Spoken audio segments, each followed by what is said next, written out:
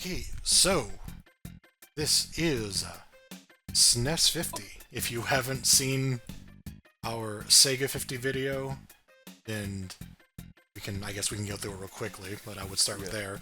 If you don't know what UFO 50 is, this might be even more difficult, but the long and short of it is that we wanted to make a sort of compilation of the 50 games that best describe the system. Like, they sort of encompass like all of its different parts, all of its best features, all of its and some of its most unique stuff. And was inspired by UFO 50, which is a collection of 50 games that try to do a similar thing, like in a meta narrative. But here this is just our sort of fan pick for games that we think best describe the console. Like, if you were to pick up just a wide variety of genres. Yeah, like if you were to pick up the console, or if someone to give you like a multi-cart that had these 50 games on it, like, these would be the ones that we would say, like, you should try all of these because all of these are interesting to us. What we did for this... find something for everyone. Like, hopefully there'll be at least something for everyone. Like, oh, sure, yeah. And so this is not, to emphasize, this is not our 50 best games. This is not like a tier list of the top games. This is trying to actually include as much variety as possible. And in doing so, we may or sometimes actually include games that we don't actually love or even know that much about. But, just through osmosis, we know, like, they are games that people should experience because they are interesting. How we set this up is that, so Sega 50 was a lot more Bob's field. He's a much bigger Mega Drive fan than we are.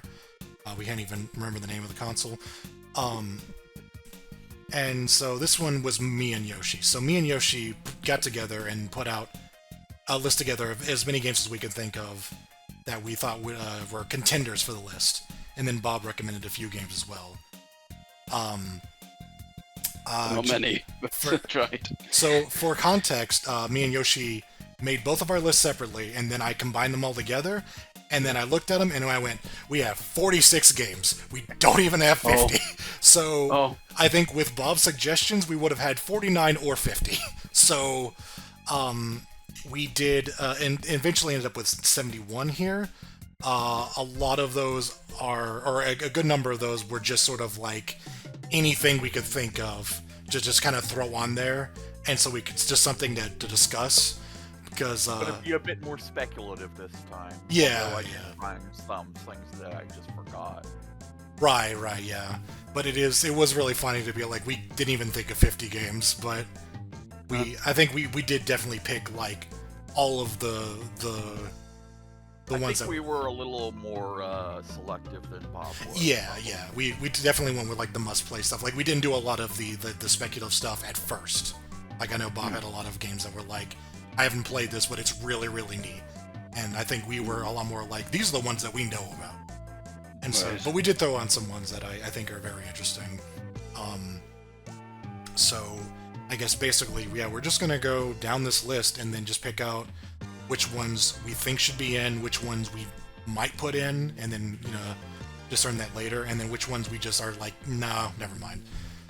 But all of these are, in some way, just games that are interesting to us. So, I guess... And a small note, the date column you see is original release, usually meaning the Japanese release. Yeah, that was my decision to do original release. Which is, it's pretty funny because there's at least one game, maybe two, where the Japanese release was actually second.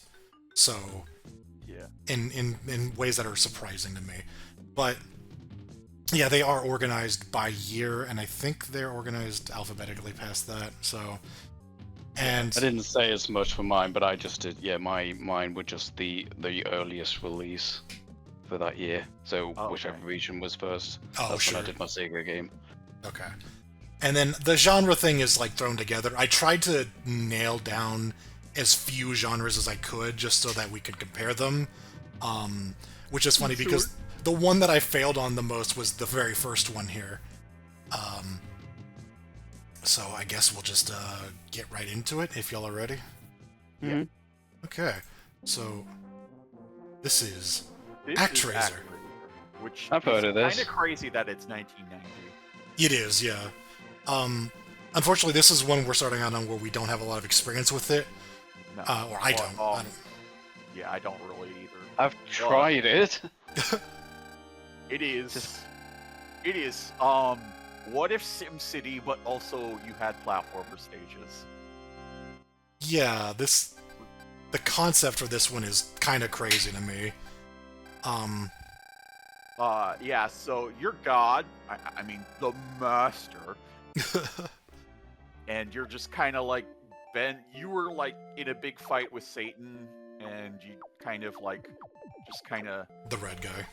Yeah, you were frozen for a while, and now you're just waking up and kind of cleaning things back up.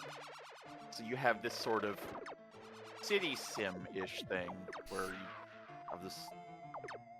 City Sim, apparently it's also got like a mini shooter Yeah. sort of segment as well. Yeah, it's because the city, like, it's a little less hands-on than, like, say something like SimCity. You're like kind of guiding the people to what they build, and instead of actually, planning out every single thing yourself. It's kind of fun because like you can go into the temple in the middle to like figure out what the people have, like they're like praying to you, so you can learn what they're worried about and such. Right.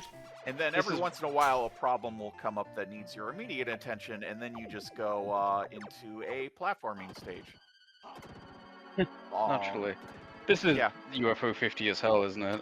It is, You yeah. kind of possess like a statue of yourself, and then go. Now the platforming, it's kind of basic. This is 1990, which is the launch year of the game, of the SNES. So it's not quite it's still pretty good for what it is, but yeah, it's not bad looking.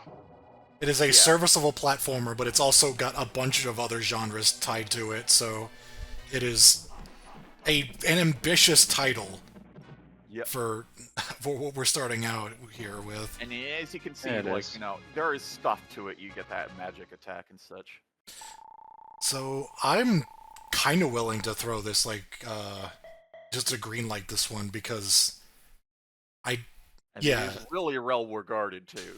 Right. I just want to acknowledge something as well, to kind of tying it in with me. This is what between Revenge of Shinobi and Streets of Rage 1. Right. Because he was, because while Kishiro was working for Sega, he was also making Nintendo games like this. So. Oh right. I want to acknowledge that. Right. We need a Yuzo Koshiro game in both lists. Absolutely. Yeah, no, I would just green this. Yeah. Are we doing the green yellow thing? Yeah.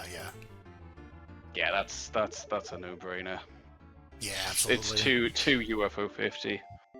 The mashing of genres. Absolutely. And it looks pretty good as well, so yeah, no objections there. So, I am kind of realizing, coming from your perspective, when I headed the other video, that I am gonna have to see everything though before I can put more kind of. Yeah. Because before I was just like, yeah, I can green this or whatever, and it's just like, yeah, but I know what's coming. Right. Yeah. I'm not realizing how difficult that was for you too. But this is a green, absolutely. This one's interesting because there's actually competition for this coming up, and so we have to consider that as well. But this is F-Zero. Yeah, it's F-Zero. It's a very early Yeah, it's a launch title, and it definitely feels it. Like, it is showing off, look what we can do with the Mode 7 parallax thingy and high-speed racing. The menus and everything tying the package together are incredibly basic. That's how you get this sense that it is. Too. Right. Yeah, you get the sense from the menus and the UI that that's the only thing that kind of gives away that it is a launch title. The game's great, but when you boot it, there's not a whole lot to it. Yeah, especially compared to the GBA games, which kind of look similar, use similar scaling. Does the power bar I love have, this game. does the power bar have blending in it? Yeah, like you can see stuff through the bar. That's interesting. I don't. I'm not confident enough to say if that's an emulator thing or something. Because I know there's some emulators that can turn flickering into transparency, but I don't feel confident saying that. I don't know if the Right. SNES can do that. I really like this game. I'm a big fan. There aren't many games on this list I'm going to be able to say that, but no, I really, really like me some F-Zero. Well, Although I do realize the competition is coming up, and this does have a big flaw in that it is single player only. At the same time, like as a like, I was kind of surprised because it does feel a little basic, and I've not really played it that much on my own. I mean, I actually played F-Zero 99. Right. Yeah. It's... Actually, I have very little experience with it myself, but I think it's one of those things where I think even if it's maybe lesser of the other game that we were going we to have room for more than one Sure. driving game, probably. Sure, and this one is very thematically interesting. Like it's not just a racing game. It had a comic book in its manual. Oh wow, nice. I know they did. The only reason they did the anti-grav thing was just because it was easier to like draw them without have the scaling sprites without wheels to animate. Oh, so I kind of want to just throw this one in.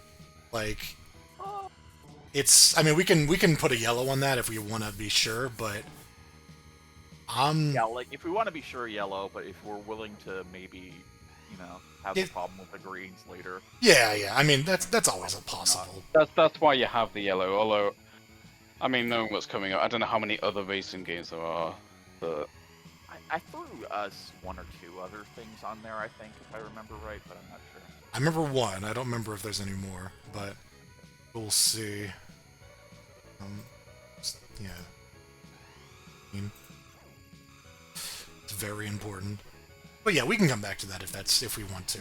That's fine. So, yeah, now we're out of our depth, and we're like, well, there's got to be some sort of side-scrolling shoot-'em-up or like space shooter, I think don't make presumptions. I put this one on here because I played it. I really like this game. Oh, okay, never mind. Yeah, no, I actually really like this game. And I think it's fairly popular or fairly well known at the very it least. is, yeah. This comes up when I did my research for Shmups trying to get into that. Yeah, no, it's very well known. The Genesis jumps of all time. Yeah, this Genesis generally had better ports of this genre because it has like a faster CPU. But from what I understand, this is a fine version, I believe. Yeah, I think I haven't heard anything. So, I think it has some lag, lag, but it's whatever. Yeah, not like bad lag, just that it exists. So like I'm just acknowledging it, but no, like I really like this one. Okay, cool. And I don't actually remember if we did a lot in the shmup genre either. To be fair, I could have done a lot more for mine. But, right, yeah. You mentioned F-Zero, Zero Wing. Zero Wing, yeah. But I know there's like a plethora of them on that console at least. So we could have done a lot. I just didn't because it's just not something I know a ton about. I'm not going to pretend to know about them. I just wanted like a token one. I guess that's why this is here. But this is like a known franchise. This makes perfect sense. Konami. Yeah, I can't think of a good reason not to put this on, especially if there's not many others to compete with it. And you have personal experience with it too. Oh God. Yeah, no, like I said, it does have some lag, but Sand Dragon, oh no! That's right, I forgot that this character crossed over into Dead by Daylight, of course. Oh yeah. Konami code. Do we want to green that one? Yeah, probably, yeah. If there aren't any others coming very up, then, famous. Yeah. I mean, there's probably. I think we may have more, but probably like stuff like R-Type, but I'm not. Solid. Yeah. All right. Well, if there are no more of this genre, then that's a green. Absolutely. I think we got different varieties. There was a one I was reading was R-Type 3, and it was lag was mentioned quite a bit in like the Wikipedia article, so that's what put me off of it. But All right, we got one. I think that's good. Yeah. We're starting out very strong, I guess. Yeah. The early games. I'm doing all right for now for like recognizing stuff. That's gonna fall off quite a bit, but This one, yeah, this one is completely beyond me. I have no experience with this. I've played this. I haven't either, but looking at it, it's pretty obvious what it is. It's a flight sim, but like with a bunch of different. How Played this. do you feel about it? It's good. Yeah, it's I'm starting to realize now it's coming back to me. When I got the Wii, I got a few virtual console games on there, and that's where I played quite a few of these. Yeah. Yeah, it's. I mean, it's to be polite, it's a tech demo. Right. But putting it in like a modern context, it's kind of neat. Like, it's not like, I mean, it's not like Pilot Wing 64, but I think this kind of ages better because of the pixel art. It is what it is. You can see it, and there's the thing is, it's got that UFO 50 thing in that, you know, you can't say, well, this modern skydiving sim, you know, rocket built sim. Yeah, there's not really many that do that. I mean, you get like actual aircraft sims, but there's obviously not that. Right. Yeah, like there's a bunch of different like that was a skydiving one, and this one like is like, or the rocket belt is essentially like a side view, flying around, whereas it looks like this, where you have the plane is more of a guiding a thing. Yeah, like glancing at it, there's a lot of different types, which I was kind of surprised by. They tried to do a lot with little. It seems like just to show all the different perspectives they could do with this 3D idea. It's funny. Like right out the gate, they were like, "Let's try to do as cool stuff as we can with Mode 7," and they to sell it. Yeah. I think they did a good job. Yeah, and there's like silly bonus games, like a penguin diving game. And then, like, at the end, like, once you beat everything, all of a sudden it's like, oh no, your instructors have been kidnapped by terrorists. Now get in this helicopter, and it's, take down the anti-aircraft missiles. Oh my god. Rescue them. Desert Strike. Obviously not that crazy, but yeah. All right. I don't think this is like an amazing game, but it's certainly novel, and there's not going to be anything like it on here. So I would just green that as well. All right. Well, I'm kind of worried now, but I think we will probably fall off. I'm telling you what. Yeah, I'll try and be a bit more. But it's neat. I want to give it a pilot. I just think we have a solid opening. We do, yeah. Some really good, some really good launch and like early titles for the Super Nintendo. Absolutely. We've got another grand slam of a game coming up here. What's this? So Nintendo had this like the dinosaur thing. Some mascot character who he just goes through pipes or some shit. Well, fell off. Yeah, I don't know. One of those failed mascot platformers. Gotcha. They had so many. As soon as Sonic came out, like everyone was just trying to ape Sonic. That's disgraceful. But I hate to say, but how can that not be green? Yeah. It's interesting because they made a lot of platformers, but they never made another Mario platformer for the Super Nintendo. Whereas they had 3 for the NES. I'm keeping my goddamn mouth. What's up? Did I fuck up? No, it's me who fucked up. He's reminded of the Sonic doesn't have mini games on the Genesis. Whenever Mario had one actual Mario game on Super Nintendo. But no, he had a lot of Mario spin-off games. Sure, for sure. The closest thing is when we don't play as Mario. Brilliant. But yeah, this is. What's there to say? It is held up so well. It is kind of an amazing game. It's timeless. It is one of my slightly lesser favorite games, just because the cape is so broken, but it's still great. Yeah. It's not. It's not about the if cape, I had to pick one, I'd probably pick Mario Brothers 3. Oh sure, yeah. The cape is broken though. This is definitely red. The way you fly under levels, ridiculous. That is true though. Like you can't just break this game like crazy, but nah, Whatever. it's a game. It's People care enough to do that. I'm just it's basically just like a token criticism. right. This is the console Sonic 3, like straight up. So it's just the I'm not big enough Mario fan to know if like 3 or World's better, because there's definitely contention there. Although on this console, yeah, this is. right. Yeah. Oh yeah, I just want to very quickly mention this. I did sort of I did mention, what about All Stars? Oh, Which is just kind of, yeah, which doesn't count, but I just kind of, that was how I first played the NES game, strangely. So So yeah, when I was a it's like kid. it's spoilers. I did put it on the list so that we could talk about it. So we'll get to that. Oh, okay. okay, my bad. But I thought that was in did earlier. yeah no I definitely we'll get to it. Yeah. So Can I take a bathroom break? go for it. Green. Yeah. Well, that might change. We've got a first, was it first third party, but no, it's not. Trying not to talk about it though. I'm definitely going to fall off a bit now. No, there's the second half of the list that I'm looking at is like just a bunch of stuff that I'm like,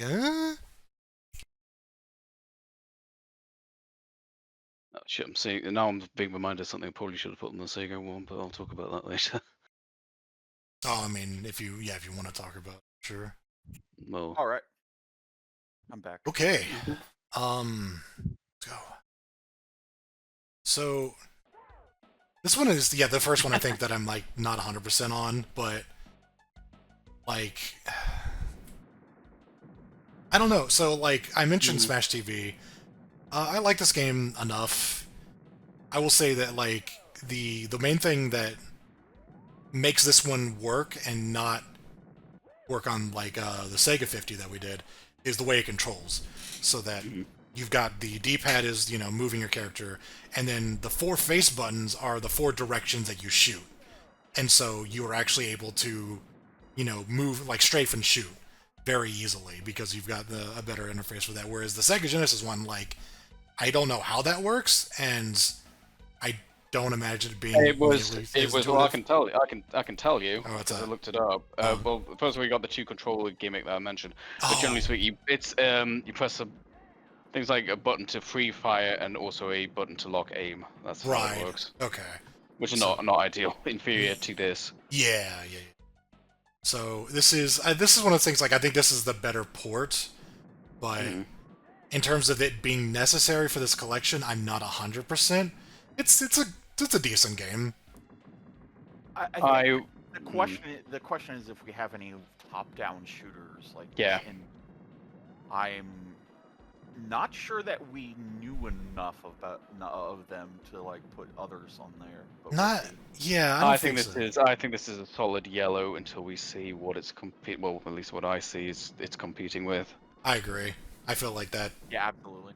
It's yeah. There's not really much to say about it. It is just exactly what you're seeing here. So. Oh, this does have a sequel that got a Super Nintendo port, but I don't know if that's on here. No, I didn't. I don't know much about it, to be honest. Apparently, it's not very good. Total Carnage. Right, Apparently yeah. it's just- Oh no, you mean Total Carnage? Yeah, I saw that. Not quite a sequel, but yeah. It's a Spiritual spiritual sequel. successor then, yeah. But apparently it's not great. It's apparently just like just on like crack, and it's not a good port. So. All right. Let us move on to Rampart, which is a port of a thing that I've never heard of before, but it looks insane. I've heard this name.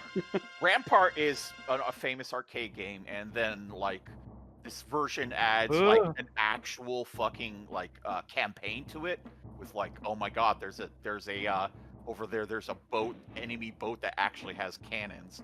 But okay, so basically the gameplay loop is you pick an opening castle, you place cannons in there and then you go to the active mode where there's a bunch of ships coming in and you want to shoot them because they're shooting cannons at your walls and such.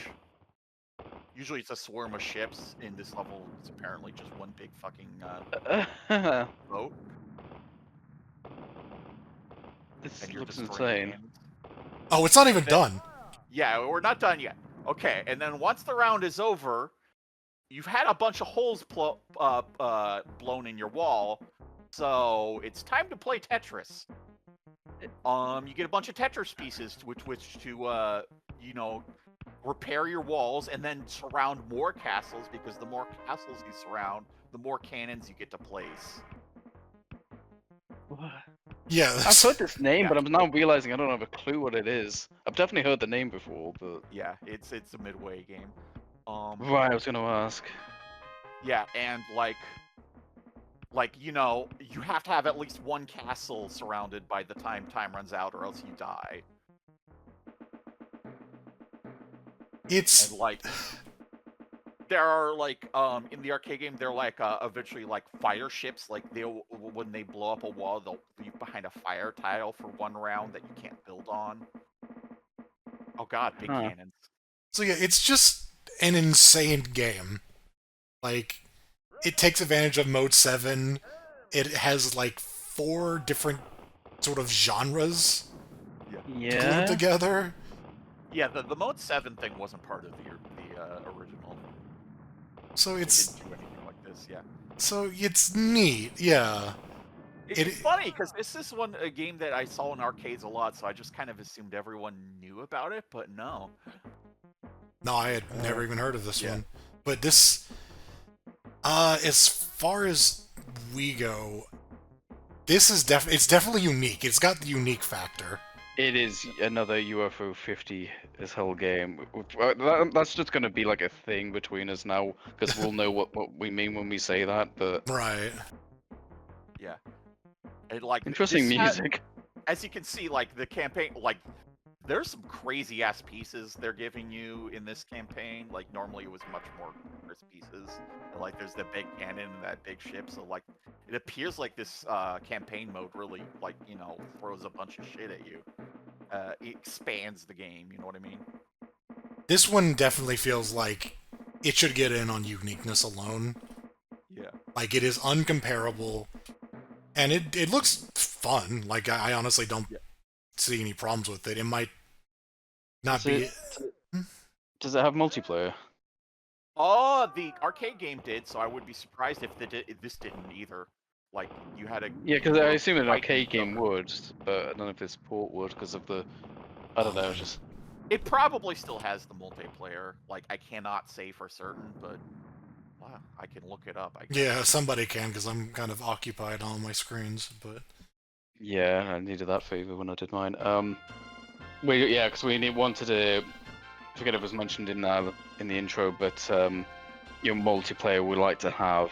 I think I ended up with just shy of half of Sega 50 having multiplayer, although 3 of those were turn-based, Mario style, not real multiplayer. Yeah.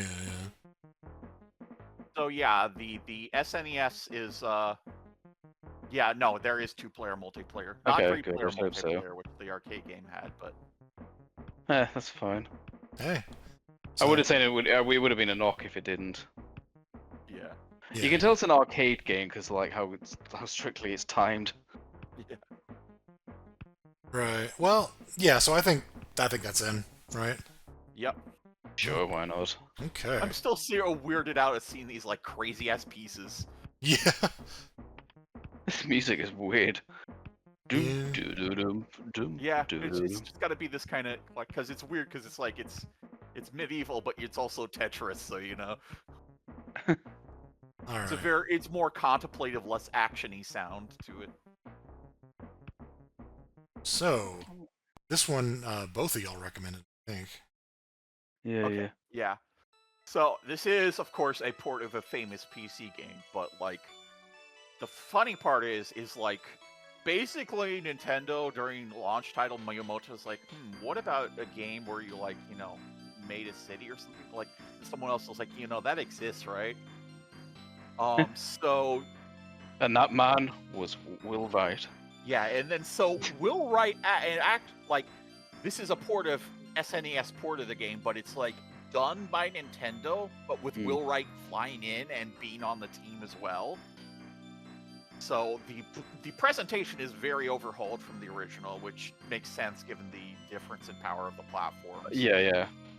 I forgot. Yeah, This is very much Nintendo's SimCity, and I mean that as a big compliment. Like this isn't just like some kind of like half-effort kind of like, oh, we're gonna try and stick this popular PC game on a console. No, this is like bespokely made. This is incredibly well done. It's oozing with charm. They turned Will Wright into this weird mascot character who's like strangely like still owned by Nintendo because he's in things like Smash, like as cameos. It's just a really, I don't even want to call it a port. It's more like a remake. I actually played this quite a bit on the Virtual Console, so a few times I can actually speak from experience. That were sort of had was like they had like reward buildings for certain tiers, which like you may remember from SimCity 2000 and such, but like it wasn't in the original SimCity, and it adds more of a sort of progression incentive while still maintaining its open-ended nature. So, for this collection though, what do we?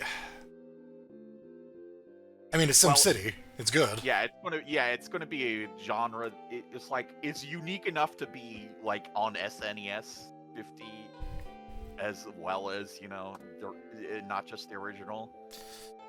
And I think it's got two things going for it. It's got I'm presuming there's not going to be a whole lot of management games on here, but I could be wrong because I know there's things like Civilization stuff, but it also has like kind of the added benefit of being kind of important to Nintendo specifically.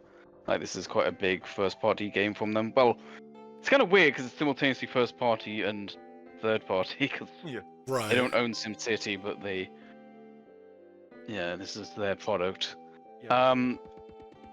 I don't want to just say green though. I kind of feel like I need to see a bit more, but it is good, and I can vouch for it being fun. Yeah, that's a yellow that's border green, let's say. Yeah. Probably not going to see a whole lot of things like it, but we did like have ActRaiser. Yeah.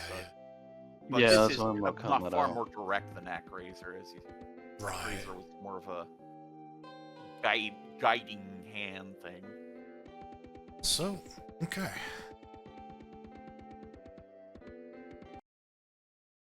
So we have aspect ratio change. I didn't see them. Thank you, highlights. So here we have Super Castlevania 4. This is another game I actually played as a kid. This game is hard. But then again, that might be it's probably easier than the NES games, but but in the grand scheme of things, it is hard. But so this is, I think in Japan this is just a straight up remake of Castlevania 1, but I think in the West they slapped a 4 on it. The big difference here is Simon can whip in 8 directions, which is almost broken because it really subtracts from your sub weapons and the importance of those. That being said, though, I really like this game, and this might be, I haven't beaten it strangely, so I don't want to praise it that much, but I really like this game. It is hard though, so just to say that. Right. This is also one of my favorite soundtracks on the system. Like, I don't talk about Super Nintendo music much, but I love this soundtrack. I love Simon's theme here. I love the cave theme. It's so ambient. Like, a lot of like Snes music, it doesn't have quite the ethereal quality that like the FM sound chip does in the Sega, but oh man, this soundtrack is so atmospheric. It's so good. Like the echo on everything. Absolutely. I really like this game. So that's where I'm coming from. Some neat visual stuff going on in this game too. Like I forgot about the plants growing on the bars there. Like just for the hell of it, there's like some Mode 7 shenanigans. The rotating boom. Yeah. It's a pretty game. It's a very solid early effort from Konami. Mm. And there isn't really a game to compare this to. Like, I mean, there is there's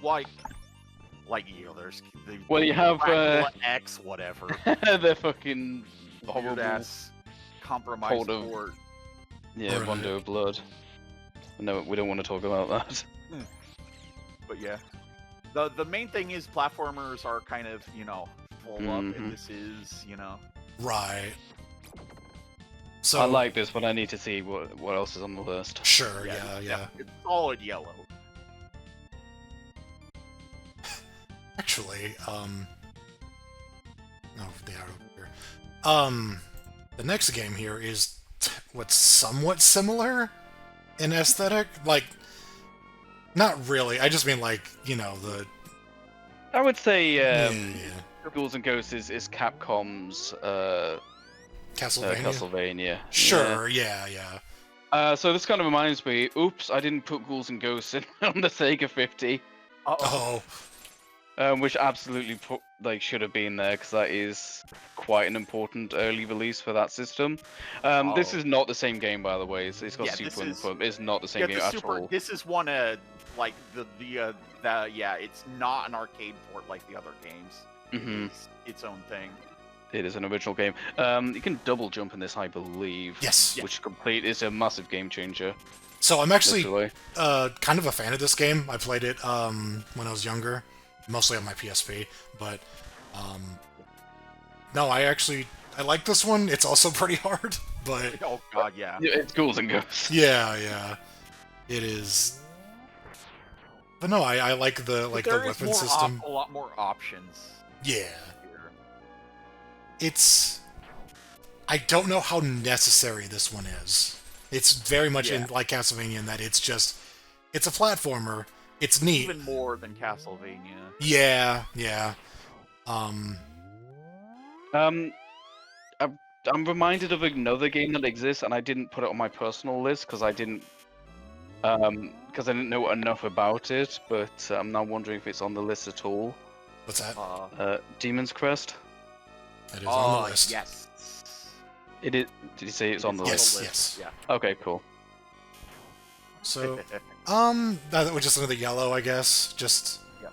see where we are on that one. Yeah.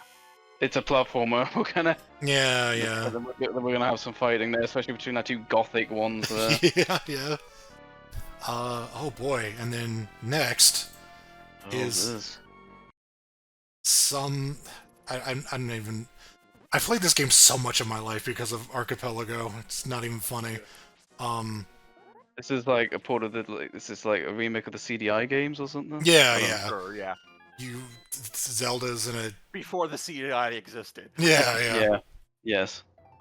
And that's why it's called A Link to the Past. Yeah, right. They time traveled to find out about the CDI and they made a prequel. That's an idea worth stealing. That's why Link has his signature pink hair in this game. So this is where the 2D Zelda games become completely fully formed. Because you have actual sword swings, you have the spin attack, which are the main combat tools that make a thing, and also the design is much more focused around like the item being used in a dungeon, like that is the main point of the dungeon, so to speak. Oh god, yeah. I forget that, but this is when they got the formula down, because like the first game is kind of weird, like kind of you need Nintendo power to know what the hell you're even doing. The second game was a platformer with random battles and stuff. But yeah, you're right. This is like when they're like, okay, we know what we're doing like now. The first game that it had the items and like an item in each dungeon, but it wasn't like not a lot of them were progressions, so to speak. A lot of them were just power ups. And they weren't really, like, correct me if I'm wrong, but they weren't like making towns and stuff and like actual livable places. They were just like kind of random ass caves. And take this. Yeah. Yeah, this game's really good. This is another one I actually played as a kid. And it just holds up. It's kind of the originator of the not the series. I mean, just mean like the way it started the wave basically for what Zelda would become. Yeah. And it's really good. Like Yeah. they kind of nail it here. There's Yeah. very little changes from the formula. Very slight problem, if I have to add a token criticism, is that some of the dungeons are kind of dickish. Yeah, they are. They're Ice Palace is dumb. Missouri Mire is dumb, but they like once you get used to them. But like even still, like if you're just playing this for your first playthrough, you're probably gonna have trouble there, and I'm not gonna blame you because they're pretty dumb. But Yeah, it's not too bad though. It's no, it is still a good game, and I would still highly recommend it. That's a green, isn't it? It's a green. Yeah. All right. If Beyond Oasis can make it in, this certainly can.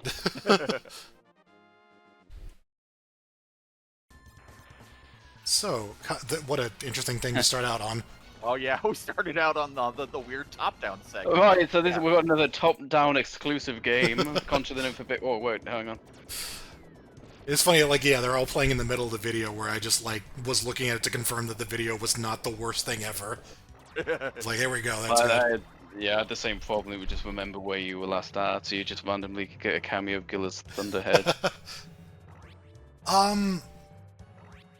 So yeah, I don't have a lot of experience with Contra, any of them, so my input on this one is...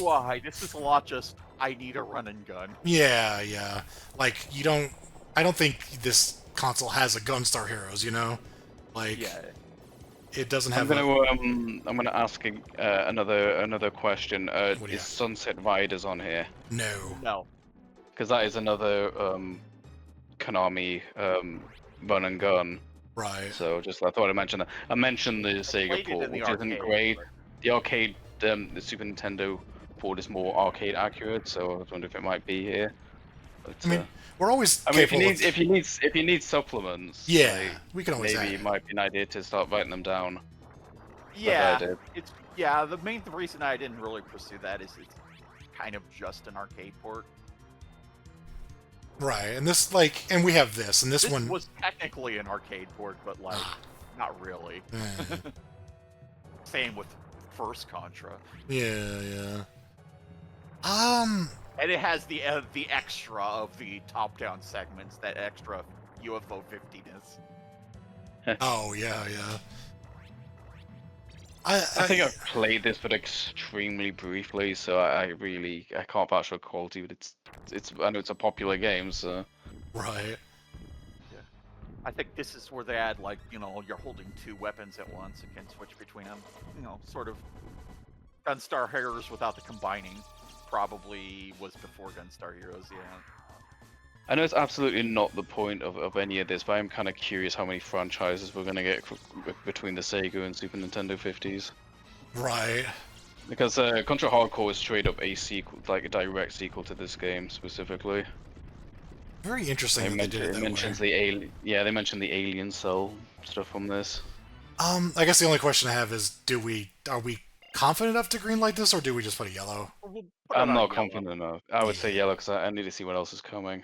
And maybe if we have to, or if we want to maybe just explore every avenue, maybe put a pin or something in Sunset Riders. Sure.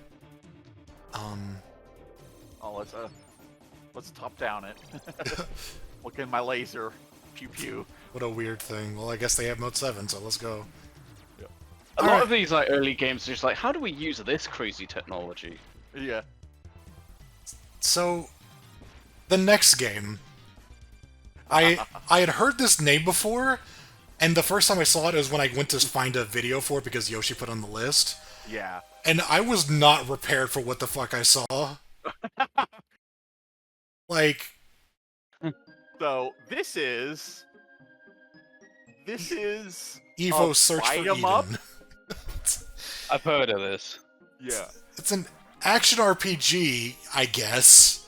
And it is definitely an RPG with action-y elements. It's like a platformer. Well, like the whole first world takes place in the age of aquatics, so there's not a whole lot of platforming there. But like, I like to call it a bite 'em up.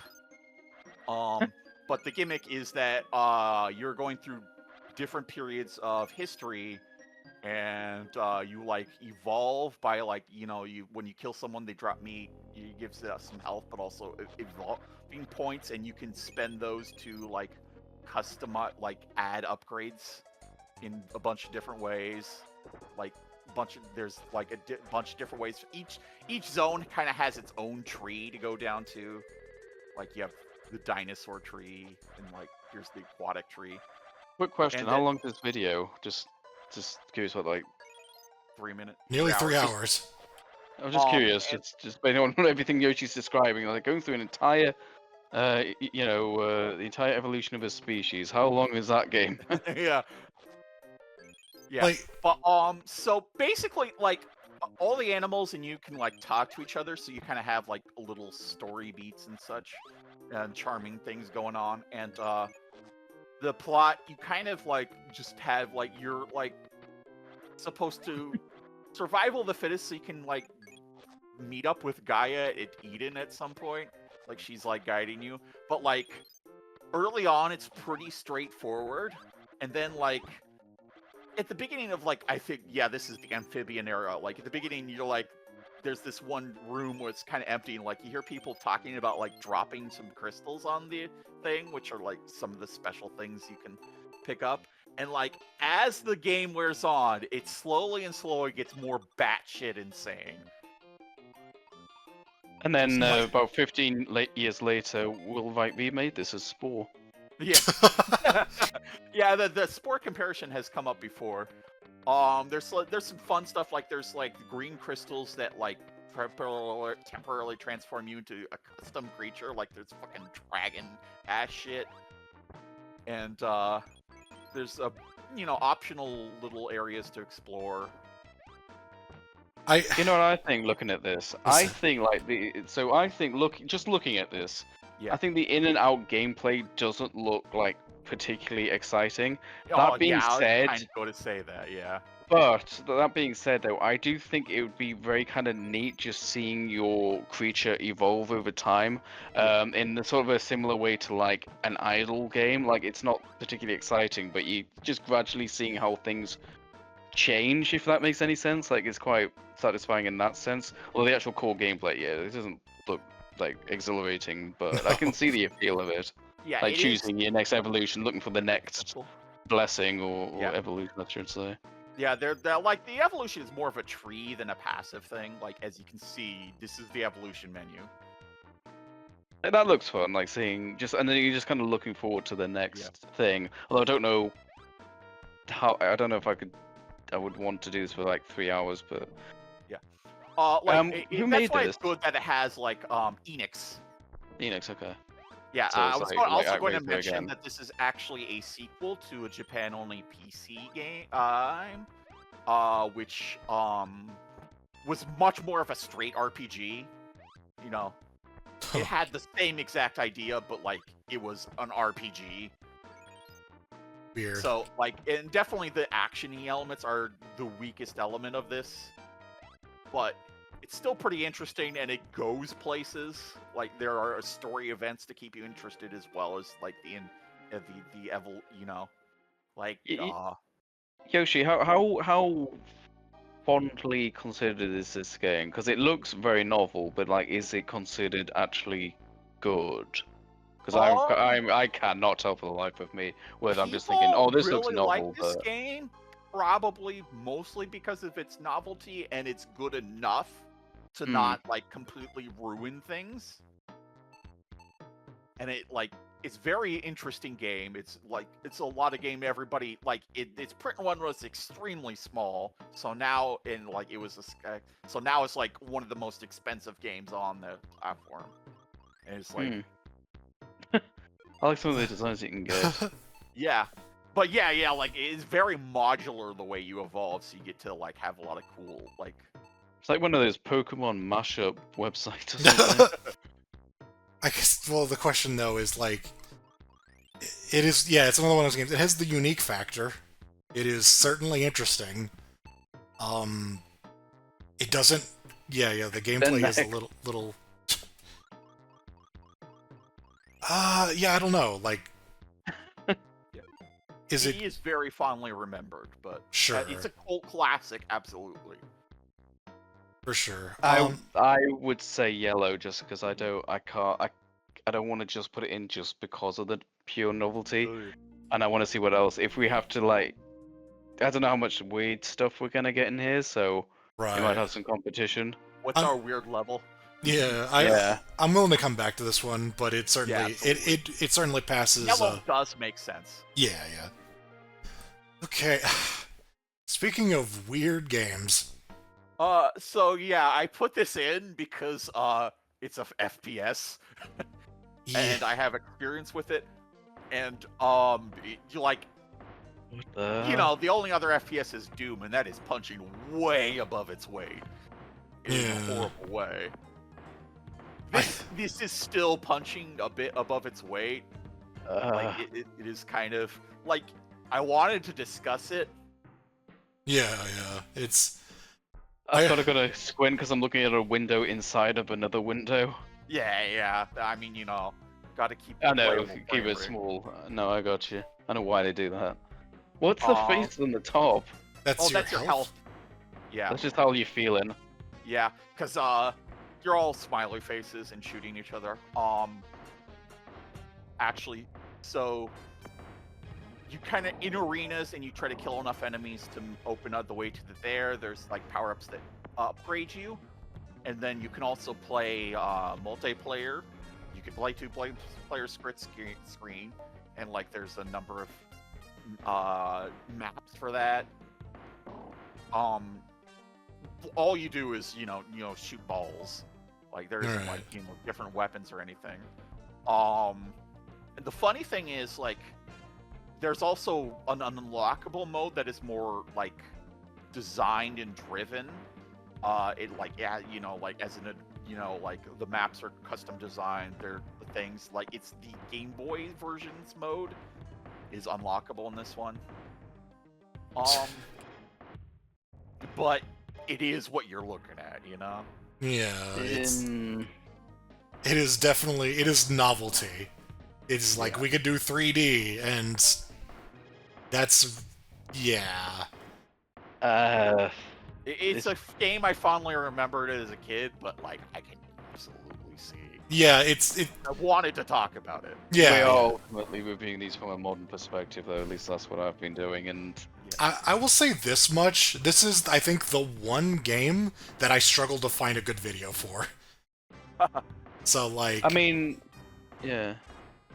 It's... I mean, this looks good, but for a game that was released in 2000, the graphics are terrible. I'm sorry. Jesus Christ. Also, it has a bit of a legacy too, because it is it is based on MIDI Maze, which was the first first-person shooter deathmatch thing ever. It was just I've heard of that. Yeah, it was just faces on a like Amiga or something. I'm not sure which, but like you know, like this, but just the like multiplayer mode and just shooting each other. And it's called MIDI Maze because the MIDI interface is was actually used as a general purpose interface before it became just a music thing. It was Weird. basically the LAN equivalent, cable equivalent. Nah. Yeah, I'm not... Yeah, that's fine. I wanted to talk about it. Yeah. No, that's fine. I had plenty. I just wanted to talk about it, but I knew it wouldn't make it in. That's fine. I learned something today. No, I'm just kind of torn between whether or not it's yellow or red. It's like... I don't want to discount it because, you know, we don't have any other first-person shooters, I'm pretty sure. But... Yeah, but I ultimately would not want to play There's a reason we don't have any other first-person shooters. Yeah... I think ultimately, is it actually like worth playing? I mean, yeah, you go back in time, novelty, that's kind of neat and impressive, but like this doesn't look like something I want to play now. You know, yeah, it's... F-Zero is like a novel 3D game, and I would happily play that now. Right. This just looks kind of...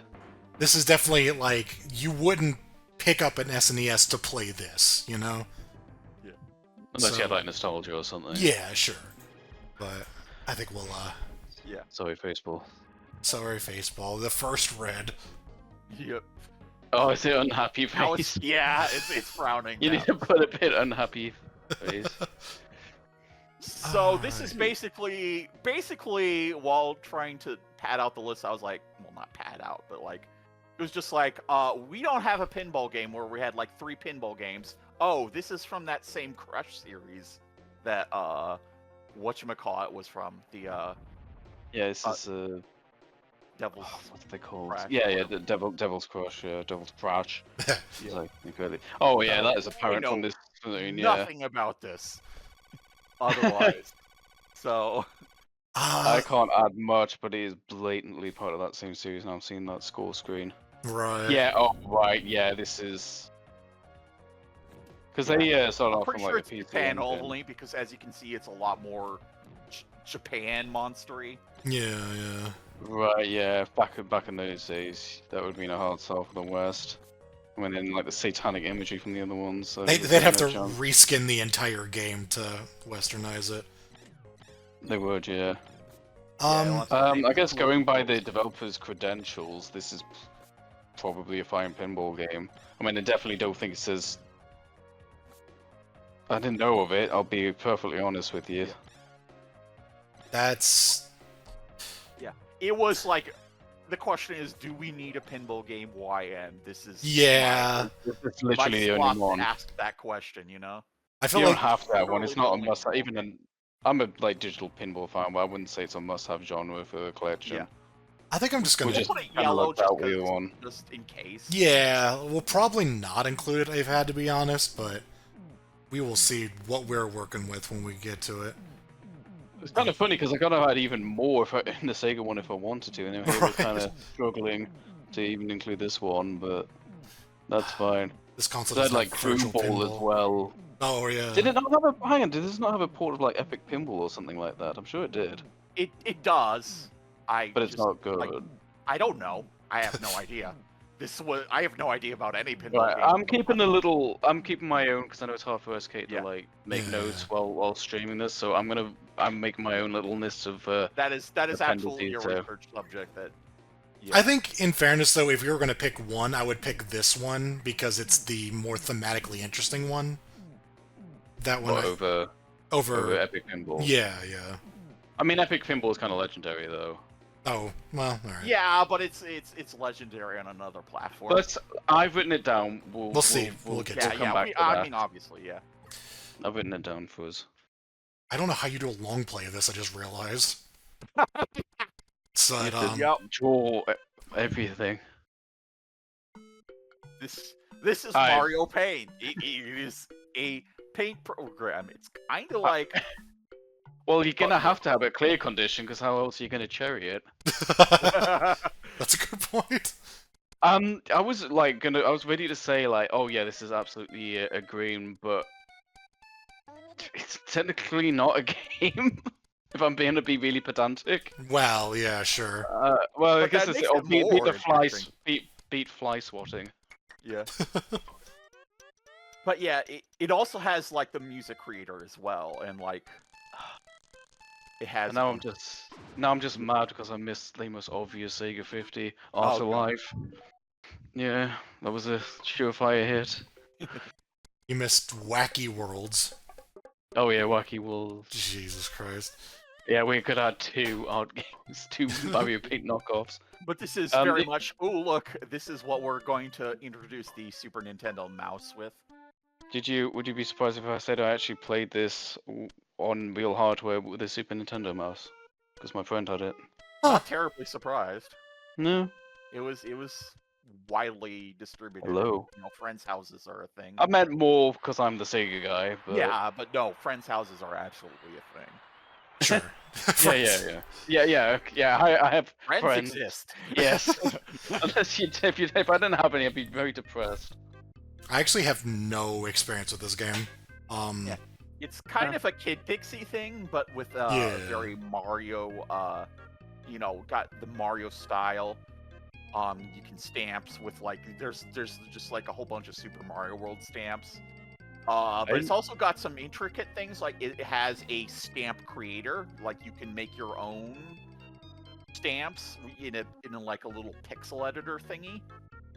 Right.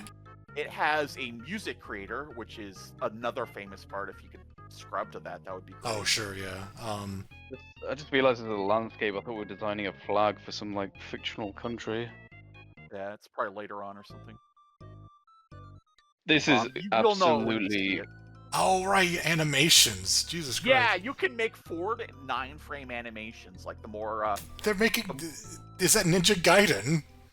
Yeah. Looks like it, yeah. Well, is Oh, that? wow.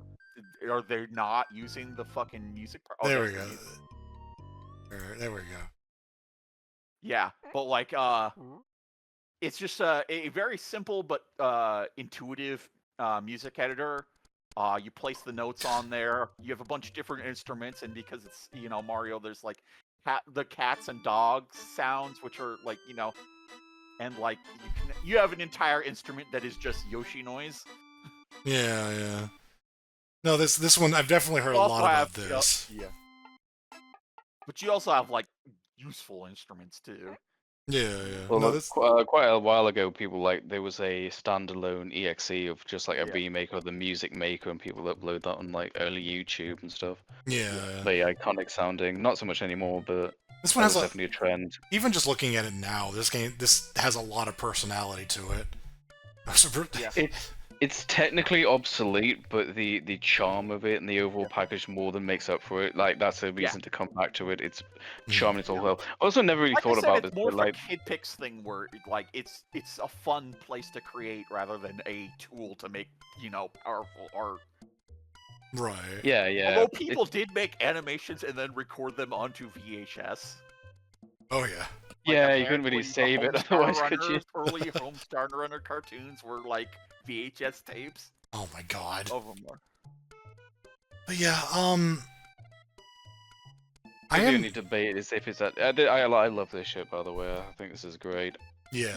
The only debate is if it's a quote game, but that's like I suppose that's our rule Fine ultimately. enough. I don't really think there's a rule that has to be a game, mainly because these consoles do not have non-games. Almost. I see all, something. If we're going to put in the rule that this counts, then if we ever do a Game Boy 50, I am absolutely putting the Game Boy camera in there. yeah, that's fine. Like if we were doing like PC 50, that would be a different story. But like, what would be in there? Like a Paint Shop Pro versus Photoshop or something? oh my god, they put it all together with their custom music at the end of the video. That's insane. That's really good. How do you do a playthrough? You do something really cool like this. Nice. So do we just include that, or...? Yeah, yeah, let's include it, yeah. Sure. I'd be upset if it wasn't there. Alrighty. Also including Ninja Gaiden, I guess. Yeah. So, I don't... Oh, right, I love Alphazar's hat. Yeah, I don't know anything about this other than, like, osmosis. This is some sort of... Same here, but it is a top-down shooter, which we don't quite have. It is highly well regarded. Yeah. Somehow made it over here into the West. Yeah, right? Yeah, right, I was like, that is Japanese as all hell.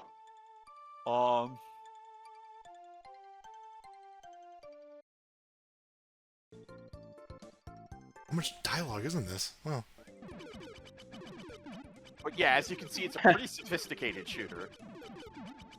Yeah, wow. You can try too. It's a 2-player co-op. Yeah? That's a big selling point. I do want to, before we conclude this, I do want to keep track of like multiplayer. Sure. Because I do want I was very happy with mine because I ended up with almost 50%. So hopefully we can get. Yeah, I think having multiplayer is a big boon. That's multiple games with the yokai that that are actually on this list. Yep. Huh. But I mean, right away this looks like we're not gonna have another game like this, and I think goodbye Smash TV because. Oh right, we did have Smash TV, but this looks way better. Yeah. I mean, Smash TV is a classic, but more Right. arcade Smash TV. Yeah, yeah. I want to just greenlight this one. Sounds Cool. about right. It looks really good. I'm hoping while we do this, I'll discover some games to play. Yeah. I think we And should this check is this one one of out. them. Yeah, we should check this one out. Sure. And that Mario game looks quite novel. Alrighty. Here's... I think this one was just one we threw in there. Might need to scroll down for our sake. Yeah. Can't see. We can't see it. Oh, on the... Yeah. Okay, let's... Yeah, sure. Oh, I just saw some I'm familiar with. Qbert. Qbert, I actually Yeah. don't know jack shit about Qbert in general. There was an SNES Qbert 3. I didn't know that. I know I'm familiar with Qbert. I didn't know about this game. I'm not even sure why I put it on here. I don't know what to say. Is this Atari? I don't think it was Atari, because like I don't think it was originally Atari, but like it is the rights holders and such. Because I remember them doing like a 3D one on like there was this yeah, Yeah, kind there of was fad. the Infogrames era. Right. Right. Okay. Because they just you know, remakes with the Qbert. There was this trend in like 2000 where like there was just a bunch of 3D remakes of things like Pong and Missile Command and Yeah. Qbert. I remember. Yeah. Like these kind of nostalgia kind of bait. Actually, that Pong game was genuinely surprisingly good. Yeah. Huge Because I'm seeing this, I'm reminded of how I put Paperboy 2 on my list, like kind of a arcade game, you know, classic 80s arcade game port. Although this looks a lot more original. Yeah, this is like they call it Qbert 3, and it is like just Qbert, but like you know, it is a sequel. Still pretty much the same thing, but like, you know, new elements. This doesn't look like it's oozing with depth, but I also feel like it would be fine for like the 50 thing we're doing. Right. Like I wouldn't, you know, this isn't like a big RPG or something, but this is like, I feel like we actually, now I'm looking at it, we actually don't have too many arcadey games yet, you know, because like obviously Sega's kind of swimming with those, like a lot of arcade ports, whereas Super Nintendo tend to be a bit little long form and it has like more memory in the cartridge. That's why it got so many RPGs. So I would personally, I would say this is a yellow. Okay. It looks alright. Sure, yeah. Maybe we can cut it if we find it's taking up space. Yeah, sure. It's different enough. We don't have too many arcade games on here. Yeah. So... This is one I rented as a kid. It was a lot. Oh, this is part of the Dizzy series, right? By Codemasters. Well, yeah. Funny thing is, it is based on an Amiga game, which was a sequel to a Commodore 64 game. It's this sort of weird Marble Madness-y thing, but with like... I was thinking that. Much easier to stop, and there's a lot more momentum-based, like, jumping and platforming, so to speak. I don't recognize this at all. Yeah. This is a very platformy thing.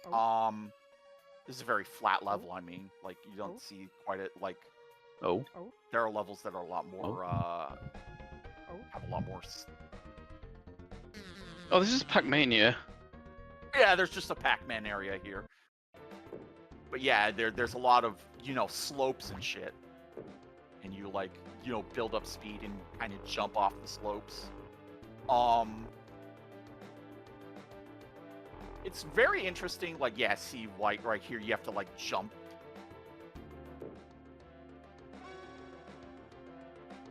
It's weird looking, but in a good way.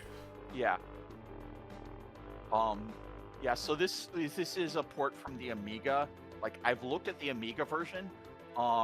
This does feel superior. The funny thing is, like, the developer of the Amiga version called this a disaster, but that's probably partially influenced by the fact that he had to sue EA to actually get paid for this. Oof. Ouch. Yeah. But, huh. It looks alright. I can't I can't comment without. I'd also like, based on what kind of game this is, I feel like I'd have to like feel the controls to really give that much of a judgment. Because this looks like very much dictated by that, but it looks alright. I don't know. Yeah. It differentiates itself with Marble Madness by being more exploration based. Hmm. Yeah. Yeah, you're constantly picking up fuel to, like, you know. And you got to jump there, it seems. Moving. Yeah, and you make jumps, and there's puzzle elements like buttons and such. This made me think of Golf Warrior. Right. I think we want to just yellow this one. Yeah. It's interesting. Yeah, I don't feel that strongly about it. Yeah. Either way. It would definitely not... It would fit in the collection, regardless. It's one of those things I think it's more about if we have room for a game like this. Yeah, agreed. So... We might even have another isometric game, I don't know.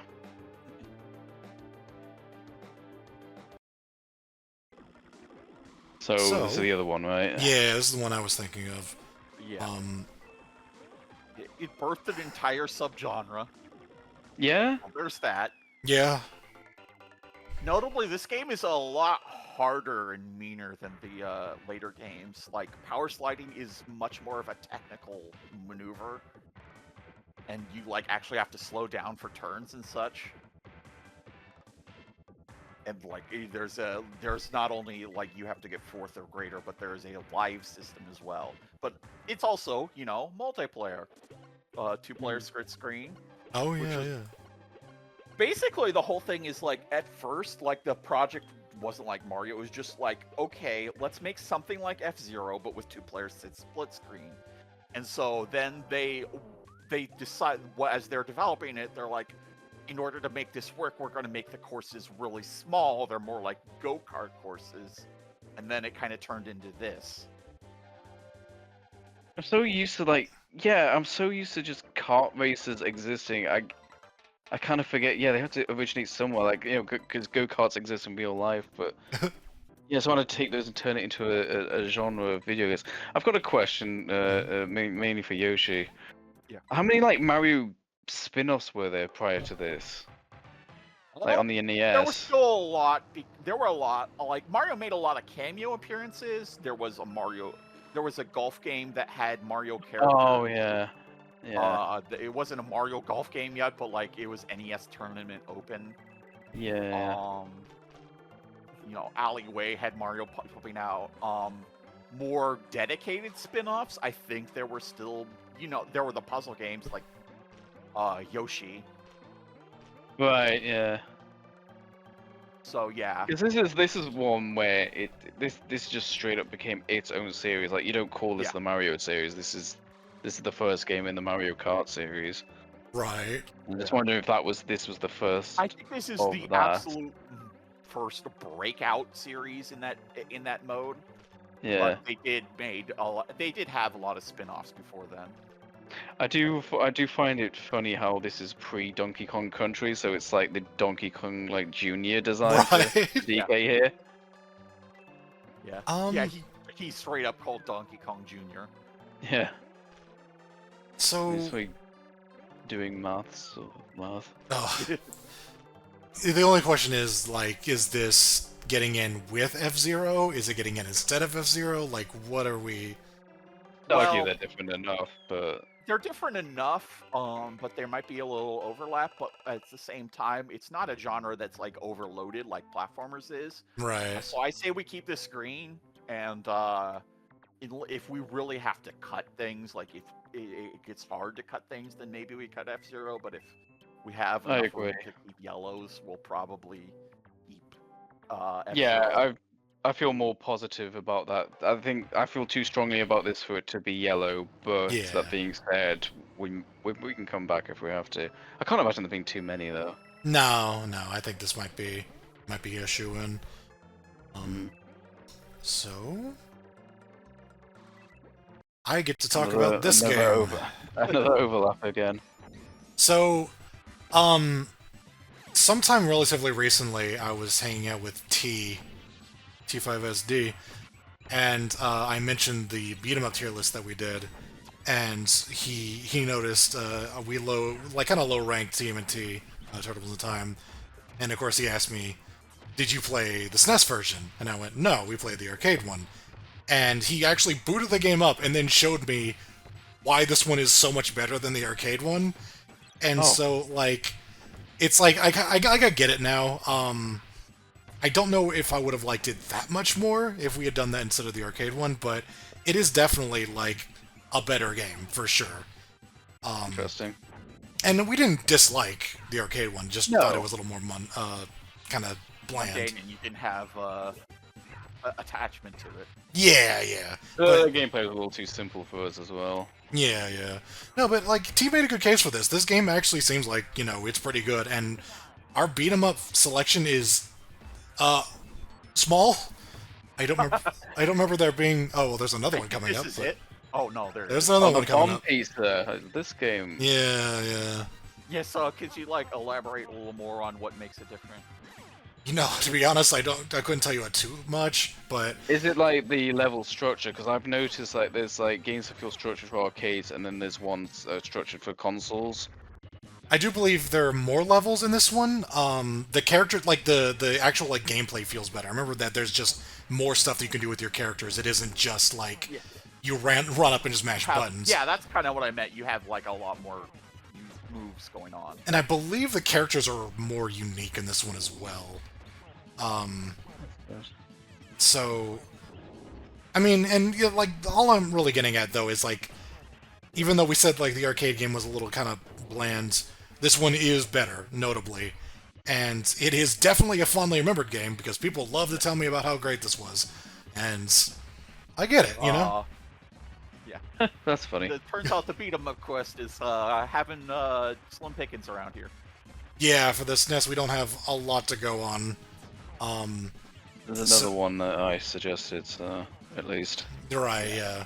So, but at the very least, like, this one, just by, notoriety in itself, like, that's enough for me. I think that this one probably deserves to be on the list. Like, we can yellow it if we want to come back to it, just see what we got, but, What other beatmas have we got? Like, well, there's one coming up pretty shortly here, so.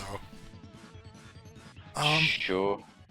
Yeah, I mean, I could just yellow that, but if you really feel like it's just gonna be like a green, I'm not gonna argue.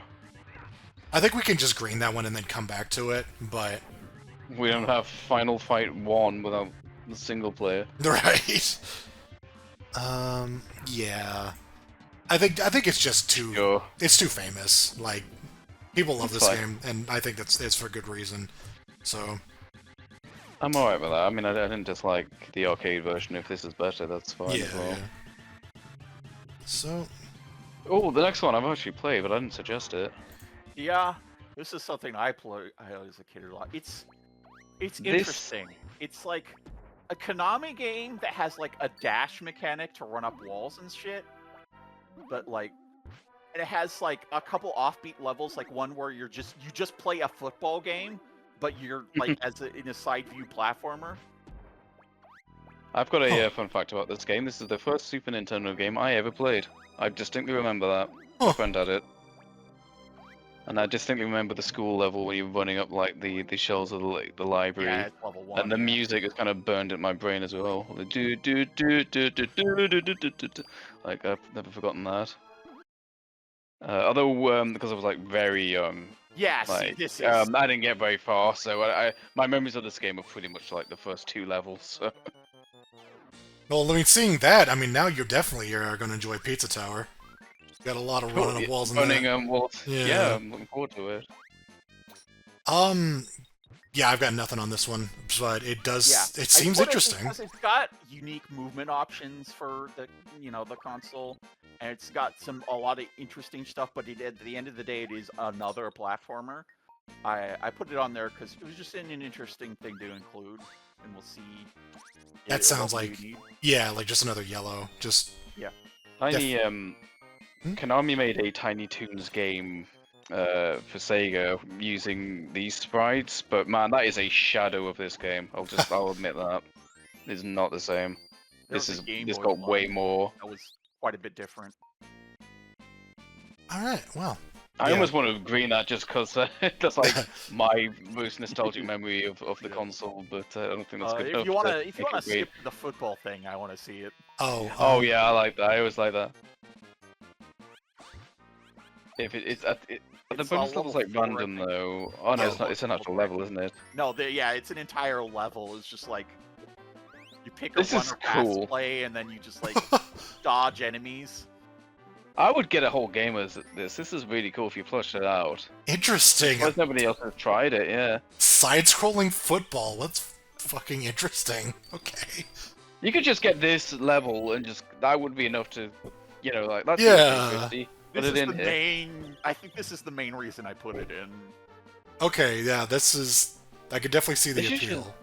They should just. I wish they had like a competitive version. You just choose it on the main menu. Give it yellow though, because it is a platformer. Sure, yeah, I am considering it, but we will have to, Oh my god, this is very interesting. Okay. So... This is just mine. Yeah, so... Yeah, which is yeah. I Right. don't have a lot of experience with Final Fantasy games or RPGs in general, and this game might be the same way. Yeah, same. Right. Well, this is my So choice we anyway. kind of So. just put 6 in because one thing we did recently, we're doing Archipelago with Soap and someone else, and like they were doing Final Fantasy V and then Final Fantasy IV, and the main thing that struck me about these is how much they look like just the NES game, but with more bits. Mm-hmm. Yeah. Oh right. Well, I mean, I can talk about it like this. So I've got to be honest and say, look, there's when it comes to RPGs, like competition is really, really, really damn strong on this console. Yeah. So I am not too. I'm not too optimistic this is going to make it in green, but I still wanted to acknowledge it. I have beaten 2 Final Fantasy games, Final Fantasy VIII and Final Fantasy V. And yeah, I've actually beaten this game. I'm very fond of it. The reason I like it is because of the job system. So basically, it's not the only Final Fantasy game to have a job system, but it's got a good one. SNES one. Sure. Maybe. But basically, you can choose pretty much any kind of career for your character, and they earn job points. And then they eventually go, as they level up, they can unlock jobs. But then you can take said jobs, or skills, I should say, then change their job again, and you can combine them. So you can basically take the Jobs skills being from one classes. job, and take it. Yeah, sorry, yeah, jobs are like classes basically. And you combine them, so you can have like Yeah, I don't know, like a blue mage with certain abilities geomancy, or- or someone who knows magic, also attack barehanded with the monk, and and there's also like a GBA port which had more jobs. I think it was a PS1 port and several others. They also did like a re-release of I think all these Super Nintendo ones recently. So yeah, I will say this game's story is absolutely wafer thin. It's not bad, but when it comes to Final Fantasy, it is like incredibly simple, even for like a game of this age. That being said, like it's quite charming. The characters are likable. Is the secret sauce that this. It's has. really fun. It Like I can't not stress. redundant Yeah. to fix. Yeah. The only problem is it's on even this seeing console. The game is I can't Definitely stress enough yellow. how much I like. Yeah, I mean I love the job system. So I think in terms of gameplay, this is really fun. I've tried 6 as well, but I kind of miss the job system. That being said, though, yeah, if this was any other console, it'd have a better chance. But this is there's a lot of RPGs on the Super Nintendo, and a lot of them are like better stories than this and stuff. So, realistically, I would say yellow, and then we'll just see. there's there's a fair bit of competition that even though just the This top is of my also head. this is also Japanese only, Right. if that makes any difference. Not really, but We actually dipped more into Japanese only because there just seemed to be more in Sure. general because the console actually sold in Japan. Actually, I've recommended 2 games that were Japanese only, so that was interesting. But we'll get to that. Yeah, there's just a lot of competition here, so we're just gonna have to come back to it. That one character does not want to look at this battle. All right. Here's a beat 'em up that Being desperate for beat 'em ups. Oh, here's a beat 'em up that we have on this list. This is oh boy. Here's the kind of a thing, like...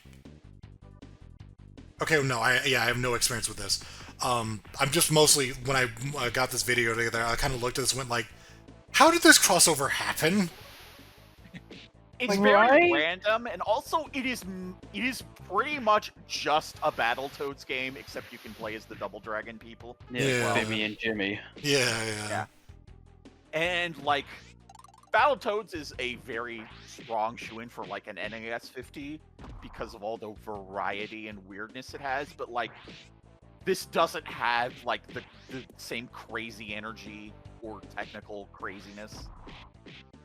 Much more, vanilla. Because like Battletoads, especially like on the NES, was like a technical showpiece, like wasn't it? Like just Yeah. crazy, changing up the gameplay constantly.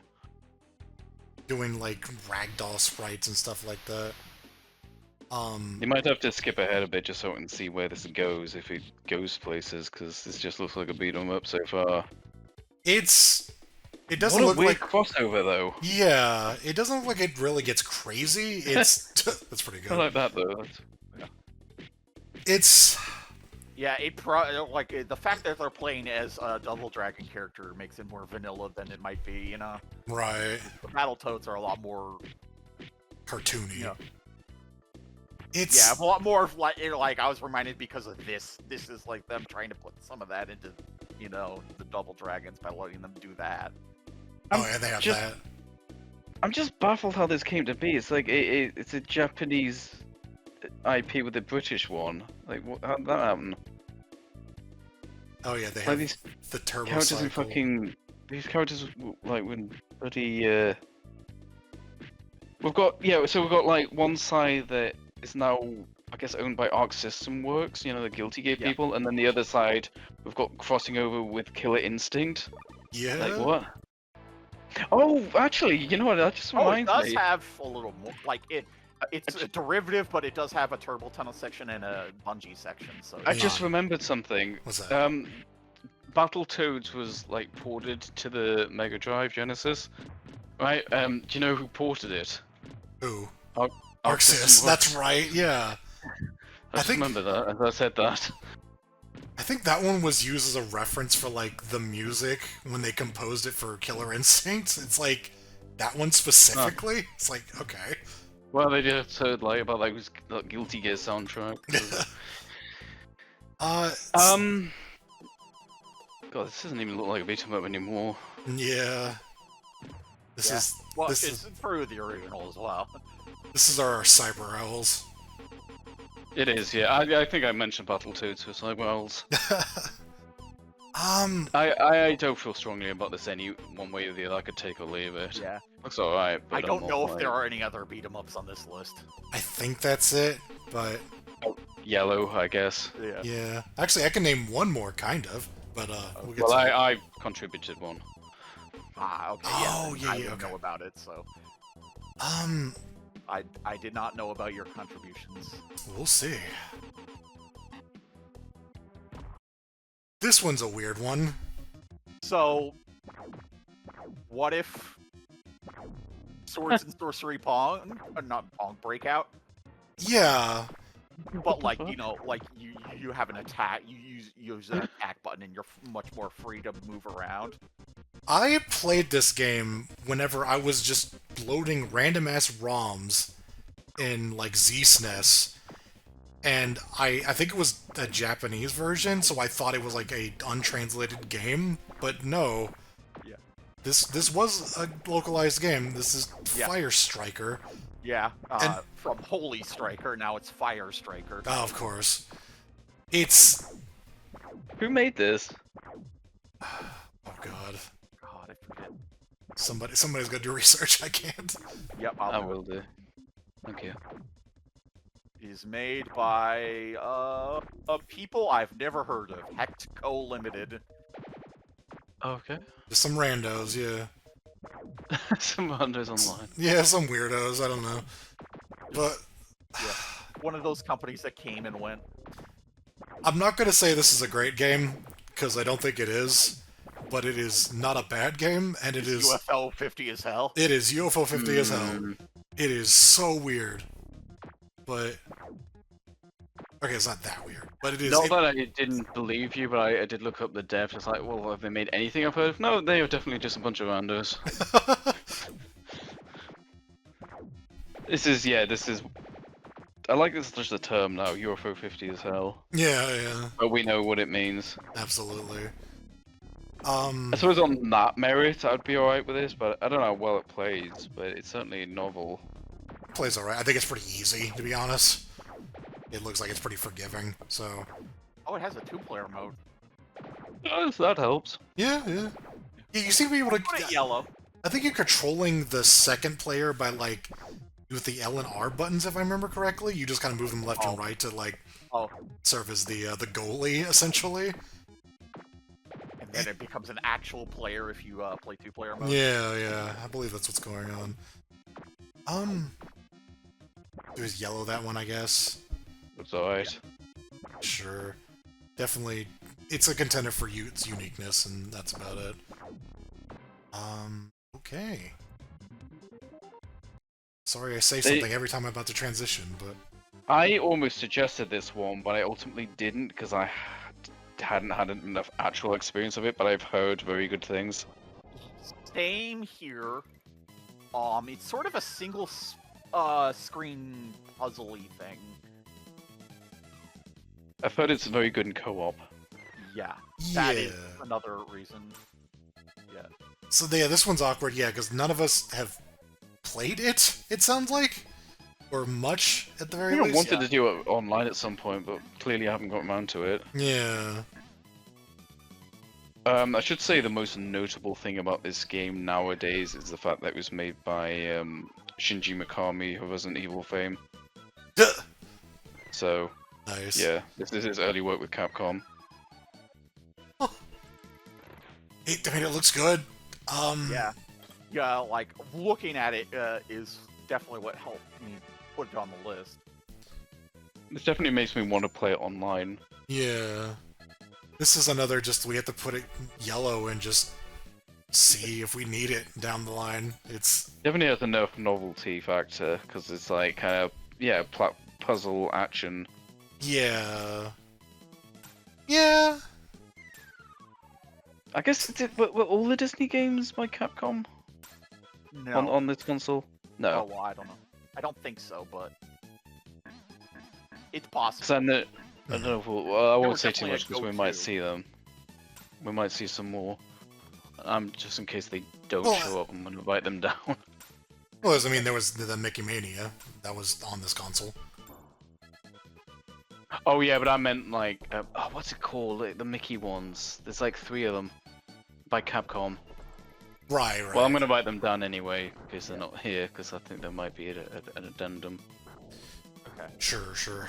Help if I looked up the dumb names.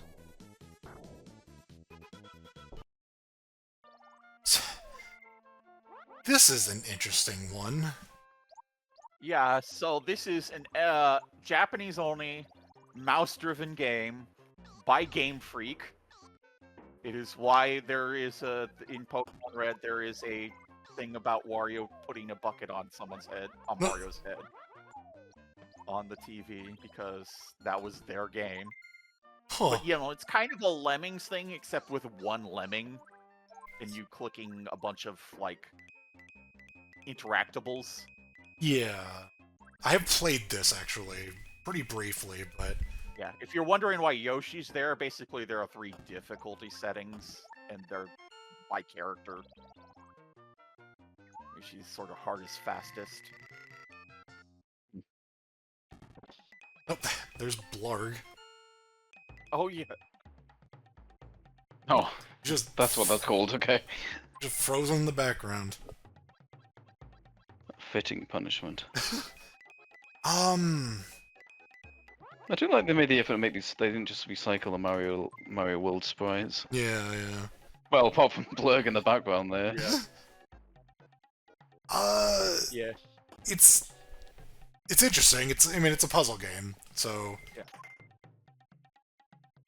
I don't know. Mark, it looks like it'd be pretty good. So. Yeah. It's. It looks like it might just get in just from lack of competition, like lack of comparable things, I guess. Yeah.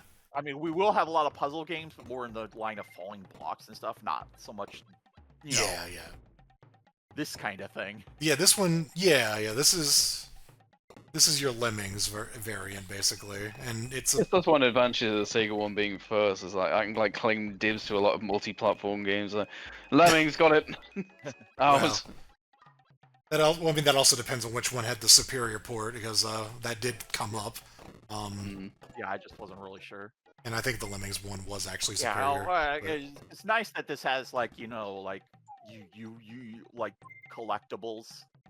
Yeah, So, like yeah. depth. You know. Well, it's definitely more original. It's a Nintendo IP. That's good. I think it just go in. Yeah. Come on, let's be real. Also, Scroll we down a can't bit. see the list again. Oopsie. Sorry. Okay. This one. Okay, so this one is a little weird because Yoshi put on just Mega Man. I just put Mega Man X, and I didn't know which one would be. Yeah. And I picked the original because than 3. I have played the original. I played it as a kid. And I like it better than the sequels, which I have not played that much. But I mean, I would say as an outsider, this is the most famous one. I'll give it that. Like I don't hear this people talk about much. Either, like if I had to guess what I feel about what people think about it, it's either 1 or 2. Right. 2 has the advantage of having the modern leg, like the leg upgrade is like not just the dash, but like the dash and like the air dash. Right. I think 3 you get to play as 0. People care about that kind of stuff. Yeah, but it's definitely not the X4's right. kind Yeah. of experience. This one. Yeah, But, this like, one's. I think it's either this or 2. This one's classic, and it's also like it holds up really well. Yeah. I think the soundtrack on this one is amazing. And I don't feel very strongly about 2 and 3's soundtrack, but it is. Yeah, I mean it's Mega Man X. It's very good. Yeah, and it is like it is the shooting platformer by genre. Yeah, the sub-genre. I don't know if we can say this is like automatic green. Right. I'll leave that to you because I've never played this beyond the first level. Yeah. Yeah, that's another. Just we'll see what we have when we get there, but it's a pretty good game, so I'd like to include it. Yeah, it is the Mega Man series, but now on the SNES. Like, unlike a lot of the other Mega Man series, which are like actual spin-offs, this one was just the continuation until they decided to make, Mega Man 8 or whatever, so that they're like different continuities. But like, the gameplay is like, it's jump to the future and stuff, but like the gameplay is an evolution of the Mega Man games, but for the SNES. Yeah. Well, this is the 10th Mega Man game, right? Yeah. Yeah. I mean, okay, no, it actually isn't. No, it's not. No, because the next, no. But it Ace is. was the one was like retro style, so no, I said that's a joke. I knew for a fact it's not. But there were still a lot of Mega Man games before this, so it was actually, there were. They were churning them out. Yeah. They needed a reboot or something, or they needed a spin-off. Although wasn't there a?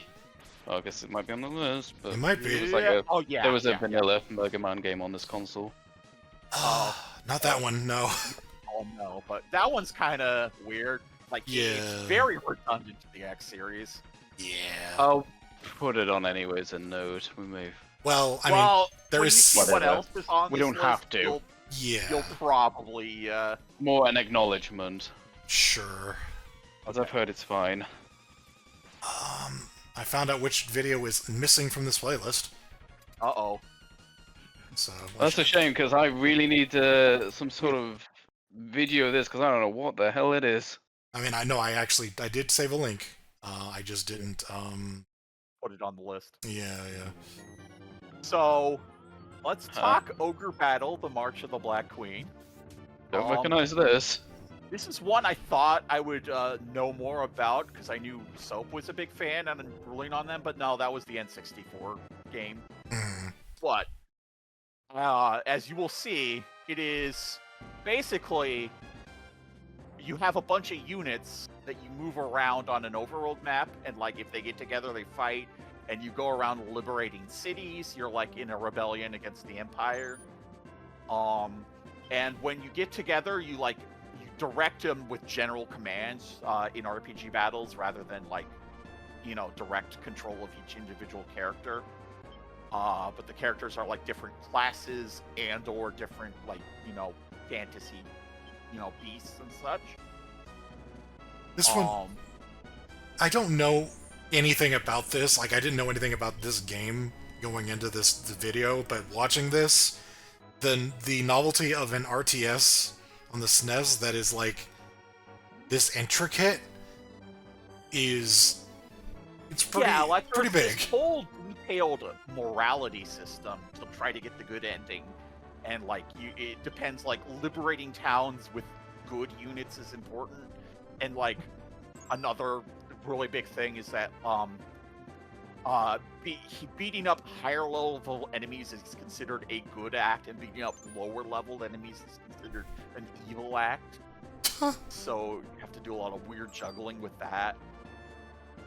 And there's story events. You get tarot cards that you can burn in battle to do big things. Whenever you liberate a city. I will say from the opening shot here, like this gameplay, I was like, did SK accidentally write RTS instead of RPG? Right, yeah. No, I looked at it, I was it's an auto-battling RPG with Yeah. an RTS overworld element, and you are developing squads that are not named characters, but you're developing the squad, choosing what you put in that particular squad and what you're going to have it specialize in. So, right. Definitely novel. Yeah, it's novel. It's one of those things I feel like including it just because it's you're not getting another game like this. I don't think we have anything comparable to this, even close. And I think it was a whole series, so it did well. Yeah. No, it looks really neat. So Yeah, you can green it. I won't object to that. I think we could just green that one.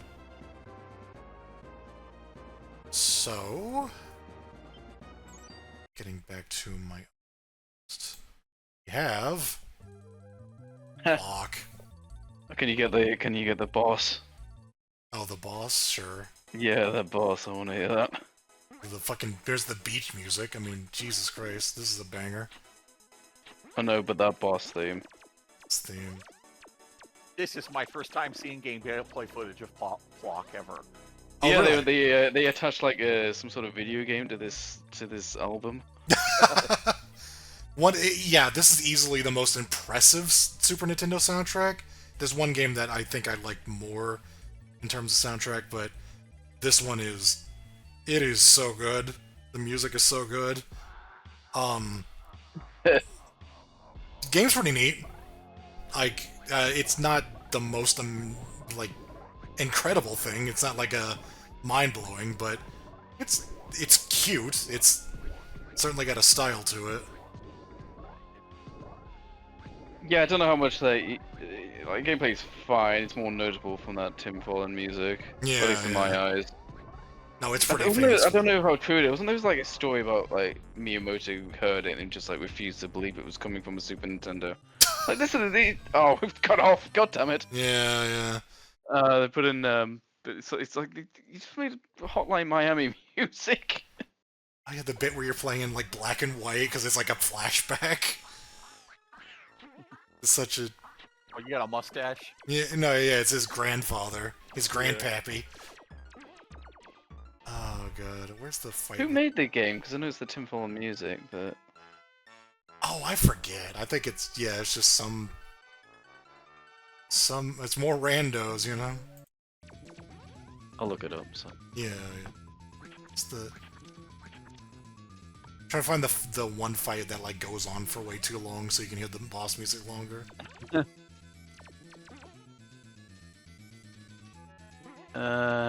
based in Manchester, England. They made a lot of games, but oh no, What? oh no, What? Venom, Spider-Man, separation anxiety. Well, you know what? They didn't hire the Fallen Brothers for the music, and so the game just didn't turn out that good.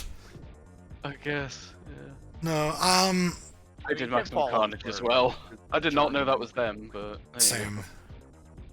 So yeah, this one, like for the game, I can't vouch for it that much. Like I played it, it's good. It's just it is that's our highly contested genre right there. Yeah, at this point, like, it's just the music. Like, It's not just the it's a music, good but- enough platformer. No, I mean, it's a good enough platformer, but like, given how stacked the platformer is, like, Yeah. can't really. I'll throw that in I yellow. get what Yoshi means. Yeah, I think that is yellow. If it wasn't a platformer, maybe the music would carry it a bit more, but it's kind of have some tough competition. It's got a lot of style to it. It's like it's not just the music, like it's just overall a very stylish game, but it is still a platformer at the end of the day. So, I don't know what the fuck this So is. this is. I've heard of this. This is a weird thing. It's basically Titanic Simulator, although at that point it would be the Poseidon Adventure Simulator, which would be the big thing. But like, there's a bunch of different characters that all have unique starting points and little quests. But the main thing is the entire world just fucking rotates. But you said Poseidon Adventure. I was going to ask if that's like literally upside down. Yes, it is. I can see that now. Yep. Wow. Okay. Yeah, Poseidon it's upside down, Adventure, the and game. they're like, they will tilt the entire fucking world, and like, you just have to deal with it. Mode 7. But, like, in a much more. The way he's jumping and hanging, is this a cinematic platformer like Prince of Persia? I think it is. Yeah, it has more. It has more of that vibe, and it is. I'm not sure I can vouch for the gameplay, other than the the fact that it's really interesting to have a thing. It is an escort mission game Watch out for that fire. at its core, but Certainly novel. Yeah. I don't know if it's enough to get on here, but I definitely wanted to talk about it. Yeah, it is novel enough. I don't know if it's strong enough. But again, like, because none of us have There are plot elements, but like Yeah. at the same time, it's a kind of bland translation. Right. Let's skip ahead a bit. Let's just see how varied this gets.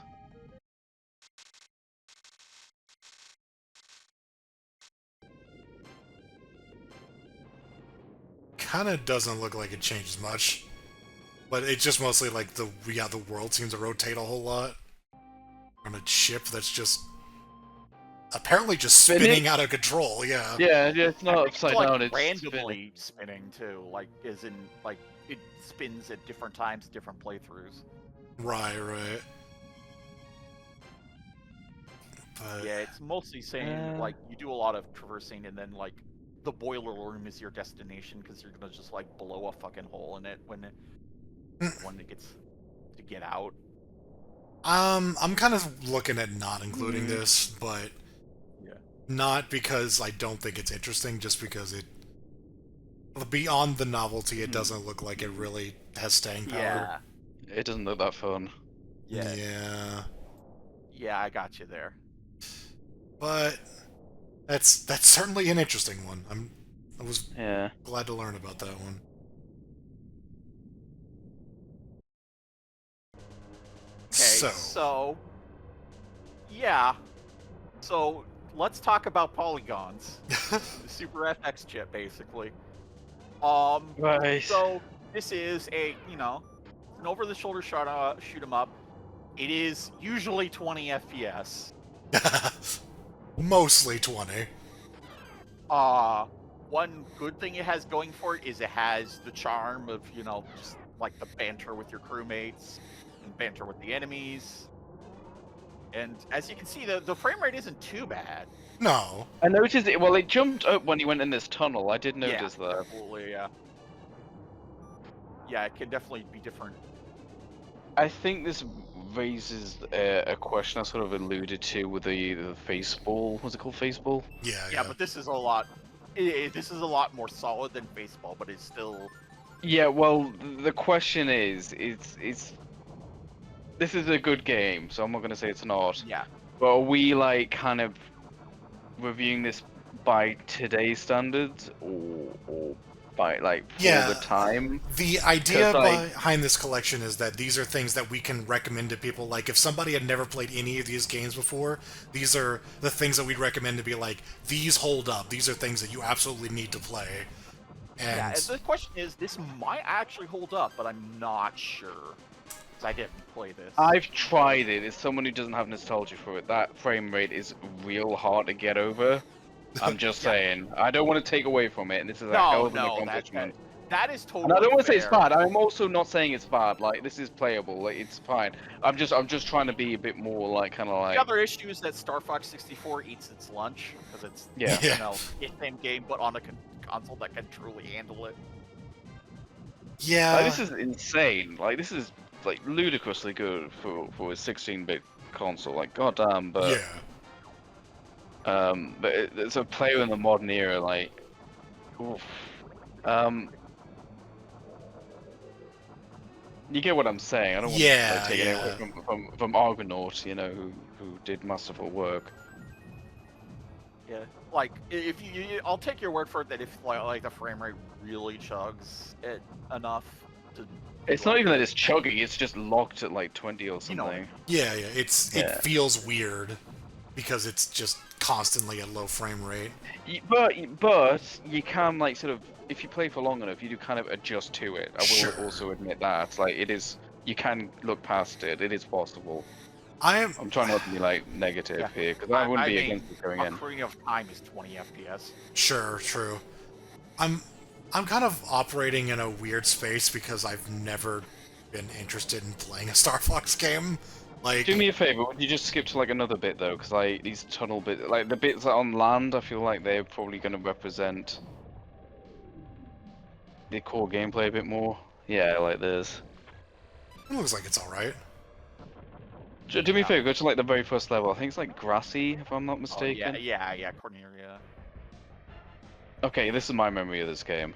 Yeah. Oh yeah. This is probably the most chuggy of it because it's a city planet. It's like kind of starting on a bad foot there. Yeah. Yeah, but it's what they thought was a good foot, you know. I mean, it looks that's funny interesting. that it looks good in screenshots. Yeah, it's interesting because it's like a. Yeah, it's like impressive. I guess you'd probably be a lot less picky. You'd be less picky about the frame rate. Yeah. If you were like demoing this, I absolutely understand why this was like 93. Like, I understand why you would push this at like E3 or something if you had a demo of it. But like those outer space sections probably play better by today's standards. But yeah, this is my memory of it. This is because I booted it up and I'm like, oh, let's try Star Fox. I'm like, oh, this is a little rough. I get the. I mean, not unexpected. I mean, oh god, like it's casting a shadow. Oh yeah. Like, damn, they didn't have to do that. That's crazy. Oh, that's so cool! Wow. I like that. That is cool. The impression I'm getting is that we're just gonna have to yellow this one and then just decide Yeah, later, it because probably won't get in. Maybe I don't yeah, know, but it is Having a definitely being polygonal talked game in about. here would be a hell of a novelty. for sure, for sure. Unless we like, if in our hypothetical collection we like overclocked it or something. All right. I don't know what to make of this. This This was is me kind of like it's like a casino simulator, but it's by HAL, and you have like kind of a character who is with you that like has random events he talks about with you. Why is there And, a cyborg? yeah, there are themed casinos.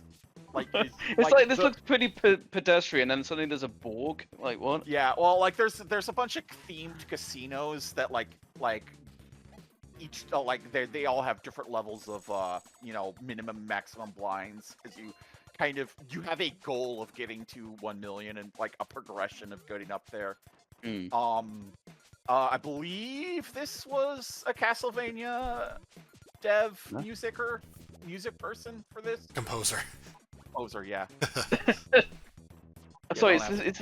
it's 2020 the name of this themed casino. Yes, the 2020. This is the future casino. Yeah, Yeah, yeah. Remember, like, 2020. remember during COVID where we all had our bionic like visors installed. Yeah, it has craps, it has roulette, it has We blackjack, just it said has it's slot crap. machines, and it has 7-card stud, which is compared to the 5-card draw that many like pre-Hold'em games has. Like 7-card stud is an interesting game. Like this is So yeah, I you actually I wanted a casino game in my Sega 50, but I couldn't find one that was like good enough or by a notable dev. But you said this is by HAL, right? yeah, and Well, it has like that's what I wish we. The they're Sega like one every had. once in a while there'll be like a little event like that your guy will talk about, like, you know, like a pickpocket, or maybe there's a like if you see like if you see a Well, dialogue similar box ones. on the bottom that's kind of big, yeah, like that. I mean, yeah, I believe you. It's That's I think it would. I'd be fine with this, although. yeah. This is it's a do we really need one of these? But it's in like I wanted to ask the question too. Maybe yellow, because I wouldn't sure. be against having a kind of gambling casino game. We love Quibble Race, SK and I. Oh yeah, yeah, Um, for sure. but yeah, I wouldn't. I wanted a casino game in mine. I say mine. I'm sorry. It's ours, but I did the video. Yeah, yeah. We can call. I mean, I would call this SK's video. You know, this is SK's. Hey. No, this is equally me and Yoshi. Whereas you were definitely the more experienced Sega person, so. Sure. Although SK is the one doing all the editing. Sure. That's what I meant really. This is a collaborative thing, but that's what our videos were referring to. But yeah, yellow it, yeah. I'm comfortable including this, but we will definitely come back to it. We have a lot of yellows to come back to, it seems, but that's fine. That's how it is. And then there's So- this. Yeah, Super Scope game. I kind of wanted to put a Super Scope game in here, and like Yoshi, like this is like a rail shooter, basically. Yeah. It's, you know, I believe there is a little bit of interaction where like you have a jump button to jump over pits, but mostly it's just like a rail shooter. I like we're fighting something that just kind of looked like it was in the skybox. Yeah. Oh, like I suppose, that is gate you shoot to like go different paths. Apparently, you know. I suppose this is if we continue doing the console 50 series, this might be the first time this comes up. Extra hardware.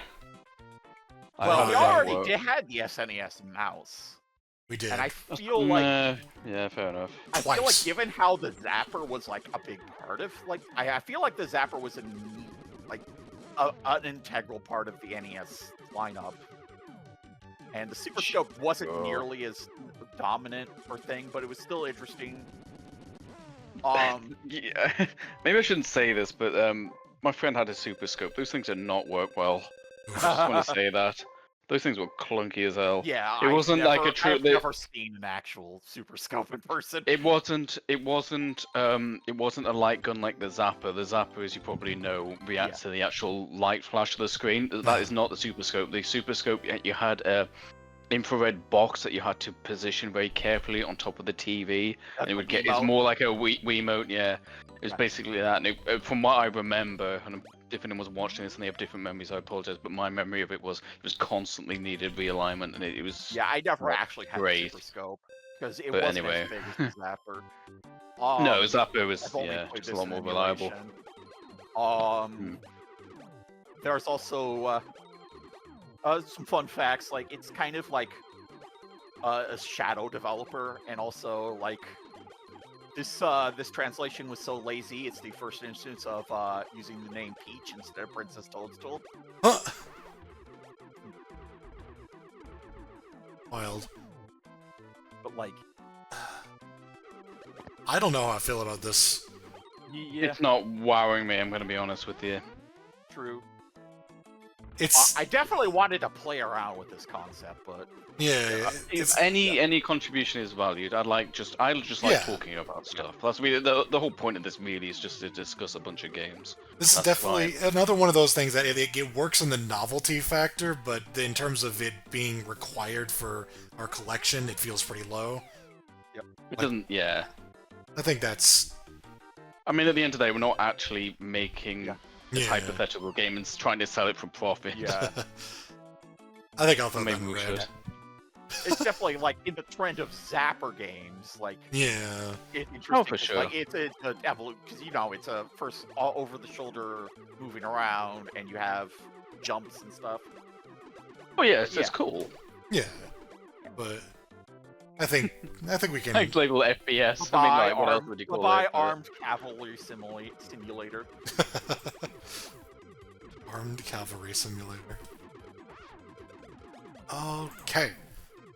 So this did not start a genre of armed cavalry simulators. This is not Mario Kart.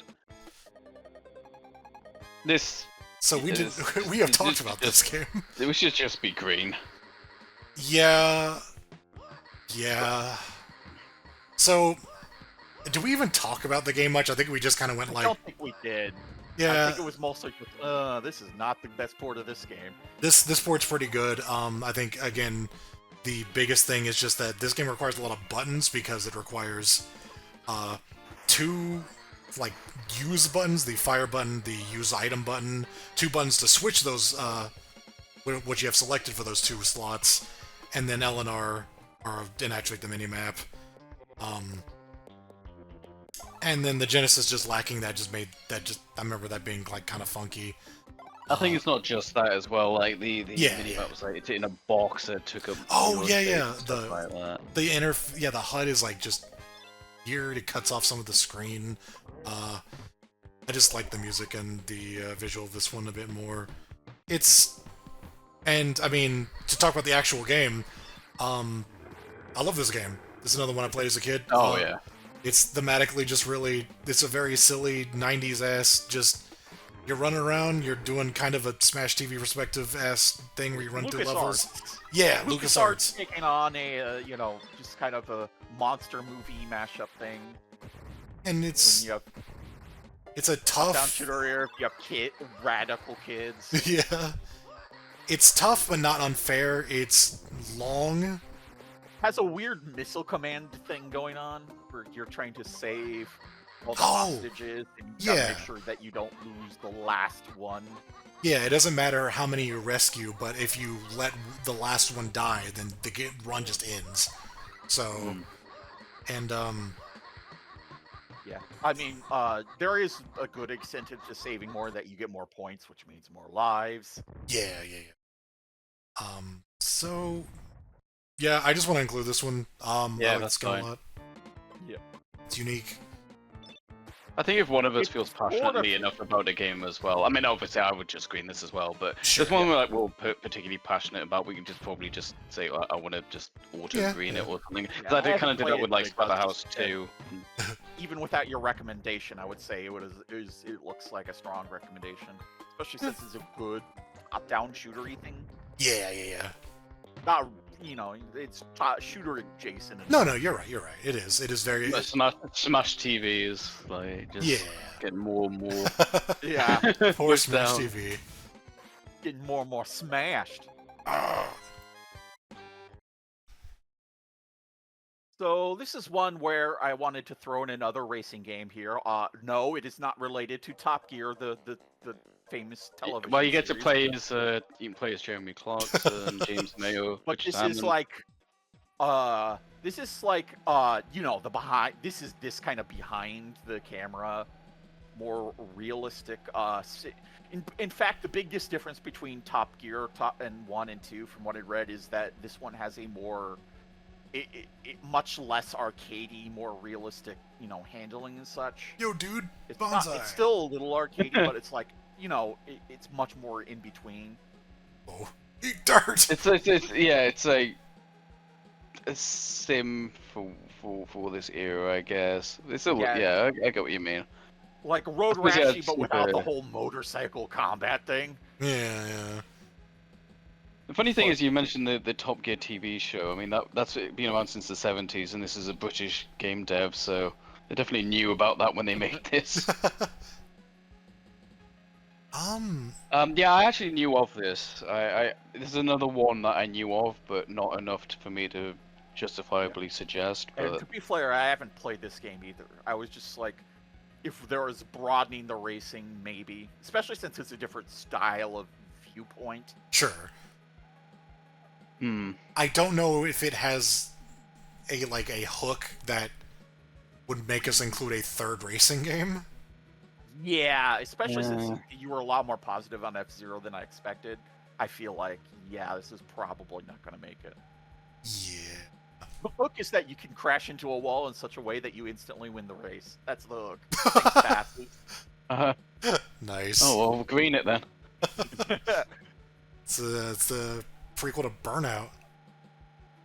I was Alright. gonna say it's kind of similar aesthetically to Outrun, just the perspective thing, but Well, I mean, there were a lot of different, the gameplay is completely Road different though, Rash because did you're the same thing, actually too. doing limp.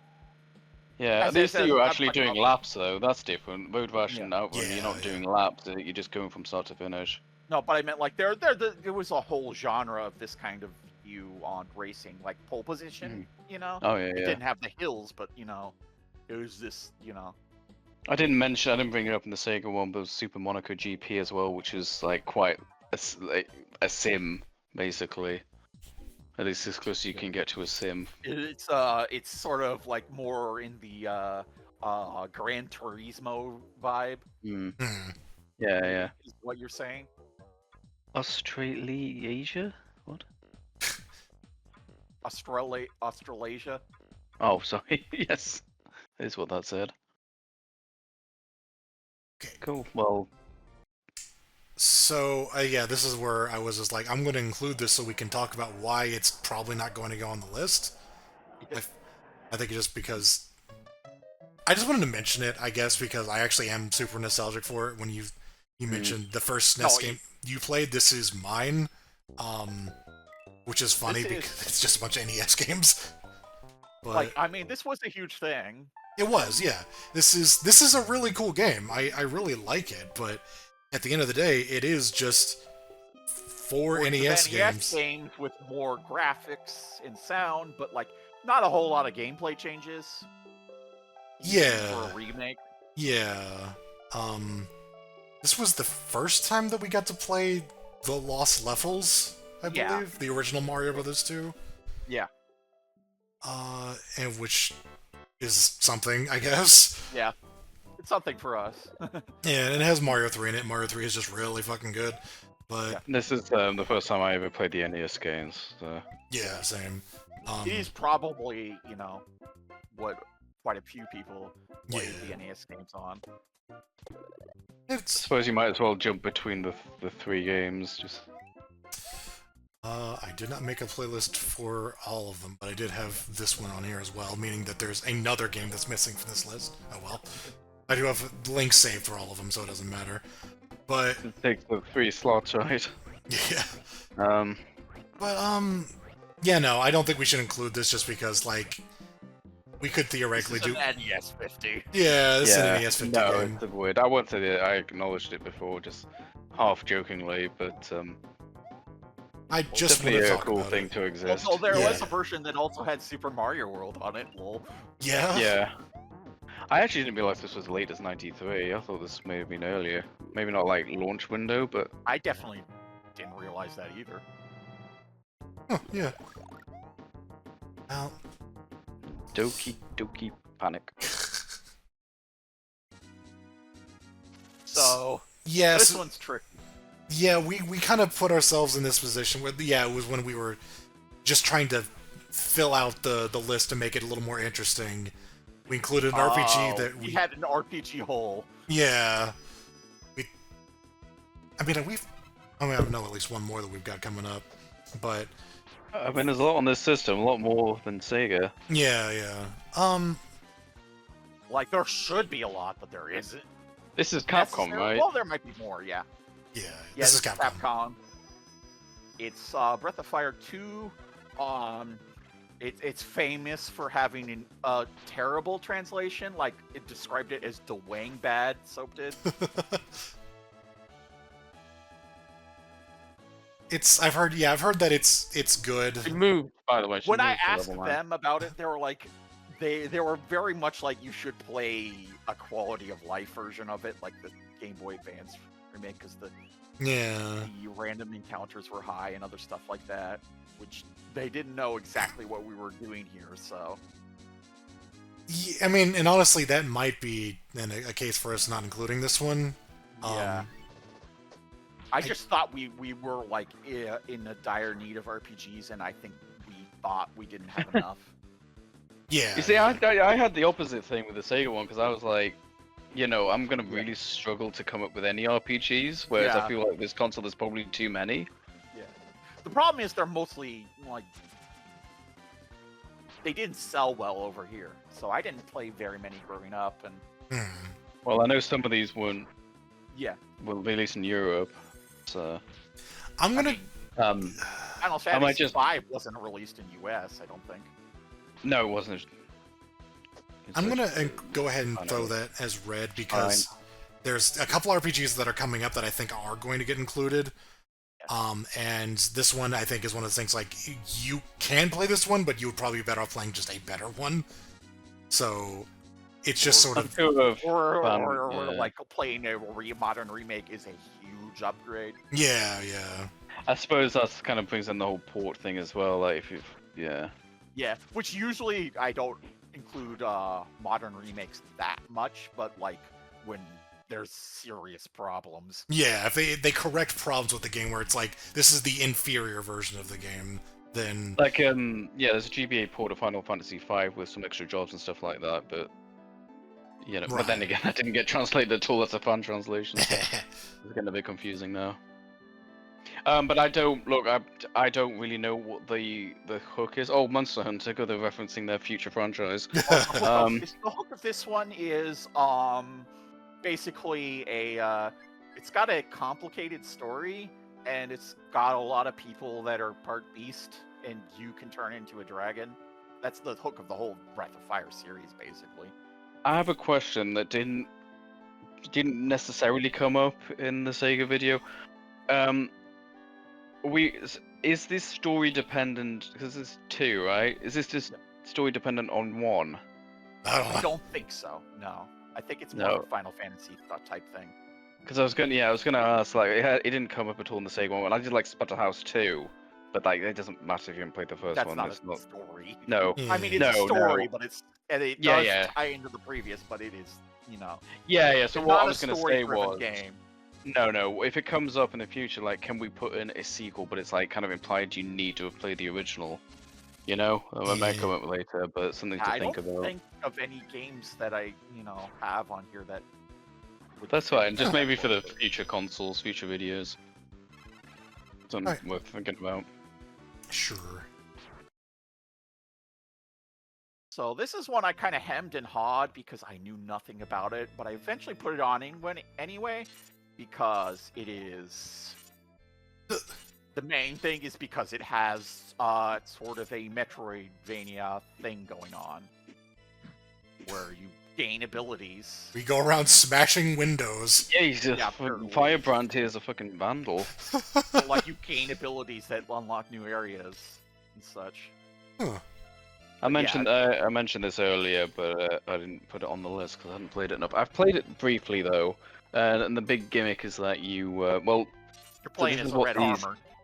yeah, this is the first game was on the Game Boy, I believe. Yeah. I think this is the second.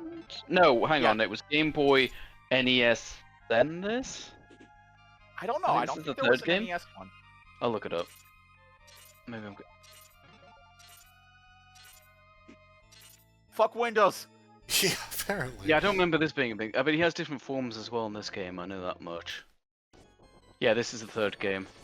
Gargoyles Quest 2 was on the NES. Okay. So Game Boy, NES, and Super NES. So, I feel like we could. The thing is, yeah, you fly, and you can fly short distances, and then if he catches a wall like that, it resets the flight meter. Although I can't see said flight meter here, so now I'm starting to wonder if I'm just talking nonsense. I know for a fact that's how the Game Boy game worked, though. Huh. Maybe it's invisible here. Maybe you can't see the actual meter in this. And you can upgrade it, I believe. And in this one, he has different forms that we saw briefly. There's Yeah, like that's where the bulky form. Metroidvania stuff comes in, I think. Mm. You Huh. unlock different like elemental abilities and forms, and you can use them to explore. And the main reason I eventually put it on is because, you know, Metroidvania, that's a big thing. And Super Metroid, I think, is still going to make it on this list, but when we talk about that, there are some caveats. Right. God, he is big on bashing his head against shit. When did he do that in MVC3? I'm sure he had a normal that did that. That's his throw. I've heard good things about this Kinda game, surprising. but another platformer though is the issue. Yeah. It's also on the What- same console as Super Metroid, which doesn't help. Should we just yell at that? Yeah, let's yell. Sure. Sure. Okay. Now this next one, I've heard people heard about this game. I have, and it was never released in Europe. Oh right, Jesus Christ. Yeah, Yeah, they eventually put it on the SNES Classic, I think. So this one's kind of funny. So So it's an RPG, but a very quirky one. yeah, when I was saying that we have more RPGs, like I don't know if we can't include this one because it is at the time one of the most unique RPGs out there. it still is. Very unique writing. Yeah. The gameplay is somewhat simple and basic. It does have that one gimmick of the rolling life bars. Yeah, which I quite like, And it's honestly. not terrible, but No, it's a There is a problem with this though, what's that? and I've heard this game stinks. Oh my god. Okay. This game holds up. I was just want to green this. yeah, Yeah, this is I like, haven't there's beaten it, nothing. but- We don't have any like. I'm pretty sure out of all the RPGs, we don't have any ones with a non-standard setting like this either. yeah. This is Like, just and this too is amusing. extremely non-standard. And Yeah. It's just extremely funny. creative. Even if you just judge like the main combat is too simple, it's too novel. It's too like the dialogue is too funny, and there's nothing else like this. There still Yeah. isn't even to this day. Even Funny Mother how it's a Mother direct- 3 is not quite the same as this. Like this is way more zany than Mother 3. Like Mother 3 has a lot of charm, but the story's a little. I don't want to say more serious, but Yeah. this is definitely more zany than Mother 3. Funny because it is a sequel Yes. to the Mother one, and it does continue off there, but not in a way that really matters. Because the No. main villain is the main villain from the first one, but at this point, he's kind of just become a force of crazy nature. Yeah, rather he's than he's Yeah, you an can't actual comprehend person him. anymore. he's so It's like omnipotent. he's so divorced from what he was in the first game that it really doesn't matter. The fact that like the name is completely changed. Just you might as well be a new entity.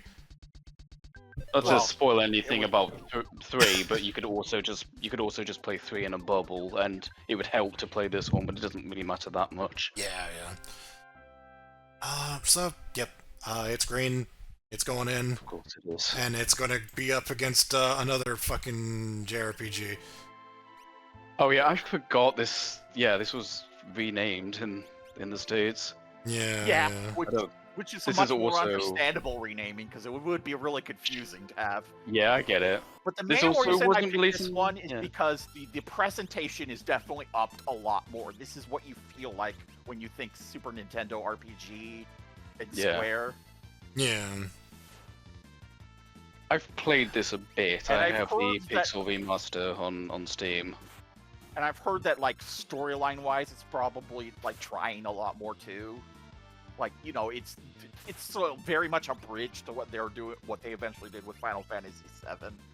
I was going to mention 7 because, like, a lot of the things that 7 is credited for, this kind of did first. But obviously, it's just because it wasn't released on, like, the PlayStation, and it didn't have like, fancy 3D graphics, didn't quite get the same amount of attention. But this did a lot of things 7 did first. Also, I can't really say what it is because of spoilers, but Final Fantasy V also did something 7 is famous for years before Yeah. that game did, but I can't say what it is. But I yeah. looking at this, I'm reminded of another RPG that's coming up on our list, and I'm just like, man, it is so hard for me to actually be interested in a Final Fantasy. I'm sorry. It's like I'm sure they're good games, but somebody who's just time like, commitments.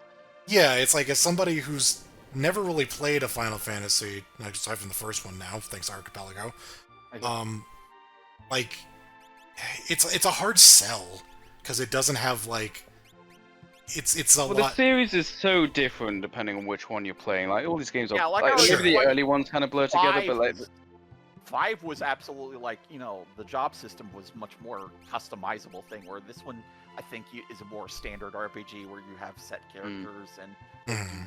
their set thing.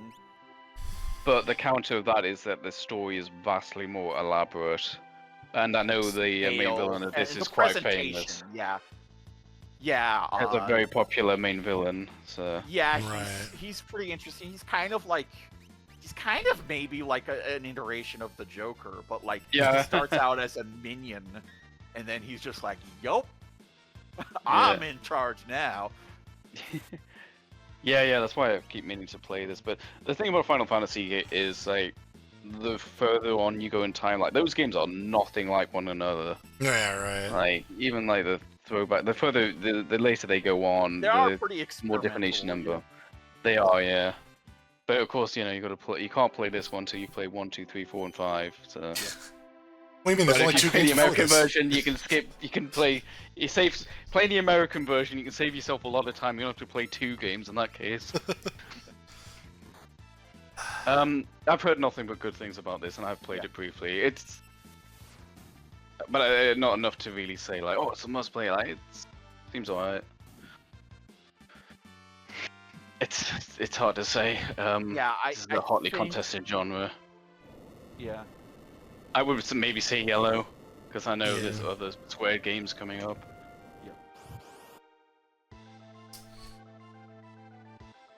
Okay. Tunnel Umu. So getting out of the RPG thing. For a split second, I was like, you accidentally put sport, and then it came up, I was like, oh no, it's this one. This is Course, yeah. Kirby's Dream Course. It's a little like It's a weird mini golfy thing, but you can also like pop the ball up into the air, and of course you have the ability system, which it was originally just going to be its own thing, but then they made it a Kirby eventually to do that, and then they integrated the ability system, like the high jump ability, and like that is definitely a big part of the game. I love You, pinball. you go around killing enemies, and the last enemy turns into the cup. yeah. You can actually kind of choose the layouts in a way. Like most of the levels kind of play the same no matter what, because Otherwise, There's unless it's definitely an optimal path. yeah. But some of these, like, you can do like different things, but You have it's curve shots and a jump shot. yeah, the spin shot, so you can like you have a lot of control over the ball, as it were, your character, and the abilities are interesting. They create some pretty funny moments too. This game has a pretty decent multiplayer, and it has like a versus mode. Nice. I'm actually a pretty big fan of that. I can't really think of a good reason. I mean, I haven't played this, but this makes me want to play it. I'm thinking just going. You know, I'm thinking of this is making me think of that spin top game that I've already forgotten the name of. Spin I know it's not the Disney same. Worlds? I know it's Yeah. not the same gameplay type at Yeah, all, but but the perspective is making me think of that, and I'm just wondering if Yeah, maybe yeah. that might not be particularly necessary. But this is a golf game, and that is like an action game, I Yeah, suppose. yeah, they're different games, but Fair enough. no, this one's really good. Yeah, it's unique. It's got multiplayer. It's fun. Just green it, and I trust you. It's going in there. We actually didn't do a lot of sports, as remember. So I'm noticing that the genre the genre choice is very different between these two consoles. for sure, absolutely. yeah, which is only Apart from- partially because of our kind of different preferences. I think it's a lot depending on, you know, what the consoles did more. I Yeah. suppose, but this definitely has more RPGs, and Sega definitely had more sports. Yeah, that's what I meant. Yeah. Yeah. Sega, yeah, because it was a more American focus, so it had, you know, a lot more licensed sports The stuff. shoot-in kind of celebrities. Right. Here's one we Oh, included wow. as a joke. Yeah, I was Huh? like, so yeah, given that we included Rocket Knight, As a joke, yeah. I mean, I wasn't. Yeah, I was gonna say this isn't a bad game, but so yeah, just if it's not known, Rocket Knight is the original. It got a sequel called Sparkster, but it's like two completely different games. So I didn't mention Sparkster for Genesis, but it is not the same game as this. I've heard this one is a bit better, but both are inferior to Rocket Knight Adventures. What? Oh, Yeah. Axel Gear. I don't know why I know the name of that character. I think sounds like a Fist Streets of Rage character. Yeah, sure. Yeah. we just read that one just be like, we Yeah, our did platformers are a bit too stacked. Yeah. I haven't heard. I've heard this is kind of alright sequel, but yeah. it. Oh boy, we get into all the super games now for this year. Alright, yeah. So we have Super Bomberman 2. Okay, so basically, I was thinking, you know, party game, Bomberman, obviously. There are I have two Bomberman on this list. I probably don't think we put both of them in, but there are two sides of the coin. For the multiplayer, Bomberman 2 is the more, like, you know, focused one, where, like, you know, whereas Bomberman 5 has a lot of stuff, and it might be a bit too much stuff. Depending on your taste. It's a very taste-based thing. But Okay. and as far as the single player goes, I played like through a lot of the Bomberman games. This is the only Bomberman game for quite a while where I felt like the levels were designed as levels and not just like, here, let's put a big empty rectangle and have a random amount of blocks in it. The levels are actually designed, but it also doesn't have two-player co-op, which is the only Super Bomberman game not to have that. I'm gonna be honest, when you say, this might just be a me thing, but when you say Bomberman, I instantly think competitive multiplayer. I mean, absolutely everyone does too, but like, I think they're all right as a, you know, game, and like, if you play through N64, those were like the best Bomberman games single player. Like, they Sure. really did cool things. But yeah, I can understand, and I can definitely agree somewhat that, you know, maybe it's multiplayer doesn't, you know, the multiplayer is the biggest focus here. I did want to bring it up. And also, like, this has a unique soundtrack. It was like a guest artist rather than their usual person. And like Bomberman tends to have like the same theme over and over again. Yeah.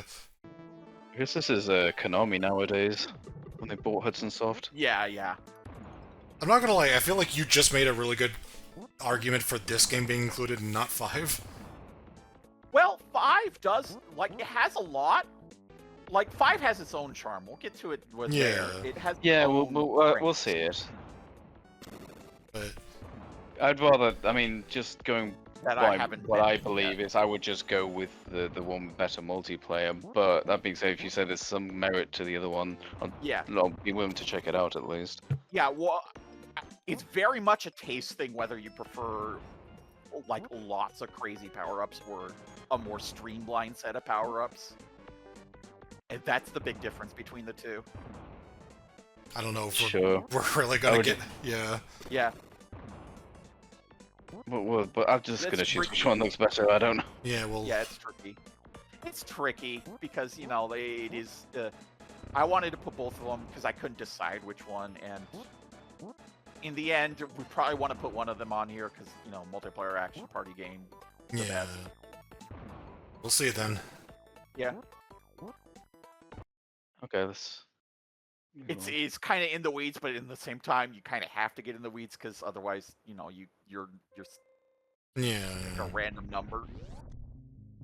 So this, like Zelda, this is where the Metroid formula came together. I noticed it's not labeled as Metroidvania. That's not that's just kind of an observation. Yeah. Yeah, I think that was... I think it was because, in terms of Metroidvania, that would have been maybe the only one. Yeah, No, I until we get had, it. I get Yeah. that. 'Cause Press.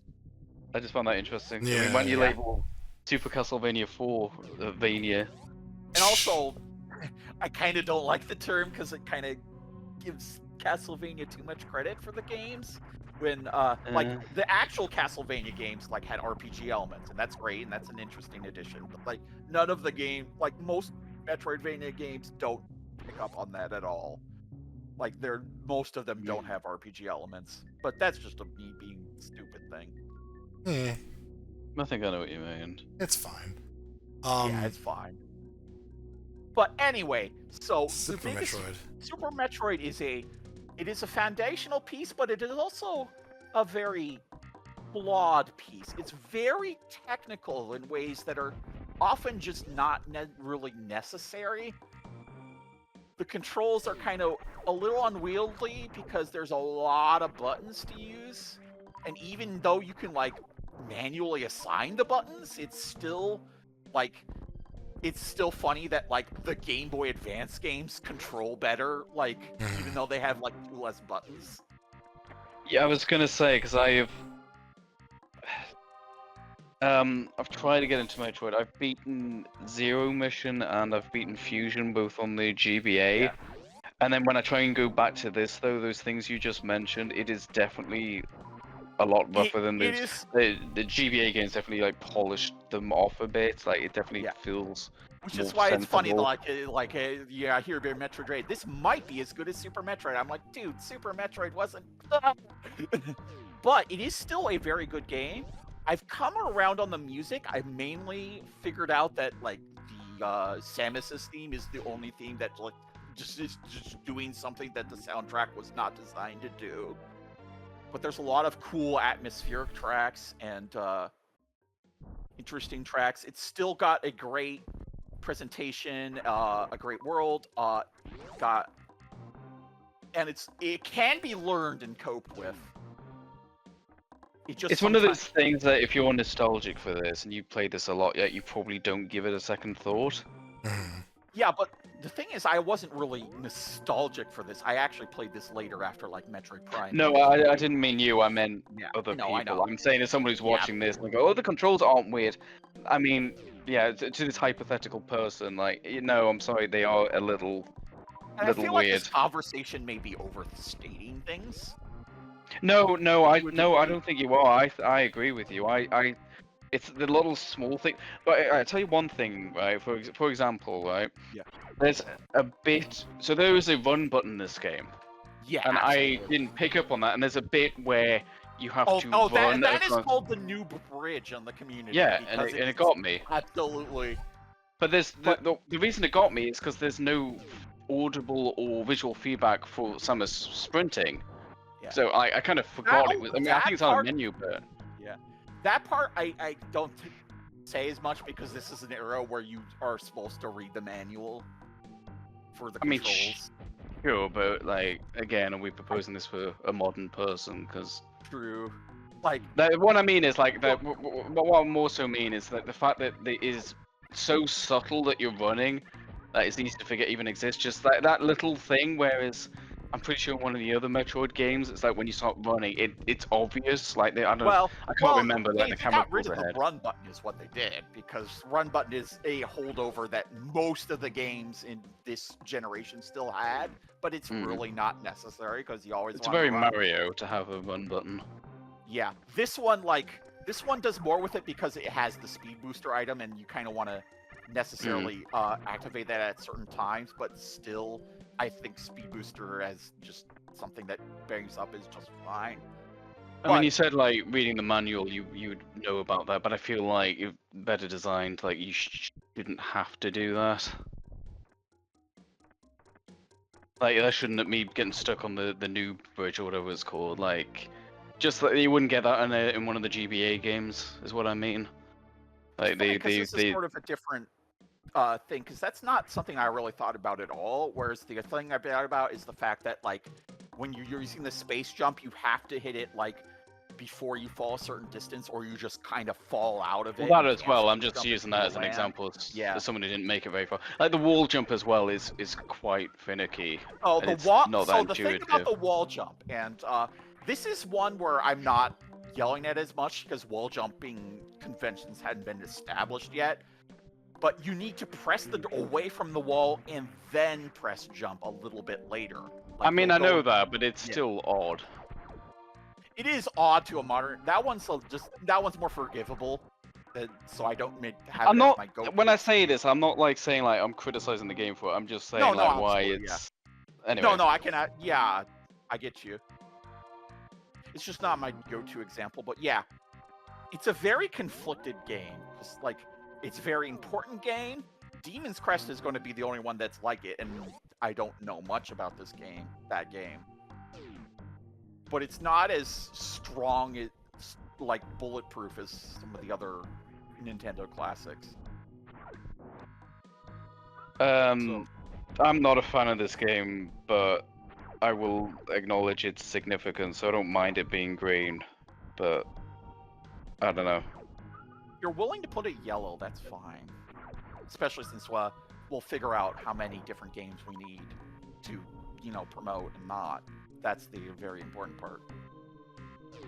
Like crazy innovative and important, but I don't. At the end of the day, I don't really enjoy playing this. I mean, I've tried it multiple times.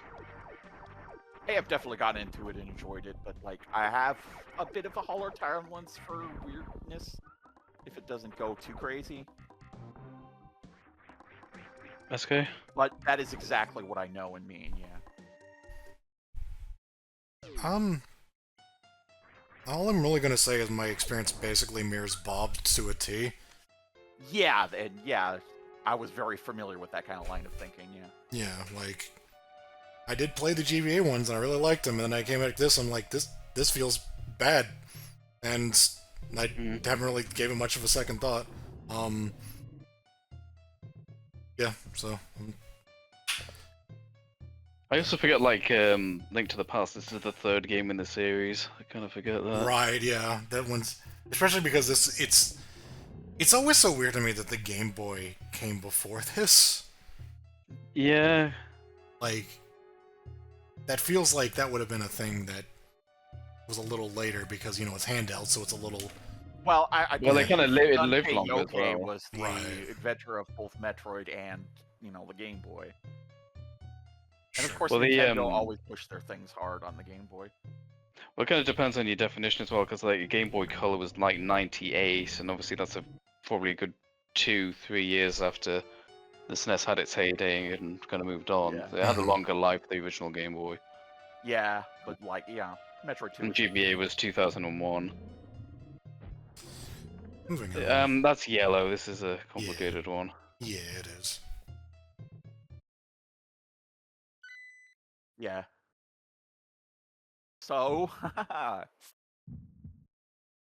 This is our equivalent to the greatest heavyweights.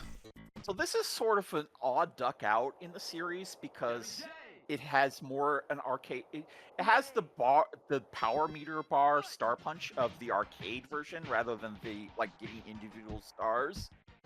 And so it ends up kind of being very swingy. When you get rolling, you can just throw out infinite star punches. But it's still this interesting puzzle boxing thing. You're not wrong to do this, but I love how you just dove in with the implication that we all know what Punch Out is. You're right, we do, but Yeah. it's just very talking about that very particular stuff. I'm actually It's gonna make me laugh. I didn't even realize that I actually have more experience with Punch-Out than I realized. That I played the original on the Switch at one point. Not the original, the NES one. Yeah. I played this one before on emulation, and then I played through most of the Wii one through emulation. They're really good games. This one is... I like them. I found this one brutally hard, but I enjoyed all of them. The NES one is too. Yeah. I still quite enjoyed it, and this Wii one... one did too, except it, doesn't have live systems and stuff like that. Yeah. It also is more of a progression. I've never mentioned me playing them ever, I don't think. I'm quite fond of the NES game. I actually played the Wii one quite a fair bit. I really enjoyed that one. I could never quite get behind this one in particular. I'm not really sure why, but they're all good. It's not. It's a bit of a step back. It doesn't quite hit the same scratch formula. It tries to change up the formula to be a little more normal, and it doesn't. Yeah, I think I know what you mean. Also, Punch-Out, just to mention this, Punch-Out is always interesting to me because I would argue that the NES port is significantly more famous than the arcade original. Right, that's why I actually said it was the original, because I keep thinking that it kind of is. But... No, I didn't even pick up on that, but okay, yeah. But I don't think this one is an inferior game, but it's a different game. They try to mix it up a fair bit, I'd say, between their games. If this was NES 50, I would absolutely not hesitate to put Punch-Out in, but this one I'm a little bit less enthusiastic about. Yeah, that's fair. Wouldn't necessarily keep it out, not a lot of competition for this, I don't think. Yeah. It might just get in because of that alone, but... We can come back to that one too. But I can see including it because, it's not a... Oh my god, orange. Oh no! The forbidden fourth color. The forbidden color. Alright, and the last super game from 94 is... They're gonna say the last game, shit, who could possibly get... So, oh no. They made a few Star Wars games for the Super Nintendo. I think there's one just called Star Wars. Super Star Wars. Yeah, that one's pretty bad, it looks like. I think. Or it's like they're part of the same series and they have the same fundamentals, but that one you just control you only control Luke and he hasn't learned the Force yet, so you only have blaster. Whereas the other ones you got to pick a character for each stage and they each have different weapons. Yeah. Why did you just kill R2? He's a checkpoint. Yeah, you touch him and he goes flying away like in the movies. Oh yeah. I gotta say, a video game based on Star Wars, it's pretty out there. I don't know. I don't know if this will ever take off. I've heard these games are nightmarishly hard. They're pretty hard. I played this one on hardware when I was young. I fucking hate it, but... I didn't have much experience either, and I put it on there because it was somewhat fondly remembered, and I was worried we wouldn't have much games there, and then he was just like, no, I fucking hate this. Can I veto I it? just And, thought like, that'd be a and then I first, was like, just 50 like, game. we should put this on there just to be funny, just to make Bob confused when you fucking trash it. No, you made me laugh. That's like the Honest- first 50 video I fucking hate this. I will say though, looking back on it, I'm like, there's some interesting stuff here. Like the different characters you play as have different like play styles, and You'll regret this. And you have a bunch of different vehicle sections. oh yeah, and it, But, yeah, I can see this not aging well at all. it's a bit funky. It's super hard. And if you're a Star Wars fan, my god, you've got a lot of choice in the world for video games. Yeah. You do not have to slum it with this. Probably good Although for the time. At the time, Slumming's a you bit harsh, kind of did. Because, like... at the time, like, yeah. Yeah, other than, like, arcade Star Wars, which is an arcade machine. Yeah.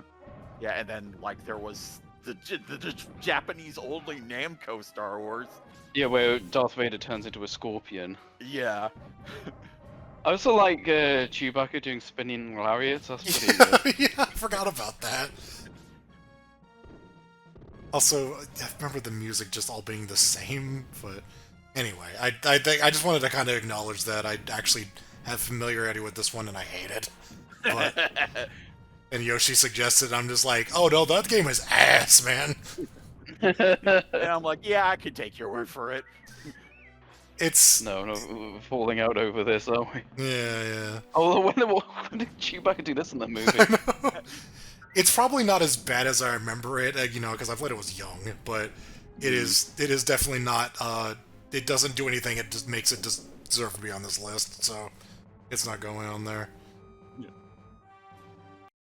Sure. Now, in terms of stuff I'm no familiarity with. Is this the So- DMA game?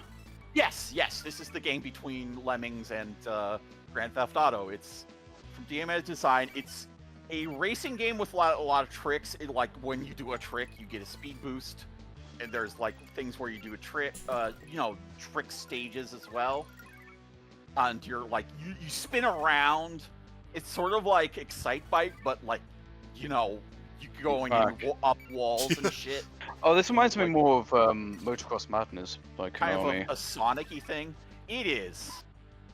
It was super like favorite, and it was a very treasured rental because like it was barely ever there. And later I found out is because this game was sued out of existence because Pixar managed to claim legal ownership of a computer-generated unicycle character because it was on a computer. That is so fucking stupid. Yeah, I vaguely remember hearing about that. That's fucking wild. But Holy shit, that is. Wow. Okay. I heard that before, but I had completely forgotten. That is insane.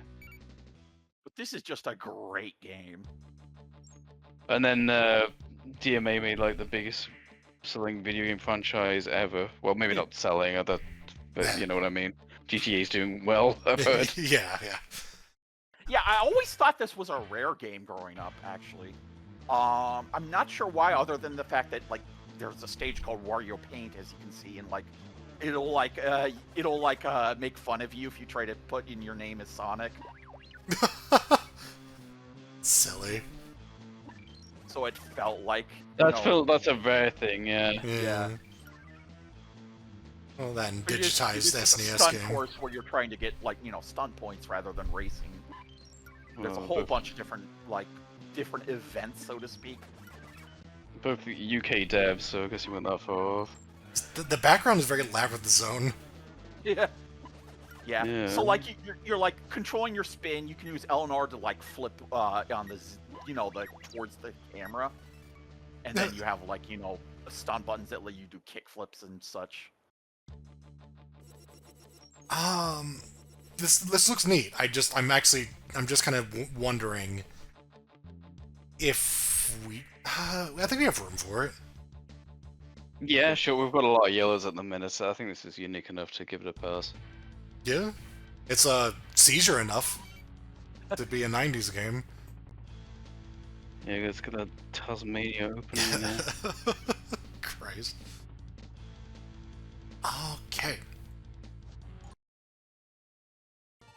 Okay, so this one's a little weird because this is technically a port of an NES game, I think?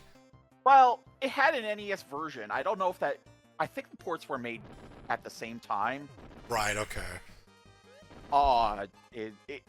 For some reason, Nintendo only releases the NES version. It never releases this one, unlike Virtual Console or anything. I have no idea why. That's a shame, because this is another one I played as a kid. I really like this one. We don't have a So it's a lot of... falling block puzzle game, but instead of like controlling the blocks, you control a character who runs around in it. You know, picking up the pieces and moving them around. Yeah. It's got... Yeah, I mean, it's kind of got everything you want. It's got a nice...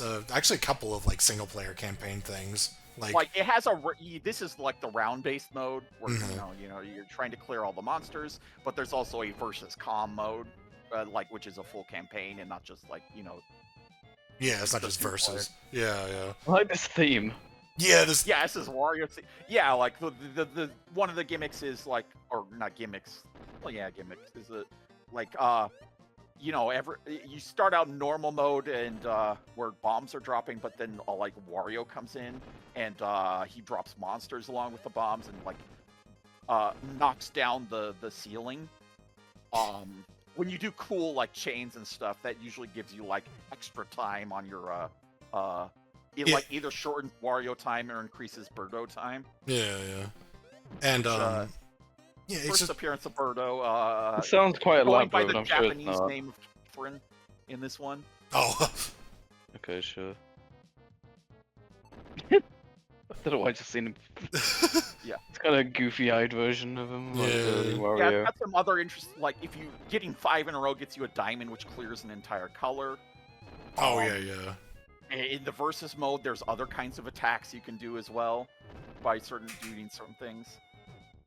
Like one for just doing a split, you know, 2 chains at the same time. Oh right, yeah, that causes the breakfast or whatever, or it gives you an egg. Breakfast egg. It gives you an egg that just and it spawns. Yeah, and it spawns just like an entire row of the enemy. If you do not pick it up and crack it immediately, it spawns an entire row. Oh, like that. Yeah. There you go. That's apparently a thing Wario can do too, but yeah. But yeah, no, this is just a really solid puzzle game in the falling block era style. That's got just everything you really need. It's got a nice versus mode. It's got a versus com mode. It's got a single player campaign, time trial, shit like that. Just it's good stuff. Yep. So, I will take your word for it. Actually, it looks fine. Yeah, it's. I don't think. Yeah, we haven't played a lot of puzzle games, like versus puzzle games. It's kind of one of my favorite genres. I just don't get to play them enough. Fine. Good stuff. Okay. Oh boy, here comes here's a thing I threw on here whenever we needed more games. I don't know if we need this, but we could get rid of Mario World to fit this in. I just want to point out that I do. What is wrong with him? I don't know. This animation's weird. It's the actual game. This game is. I actually really like it, in spite of the character design. But it's a weird little, like, I think it's American. It's a weird little platformer where, like, the main gimmick is you have, like, a double jump, but instead of it being, like, a fixed trajectory, it, like, doubles your vertical momentum, basically. So if you use it at the very base of your jump, you just go flying upwards. And it's just like it just looks nice. It has a nice soundtrack. It's hard. Yeah. Like one. This was made in Texas. Excellent.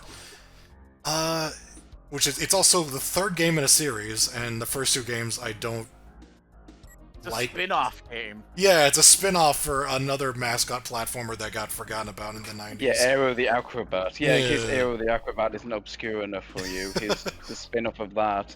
this villain character from the first game, who was... Anyway, yeah, I don't even really think we should include it, to be honest. We have enough competition, but Yeah. I wanted to bring it up because I wanted more games on the list, and I do like it. So, That's fine. well, we have done that. Moving on. So here's the problem. This is a game that I constantly hear of when people talk about like unique SNES games, but I've never played it. It's Japan only, and it is shot 'em up. I saw that name and I was like, no idea what that is, and then the game popped and I was like, oh, I recognize this. Ah, But no, I don't yeah, get it your is hopes up. I haven't played it's it. known for its incredibly intricate like grappling hook mechanics. Hmm. Is it known for having what looks like debug information on the screen, or is that just... The HUD is just zoomed in as hell. Yeah. Yeah. Who made Looks this? like I don't know, maybe read that debug information and say. I'll look it up. Did they put the... Yeah, You put the year that it was released in the HUD? I think that's your score.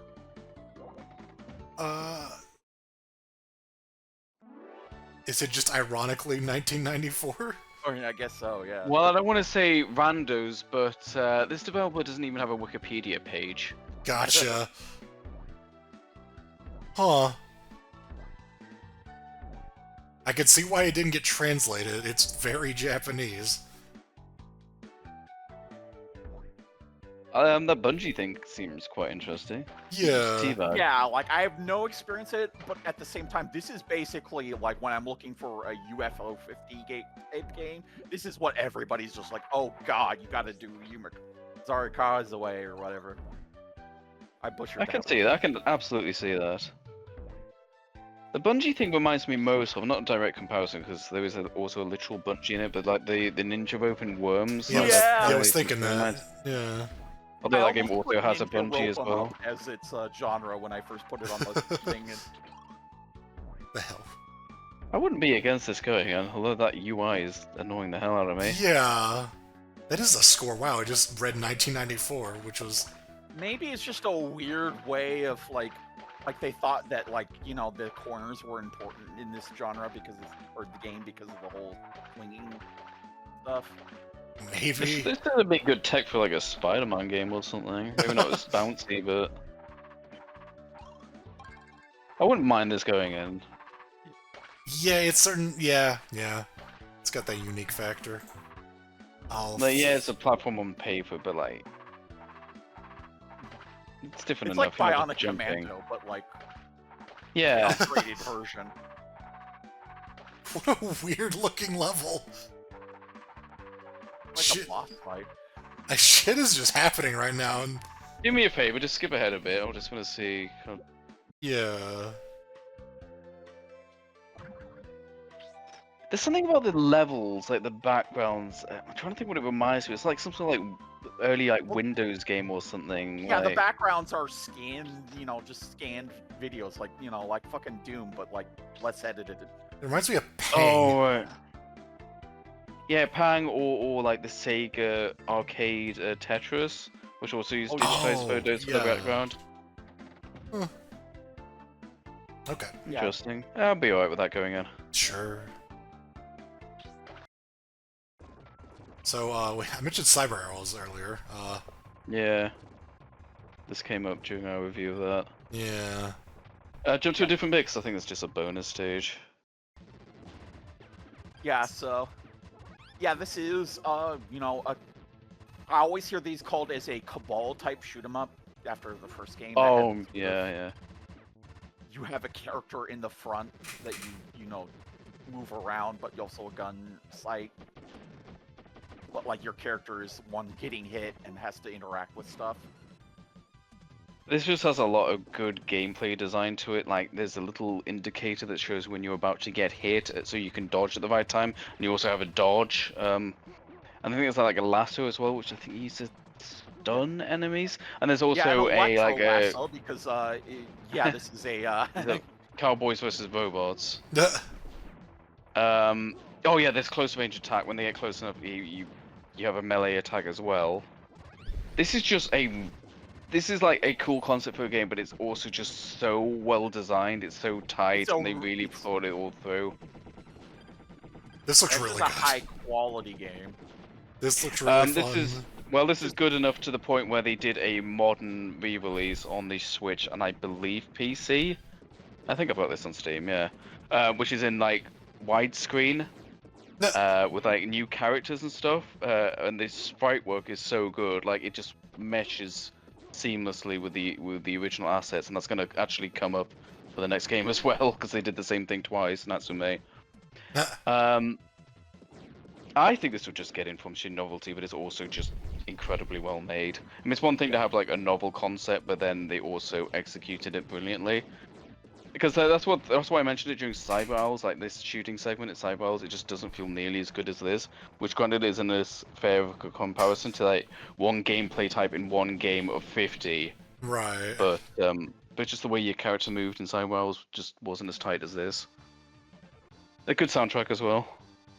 Yeah, no, I think this is a shoo-in. Yeah. That looks really fun. And it's kind of funny these two are back to back, because this is also Natsume. So I chose this one. Did anyone else choose this? I didn't at least. I've never. No. So this is part of like the Ninja Warriors series. Like I think the original was like late 80s, early 90s game, which was To be honest, when I saw displayed this, with I 3 thought it was monitors. like the Ninja Kids or one of those movie license games. No, no, absolutely not. This is a Natsume, like the last game, and it's a side. I guess beat 'em up. Yeah, it's a beat 'em up. Yeah, it's beat 'em up. And it all takes place on one plane, but you have quite elaborate moves. I think you can. I haven't played this for a while, admittedly. You can like block, throw things. It's all about space control. It is very much like you sort of Streets of Rage Final Fights, except the only difference is it is on just one plane. So she's just throwing the characters, and I think this original had 3 characters. One of which is like a giant fuck off robot who has like loads of kind of max like grappling moves where he just kind of walks up to them, grabs them with one hand, and throws them around. And this is just a game that's really tight. And like Wild Guns, this also got I don't want to say port, it's like a remake / sequel called the Ninja Warriors Return that was on the Switch and then recently on the PC. And they just made it widescreen, which is nice because it's always nice to have like the extra real estate. And I think they added 2 more characters, one of which is, I'm not joking, like a screen-high boss-sized robot that just like annihilates everyone. It's just a completely different gameplay. So anyway, but we're not considering that game. We're considering this one. This is just a really solid side-scrolling beat 'em up when it comes to games like Altered Beast Beast and I was Splatterhouse. looking for and didn't find. Yeah. I didn't put it on the list, and I don't think you two would have put it on. But Natsume also made their own Power Rangers. I think it was the movie. Yeah, Power Rangers the movie, the game. We played the Sega one, but they made one. It's this gameplay style, but so it's just this with Power Rangers. I really like this game. I actually played it again on the remake board on the Switch. I haven't got many games I can contribute here, but I would absolutely vouch for this one.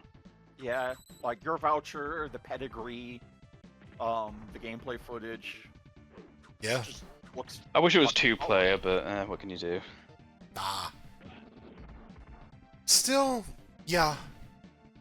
I'm good with it. Yeah.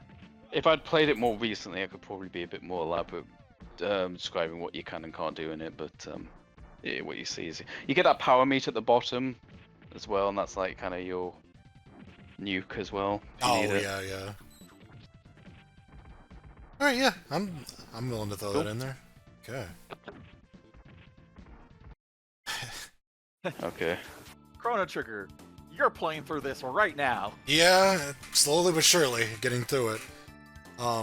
This is just so solid of a RPG. This also wasn't released in Europe. In fact, I think it still hasn't been until like maybe the phone version. Oh, yikes. Probably the DS version. Because maybe there was a DS version that probably made it over. I'm curious now. But I know anyway, there was a DS version. I actually played it, but that was on flashcard. it's got a lot of team customization in terms of what teammates you use. It's got a fun time travel plot that it never really like falls on the get like MacGuffins and collect them. It's always just doing new plot threads. Yeah, we got the DS port, and I was just curious. Yeah. It's got overruled enemies as opposed to random battles. It's got that presentation that Final Fantasy VI did of just very superior. Like this is what you think of when you think of an SNES RPG. Character designs by Akira Toriyama. Yeah. Yep.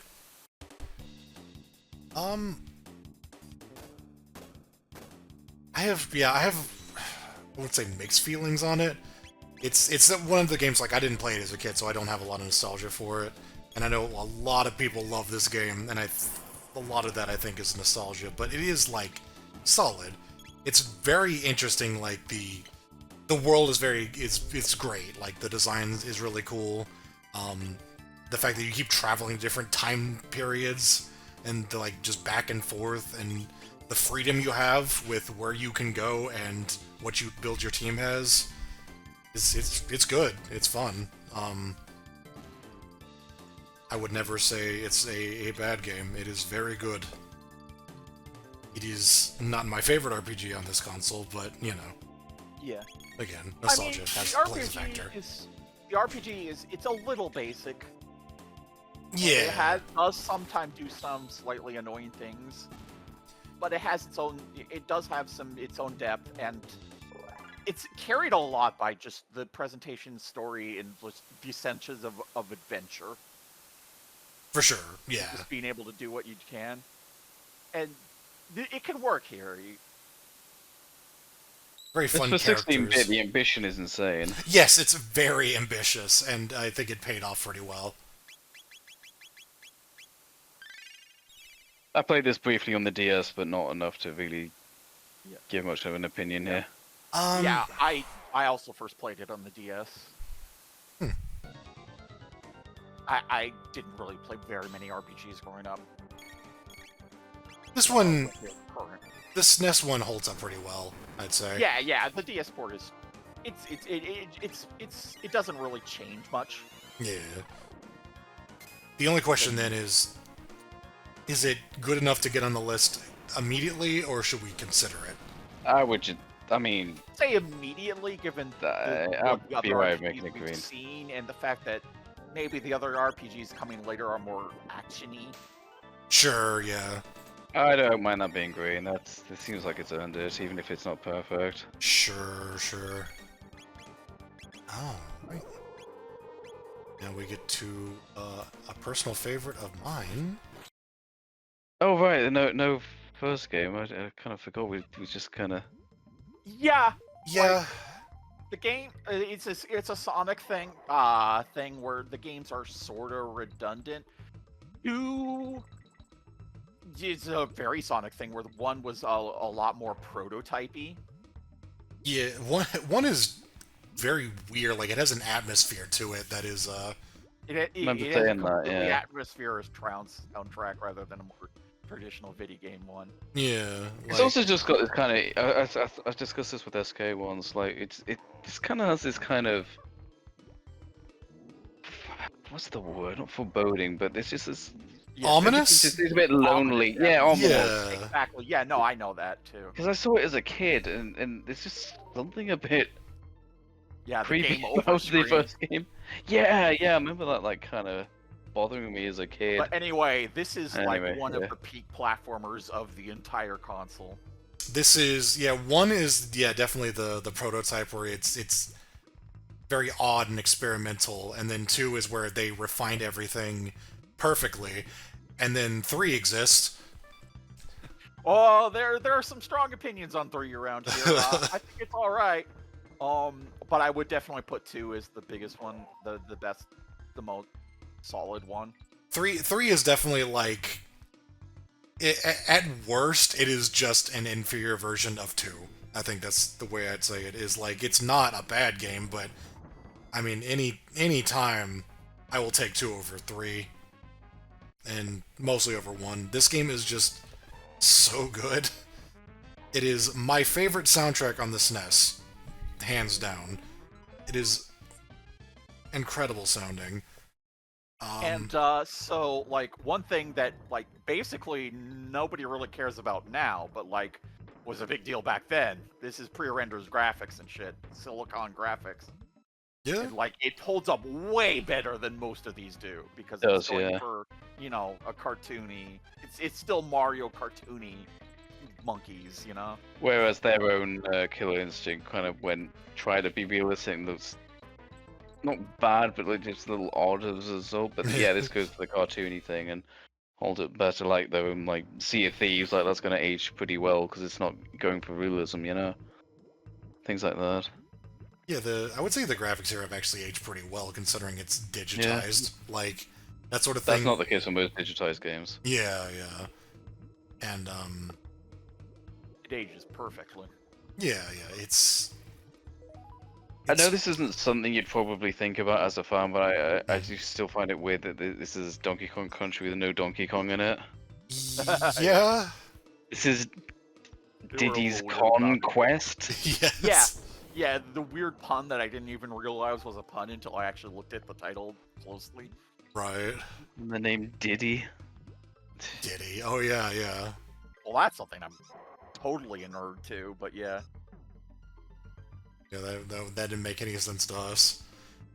But no, I just want to greenlight this one. This is Yeah, like, there is only one platform that I would say matches this in terms of being the definitive platformer, and that's coming later. And they're both kind of different too, so you can't really... It's hard to Yeah. compare. well, there's also Super Mario World, but I was thinking you meant that until you said later. Like, oh, Well, no, the thing is, Super Mario World is great, but it is definitely a launch title. yeah, sure, sure. It also, you know, it didn't quite have like the collectible ideal nailed down that, you know, added replay value and, like, you know, secret finding. Yeah, yeah. It had secret exits and stuff, but like it was... What's she called again? I can't remember her name. Dixie. Alright. And then there was Kitty. Anyway. So yeah. How about Another overlap. another yeah. So Yeah, we liked this. We liked this. Yeah, this one was pretty good. We actually like played this like was this like pre? Yeah, this was pre tier list idea. I think. Yeah, yeah, yeah. We just played all 3 final fights one day, or like at one point, and then the tier list came later. I definitely feel a lot better when you play this after the first 2. Yeah. This one was really good, pretty laggy.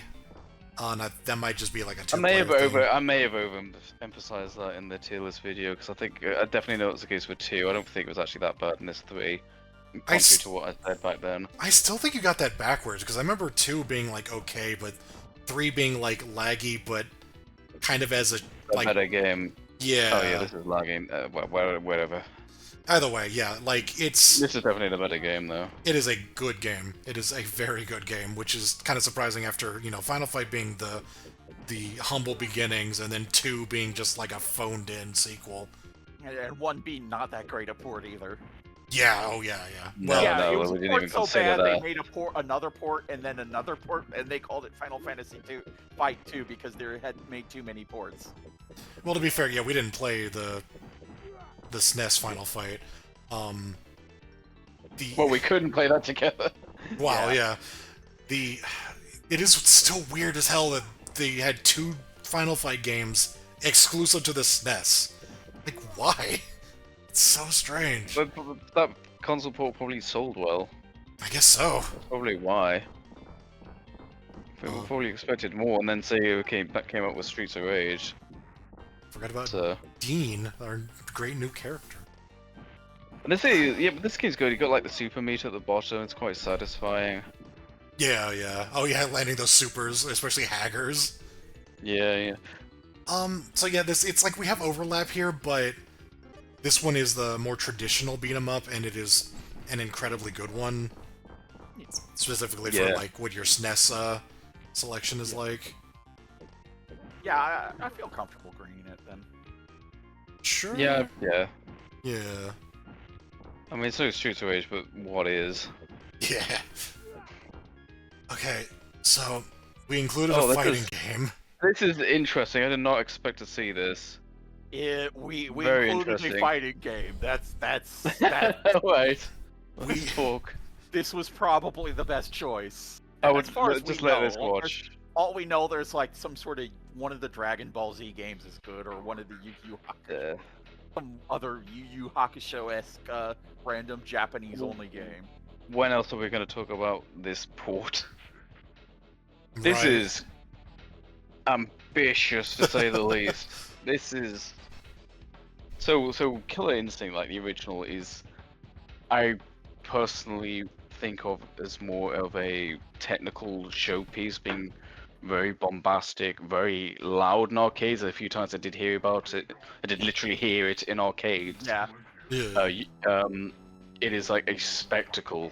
To port that to a 16-bit console almost misses the point. That being said, like, It's rare. it's probably as good as you could do. Yeah. Like I mean, it's not saying it's fucking amazing, but like Rare knows the console very well. They've already done this kind of thing, so that's why it turned out like it did. It's just the gameplay's fine. I don't think too highly of the original KI. Same. But without this spectacle of the arcade, it's just not. Yeah. It's like we have Killer Instinct at home, and that's it's the home port. It's admirable, but it's. I definitely put it on there because there was nothing else. I'm Yeah. glad it's there. I'm glad it's there. I want to acknowledge it. Yeah, absolutely. But it's gonna be so hard to like recommend it because it's. I don't know how I easy it didn't is for you. realize If it kind of was a little slow and choppy too during that combo. If it's not too hard, could we get like footage of the arcade version? Sure. Doesn't disrupt things too much.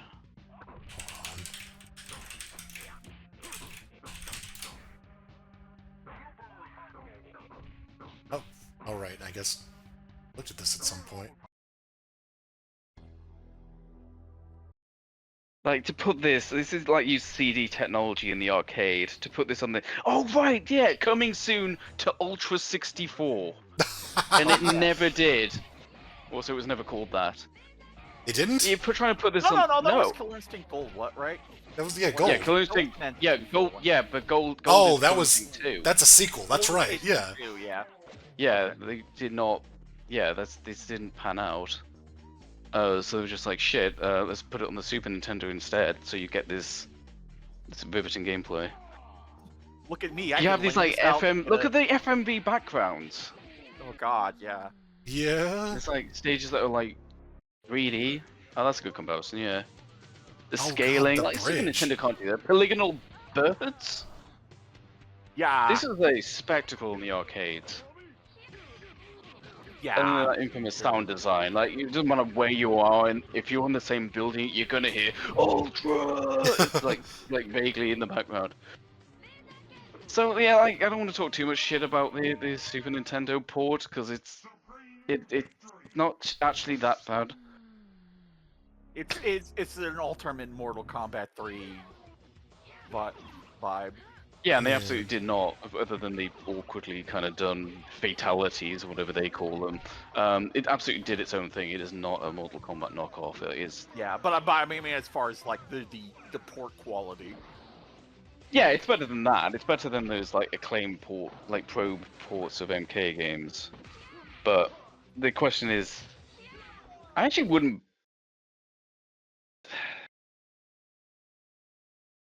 What's up? I'm just thinking where we'd put this because it's. I think it's red because it just isn't. I don't think there. we don't need it. No. As much as We we're don't have to put a fighter. yeah. Yeah, I think it's just because it's. Is it the only fighting game? I think I'm probably just Yep. thinking about it a bit Yeah. more harder because of that. But yeah, I don't think we need it. Straight up. no, It is not a game that I think anyone needs to play. no. The arcade version is got some historical merit to it. This does not. Oh, we can see the Mode 7 falling. I remember this at least. They tried. They tried. Jeez. Jeez. I'm glad that came up because that was interesting. Yeah. What is this? This is Metal Warriors. Oh This yeah, is of course. one I didn't know much about. There were a few recommendations here and there.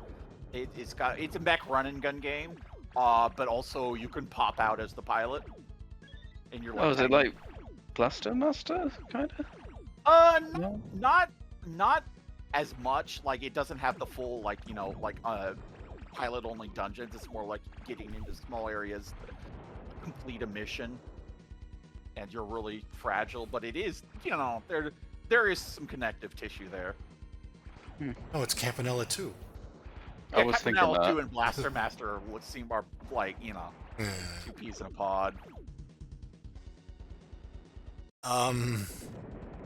But If I we- was also trying to put games on here, Yeah, if we got nothing on this, then I'm just gonna write it as yellow and just move on. Like, Yeah. It might even just be red. I can't. Yeah.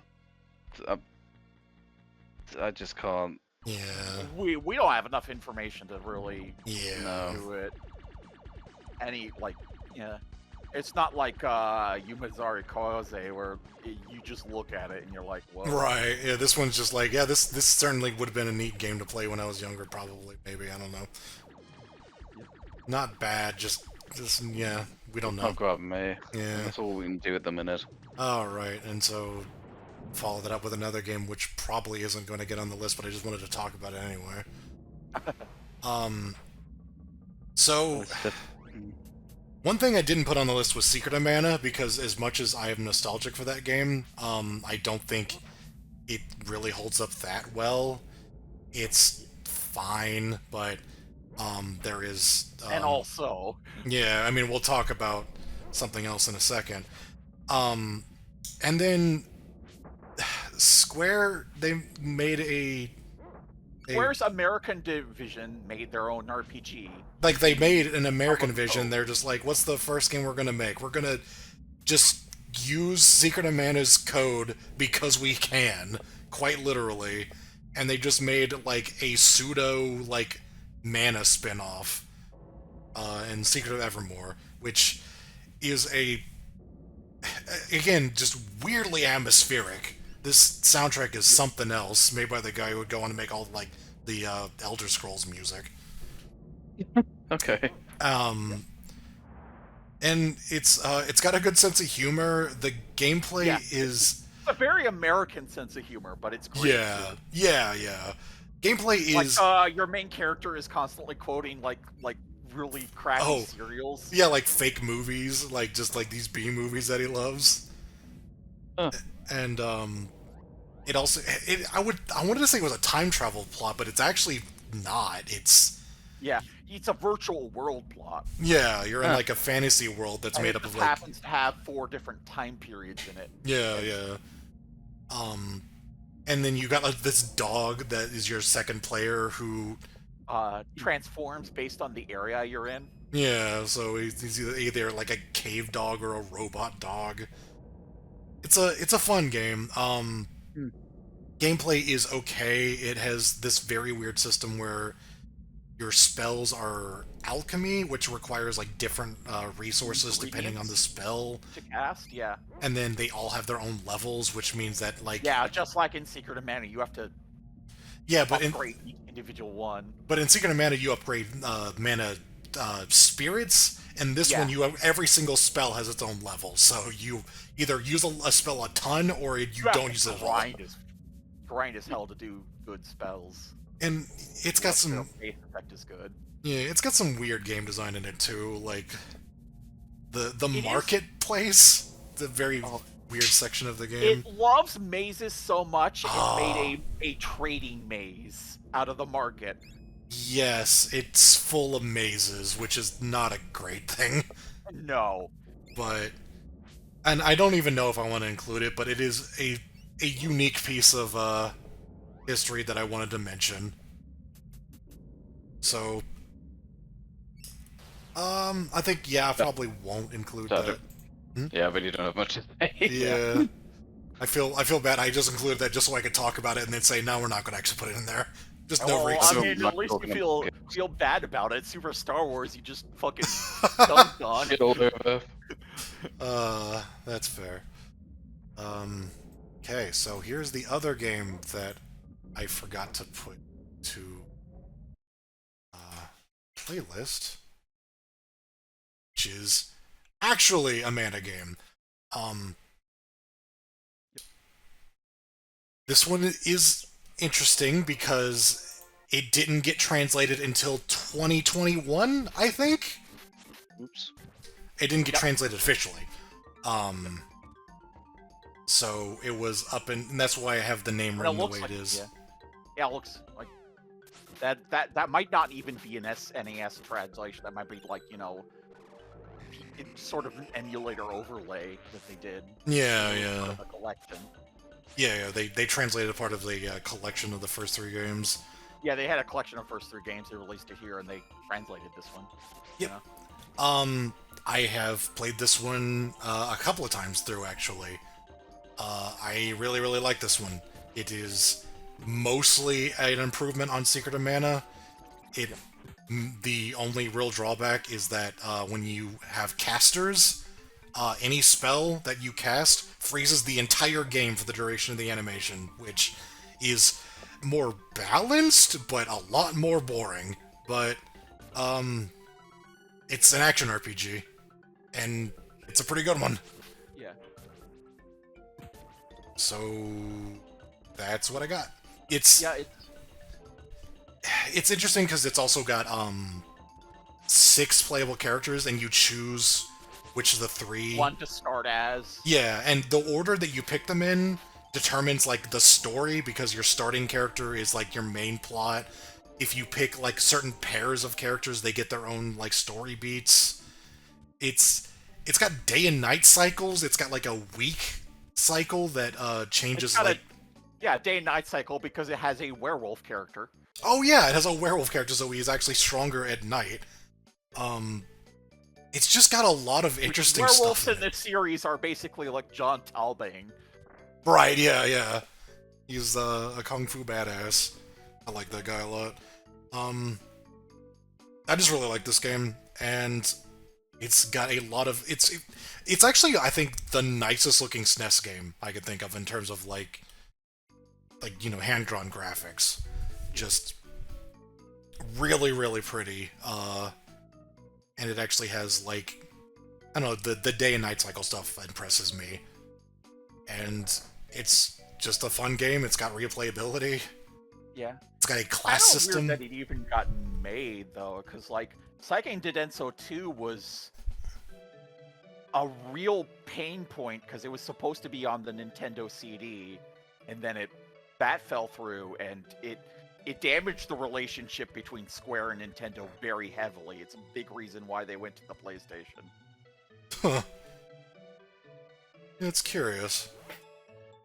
Oh yeah, and then there was the class system where every class has, like, the light and dark one, and then light and dark again, so it's like you have... 4 different variants of your class to choose from, yeah. Yeah. And so every character has, like, a bunch of different ways that you can play them. Anyway, that's a long-winded way of saying, I want to include this game, because I like it a lot. Yeah, and I don't think we have any action RPGs to put here. That is both action and RPG. Yeah, you could argue Zelda fits that, but, like, it doesn't have RPG elements. Nah, this is a different beast. Yeah. Any strong opinions, Bob? Yeah, that'll. Reached a point where I can't really judge Yep. things too much, so I just take your word for it. And then unless it looks glaringly too Good or similar to bad, something yeah. else we've got in your game, I'll just be like, that's good enough for me. Actually, Yeah. strong point for this game and Secret of Mana, multiplayer. You can co-op this Yeah, game. right. You can. Oh, wow. You, Multi-tap it. you can 3-player Secret of Mana. You can't for this one for some reason. But Oh, this one. but yeah, no. Yeah, just a just Sounds good to me. solid series. Sounds good to me, baby. Story is ass. Anyway, Story is ass. Oh wait, this.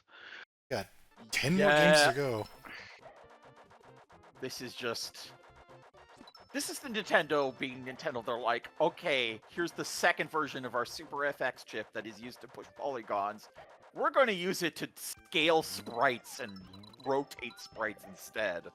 With this, like, you know, colorful, cartoony presentation that isn't technically in your face as because polygons were fucking huge at the time.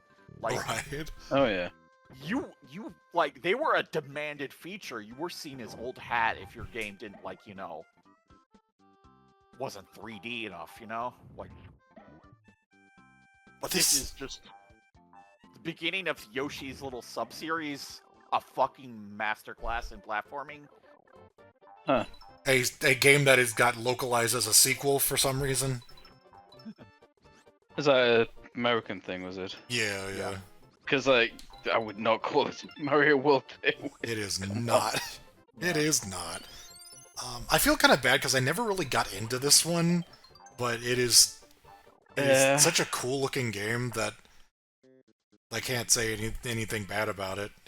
Well, I mean, I'm gonna be honest, I'm not a fan of this game, but mostly because I associate it with the sound of baby Mario screaming. It's also probably been about 15 years since I last played it, so that doesn't really count for much, but... Meanwhile, my name is Yoshi. Yes. I wonder if you were a fan of this game. But Yeah, it's novel. that's the thing is, yeah, like, we don't have anything to really say about it, and I know Yoshi likes it. I think we... Yeah. Yeah, this is a shoe-in. I think so. Sure, yeah. It's I think we all certainly... got our own, like, personal ones we'd kind of want to just Yeah. go in. I'm fine with that. This game has the flair to it, though. Like, absolutely. Oh, graphically, it's insane. Yeah. Incredibly. And while those other games are trying to do primitive 3D that's aged like, well, like Star Fox, sorry. This like is aged like wine. Like this still looks good. It's not just like technical as well. It's like the sort of pastels. And can you do me a favor? Can you go to the start with like the storybook segment? Oh, yeah. That's what I remember best. It's Tell a me it very, shows- very, there we very, go. yeah. Which weirdly, Oh they God, I use forgot it weird was- 3D models. I actually forgot about that. Actually, my memories. I've not played this recently. Yeah. Interesting. Also interesting, and there really hasn't been like something to dethrone this. There have been some good Yoshi games, but like this is Oh. still like absolutely the best. Nostalgia not included. I have to be honest, despite your namesake, I actually don't know a damn thing about the Yoshi sub-series. This is the only one I've played. Yeah, it's kind of the Yoshi sub-series has just been kind of weird. Oh, It's been very weird. I just recognize this music from the next game on the list. Oh yeah. So, I'll go ahead and move on. We got another falling block game, kind of. Falling blocks where the blocks don't fall, except with gravity. This is one I kind of feel like was what I struggled with the other list is plentiful here. Yeah, and like I didn't even include Kirby's Avalanche, but we do have a good Puyo clone or reskin on that one. This is This is an amazing. yeah. This is another favorite of mine. I owned this one as a kid, and I played it a lot. I actually really like this game's soundtrack too. but it is, yeah, it's just a really, really good puzzle game. It's got, you know, what you'd expect. It's got the versus mode, it's got the time trial, it's just all sorts of different single-player stuff, including a sort of like preset puzzle thing, like a mode where it's got like just a bunch of different puzzles. Puzzle mode, you know, Yeah. where you have this limited number of moves to clear the puzzle. This is just such a solid game. This I'm game, just laughing because it just kind of sunk in, like she was saying, like, oh, Columns is like a simple plot. I was like, well, it's just a puzzle game. It's very simple. Now I'm looking at this, I'm like, oh, right, okay, Oh, I yeah. get it. This Like, game oh, right, I get it now. is also That's how you do a puzzle game, I guess. It's also worth mentioning that this is a reskin of a game called Panel de Pon, which which was more Puyo Puyo, like, or, you know, all magical fairies and shit. yeah, all the characters are like little fairies, and it's just they just changed the character designs. Like the music's the same and everything, but they changed The one thing they did is change the Yoshi's theme to be you know, reference that opening theme. Yeah, Lip's theme is now just the tutorial music for some reason. But other than that, yeah, like... And they also named it Tetris Attack, too, and got the license for that. This which has isn't been Tetris. a problem, because Tetris's, you know, big head honcho, who's very much a driving force, is deeply regrets this because lending its name to this game because it has fuck all to do with Tetris. And so I was thinking that. That's why you can only play the untranslated Panel de Pon on Nintendo Switch. Oh, huh. Weird, okay. Yeah. Well, not weird, but funny. Yeah. And then meanwhile, Sega bought Puyo Puyo, and then that's crossing over with Tetris. So Yeah. Then, they made a N64 game for this called Pokemon Puzzle League. So they very quickly were just like, oh, this is not Tetris, what the fuck were you thinking? Yeah. But anyway, it's like Puyo Puyo is one with an incredibly high skill ceiling for competitive play.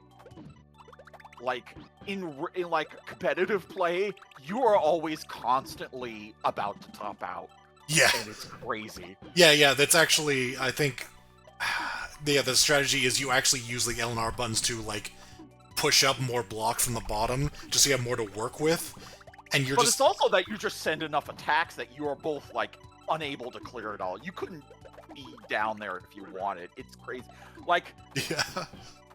There is a like weird options menu that's almost sort of like a debug mode, and you can set like the CPU very high, and it plays that style of game. It's Yeah, they wild. instantly push up the bottom, because, like, one of the worst things that you could do is have no blocks to work with, and then have a bunch of trash on you. Like, then you're just screwed. But anyway, we're getting out of it. Like, this game's really good. I want to recommend it. Yeah. So... Alright. I will. Yep. It's green now. not to put a dampener on this, because I'm really not invested in this genre in particular. But how are we doing for puzzles? Just in Warrior Woods, right? We'll review. That's fine. And then like what was it? Mario and Wario. In terms of falling block ones, I think it is just Warriors Woods and that. Okay, cool. Don't mind much anymore. Okay, so yeah, I forgot about this actually. Scroll. My bad. Oh right, yes. This is mine. Let me Aha. add more rows so I can scroll down more. Yeah, I forgot we had another fighting game. It was my suggestion. Yeah. So I learned of this from what they call it's like an old YouTube channel. I don't think they're around anymore. It's like Team Best from Now, and they did a deep dive into this game. I hadn't heard of it prior. Just clicked it because I was like a fan of Power Rangers as a kid. It seems like Bandai accidentally made a fighting game that is like really ahead of its time, because you've got characters doing shit like Guilty Gear shit, like air dashes and cancels into air dashes. They've accidentally... This is one of those fighting games where they accidentally made something like pretty good. I'm not gonna say amazing, but Oh, okay. Yeah. I've seen this. This is it's surprisingly good. I'm not going to say it's a masterpiece, but it's surprisingly good. And basically all the fights are in like sort of Megazord scale. So it's like giant monsters. There's no like controllable rangers. Like they're all in the giant robots. And yeah, it's like just kind of surprisingly competent and fun. It also has the most infamous final boss in probably all fighting game history in the form of Ivan Ooze. More than the Right. general. It's up there, yeah, for sure. The presentation is really good. Yeah, and you got that Power Rangers music. I mean, this is a Japanese game, which is kind of funny. Right. It was also, yeah, I also mentioned that Natsume. So the Natsume game that's like Ninja Warriors, that's the movie adaptation. This is just of the TV show, I guess. Yeah. I don't know why two of the few SNES games I know with Power Rangers. Because I know people do that. So I think lip syncing here can like air dash, I believe. I mean, I haven't played this for Right. quite a while. But if fighting game pickings are slim, then this is a decent one. I was grasping for straws. This is maybe not the most amazing thing ever, but like if it's got a hit of its time elements and it's also a good. SNES original as well. It's not a port of an arcade game. I'm throwing that in there. That's something we were lacking. Yeah. We were talking about Killer Instinct. I was giving it more of a benefit of a doubt than I probably should have because I thought it was the only fighting game. I was like, oh wait, this. Yeah. Oh wait, it's called the Fighting Edition. Yeah, I did this. I have a bad memory. Oh yeah, check this out. Nice. The presentation's really cool. Holy shit. Yeah, it is. That's sick. So yeah, and it's just kind of funny historically. They took a Japanese show, Americanized it, and then the Japanese made it into a game. I'm not gonna lie. This reminded me. I remember this earlier. There was some random game that I played that I like. It was just like playing random games in my emulation folder, and I played some SNES game that was like a I forget what you called it now, but it was like a Power Ranger sort of thing. But Super Sentai. Yeah, Super Sentai, like one of those kind of games. And I remember playing it and being all like, "Wait, but this is Power Rangers. That's an American thing." Because I was very young and didn't realize what was going on there. So I was like, "That's weird."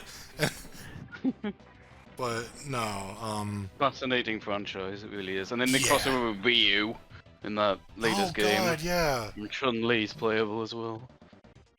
Wild. Hmm. Okay. I don't know. This is one I put it because it's just such a weird concept. But basically, you have this. Your goal is to throw a ball, and it sets off a bomb chain reaction, and you try to blow up all the bombs. And there's a bunch of different puzzles, and they move faster. The bombs blow up the other bombs, but you only have like one shot. And I just want to very quickly acknowledge that SNES mosaic effect that is trademark Super Nintendo. Yeah. I just want to acknowledge that. Yeah, absolutely. And this was definitely a speculative pick, but it is like a unique thing. And what I kind of like is like, so beat 'em on are these like little toys that shoot out a small metal ball when you click on their head. And originally they were Bomberman themed. This kind of makes a game out of them without actually, like changing the toy to be more powered, like, shooting a bunch of balls everywhere and such. It's a game designed entirely around the limitations of, okay, here's a single shot bead you can shoot. Huh. And it's just kind of a tiny... Yatta!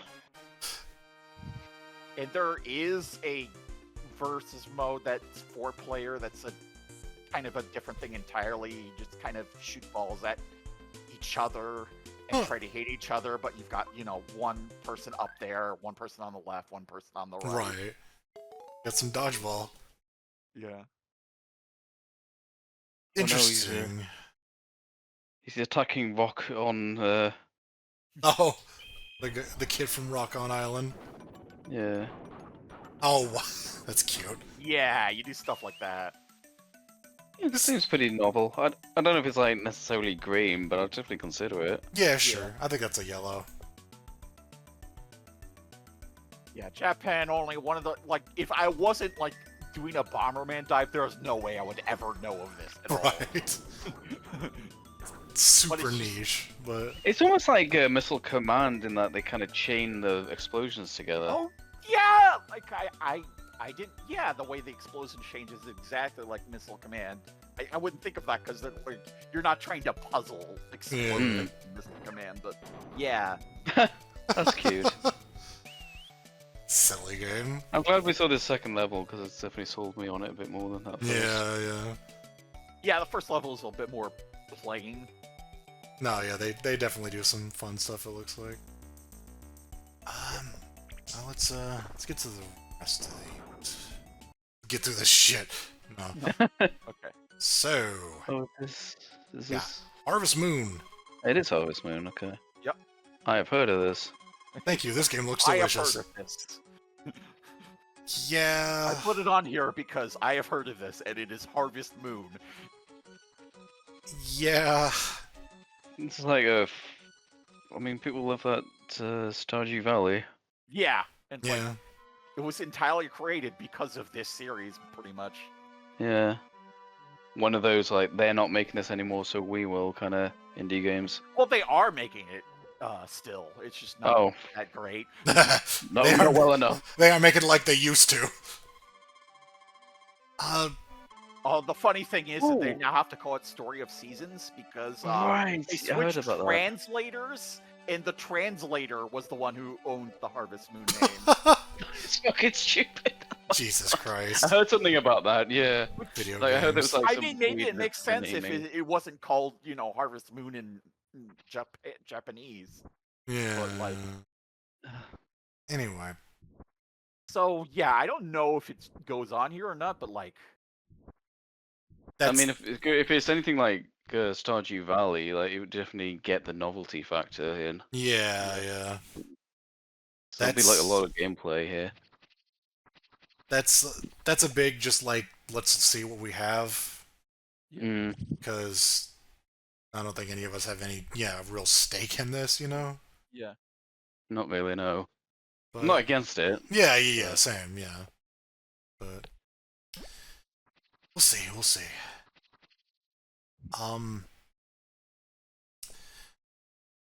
I don't know. All right, let's play Kirby Superstar. Fuck you, Mom.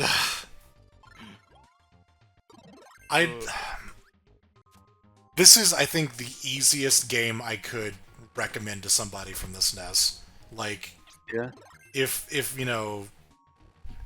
I guess Toe Jam and Earl is the one I've had the best luck with Genesis or maybe Gunstar Heroes. Kirby Superstar is just like if you play any SNES game ever, it should be this one. This game rules. Yep.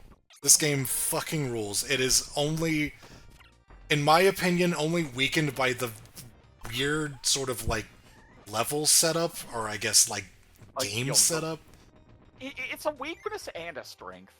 Yeah, it's not all bad, but it is. I still think it's kind of strange. And I would have preferred it just be a single linear game, but it does some neat stuff with it, and it doesn't ruin the game in any way. It just Is this the one with like multiple? I always get the Kirby games mixed up. Is this the one with like multiple games, like Meta Knight's Revenge and things like that? Fun Pack over there. yeah, Okay. deluxe pack or something like that.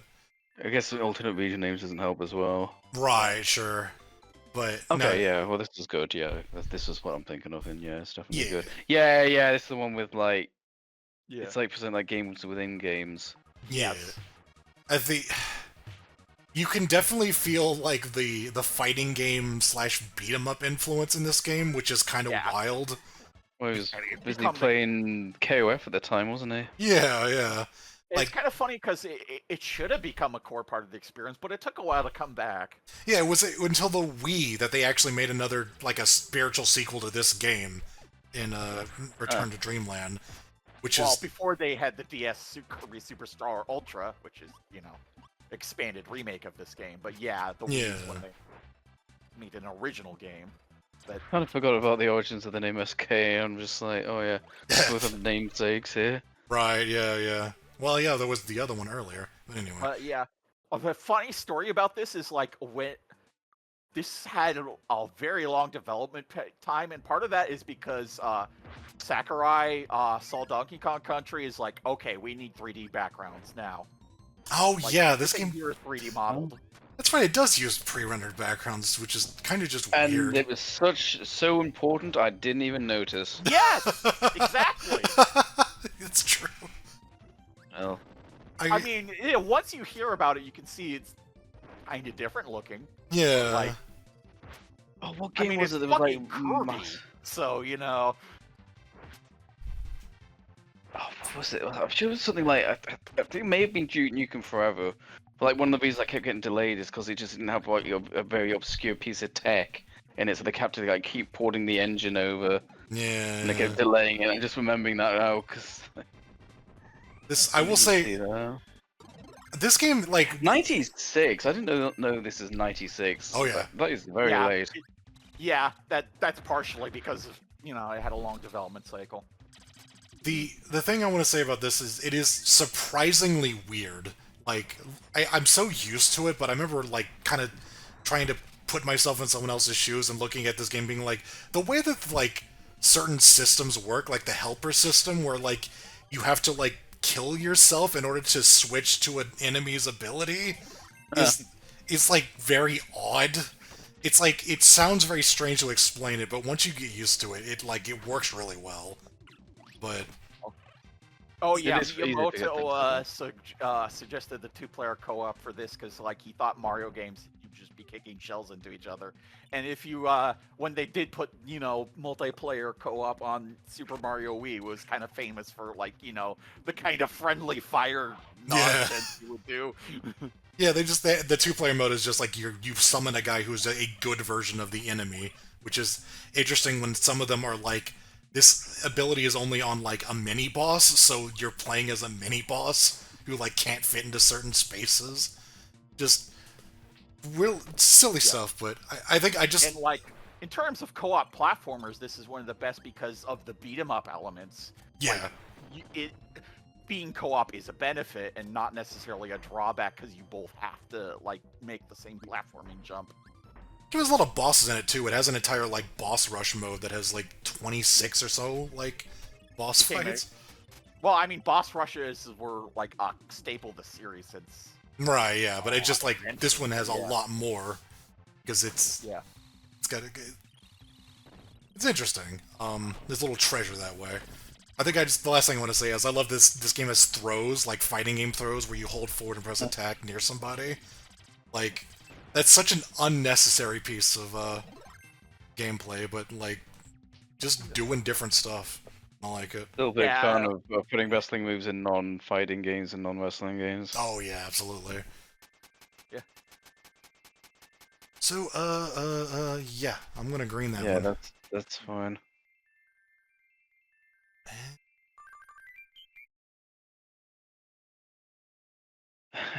Super Mario RPG. I have this, like, Yoshi will especially laugh at this. Like, whenever I'm reminded of this, I'm like, God, it's so weird that there's a Mario RPG. It's like, no, not only is there a Mario RPG, there are several, and not only are there several sub-series of Mario RPGs. Yes. I don't know why, I just can't get over that. It is kind of weird, but, like, it kind of just happened because Nintendo had to make their own sequel, and then, like, Alpha Dreams, who was behind the GBA sub-series, is mostly Square developers. Okay. Who expatriates, so that's why that happened. But yeah, the thing in front of our face, Super Mario RPG, it's such a weird thing. It stands out as being Square Mario and not just Mario. Yeah. I like this one a lot. It's not my favorite Mario RPG, but... Yeah, I feel like it is a bit overrated, but it is still good. In particular, you can get some could get some Busto armor, and you also get Peaches just busted in general, her healing tools. But it ends up creating a kind of busted where you have a super defensive playstyle, which is not fun as Well, opposed to Busto offense. I mean, the fact is you Just get, a- like, choice in who you're Yeah, running too. with, so... I'm just reminded how much more painful that split between Square and Nintendo must have been like when the PlayStation came out. Because I forgot how much they collaborated. Oh boy, Kremlins. Alright. So ironically, the most platformy of any of the Mario RPGs. Right, yeah. I guess... Like, yeah, we're just kind of torn between whether or not we need another RPG. Yeah, this is a clear. Another Mario game as well. Yeah.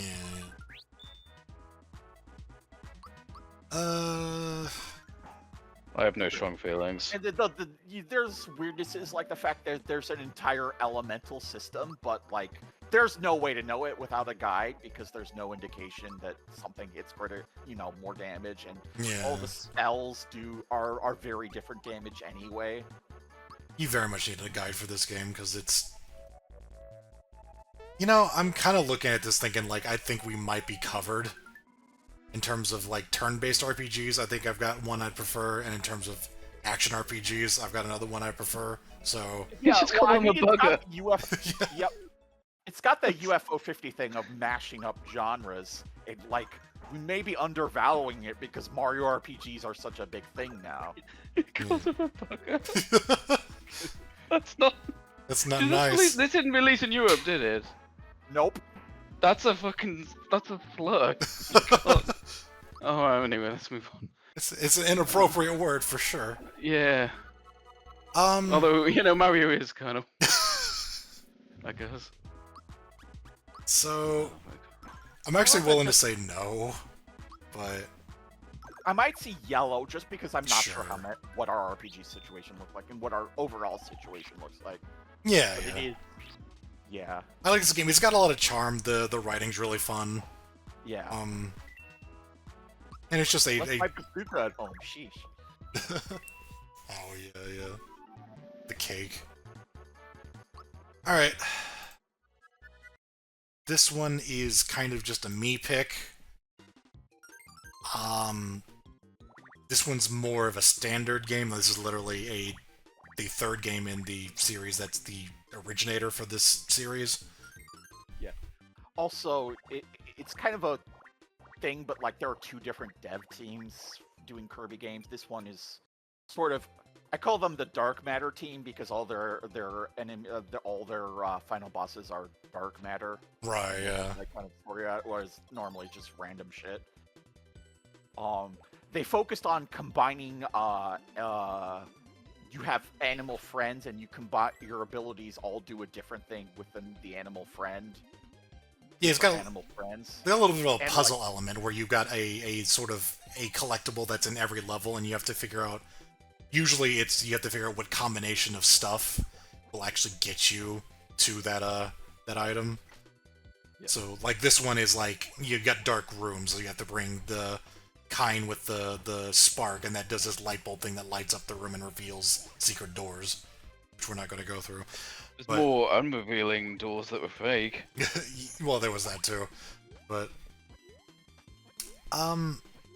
it is more of a standard platformer, so it's something that we're a little covered on, but Yeah. the presentation of this one I like a whole lot. It's super late. It is super late. It was released in US before Japan somehow. I'm not sure how that happened. This is like a random example. Like Tekken 3 was out when this, out in arcades when this was released. This is pretty late.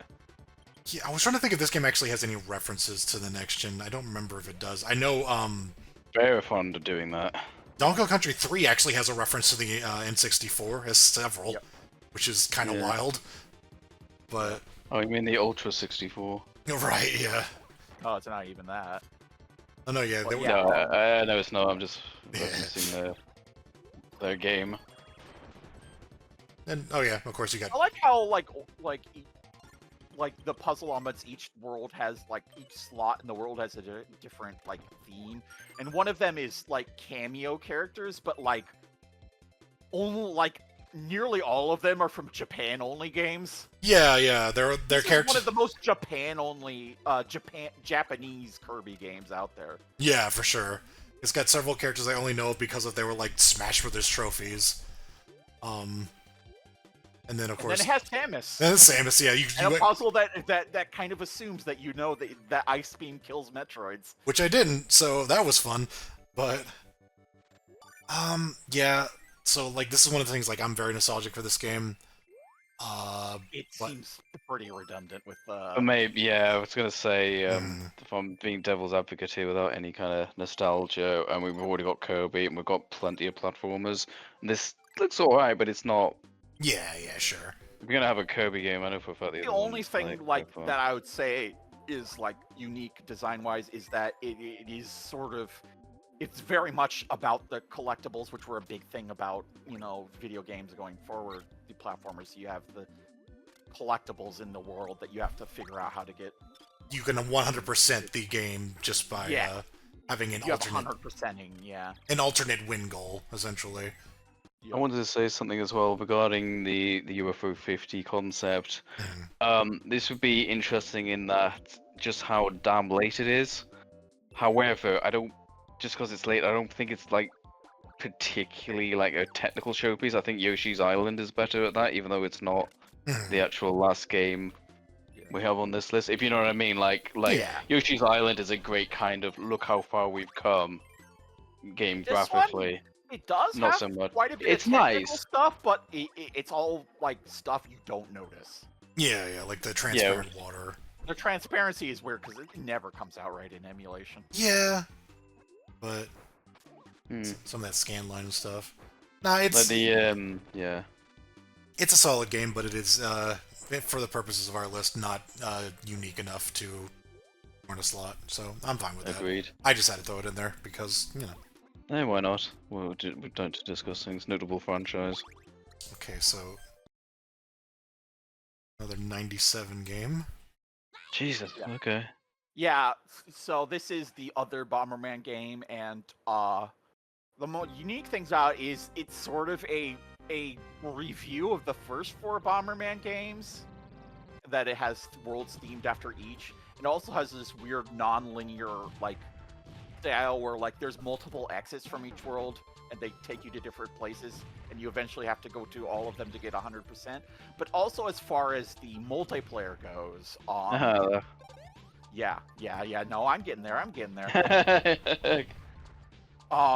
So this is not the first game with the Louis, which are like kangaroos. Oh, those hatch things, out of yeah. eggs, and they each have a special ability, and they also give you an extra hit.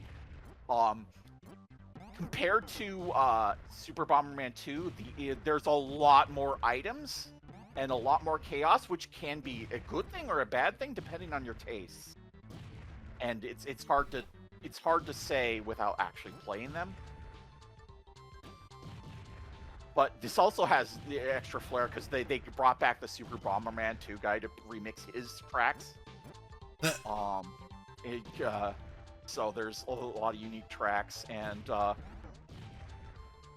there's a lot of interesting stuff you can do with the new power-ups in multiplayer and such. So it's very much a preference of what you feel. I don't know about SK, but I am a filthy Bomberman. My first Bomberman game was Atomic Bomberman on the PC. Oh. Okay, so I am. I don't have any strong opinions. These both look fine to me, as long as it has a functional Bomberman multiplayer The only game. reason I don't I'm really getting care this that much. is because we have to choose one. I don't think both fit. I think I'm kind of leaning towards this one because I like the idea of it being more gimmicky, so it has more flair to it, you know? Yeah. That's good. Yeah. I think I want to. If you purchase And it is both also Sega kind of 50 and it is a review and tribute to the series as a whole of the Super Bomberman series. So Right. that's kind of cool as far as getting things collected. well, maybe make it more different from the Bomberman game we've got in the Sega collection here. Yeah. So I think we can include that one and exclude the other one. Yeah. Sure. No, we need to. I'll get back to that in a second. We've got two I'm more just. games. I also can't get over like this is '97. Like the PlayStation is in its prime at this time. Yeah, this was weird. They just kept making these. Way past and eventually they became Europe only and then Japan only. Although, Hudson kind of retreated from Western releases in general. So, spoilers. The next game is from '98. Holy shit! We didn't get this one. Probably because it was released so fucking late that they just didn't even bother. This is just for context. This is the same year as Half-Life, Metal Gear Solid, and Tekken 3. Oh, and Ocarina of Time. This. Holy shit! I've actually played this. I've mentioned in the past. I think when I was talking about UFO 50, actually, I got like a disc when I was in Indonesia, and it was like it's basically just a bunch of emulators on a disc. And it had like ROM collections on it, but they were the most random ass collections of ROMs. I don't think there were any like Mario games on there or anything like that. But this was on there, so I have played this. Oh, the transceiver. So as obscure as this is, this It might have a actually. GBA port too, so. Well, yeah. But this is pre-GBA. This is like yeah, I 99 know. or something. But like I'm This- just saying, there's This this obscure ass Mega Man game may actually have been my first Mega Man game. It's like my second in terms of like traditional Mega Man games. It is definitely the superior iteration of classic Mega Man on this system. Yeah. Is this better than Mega Man? What is it, 7? 7, or I think it's 7. Yeah. Yeah. Is this better than that? I think Yeah. so. Yeah, it has 2 playable characters. It's a bit more polished. 7 was a bit kind of weird, I'll take your weird word and for it. unnecessary. Where this has 2 playable characters, and it also has collectible things to find Yeah, lots of collectibles. and a non-linear stage selection, which I mean, Okay. Mega Man always does have, but like more of a map-based thing, Yeah, where you don't have to fight all the levels.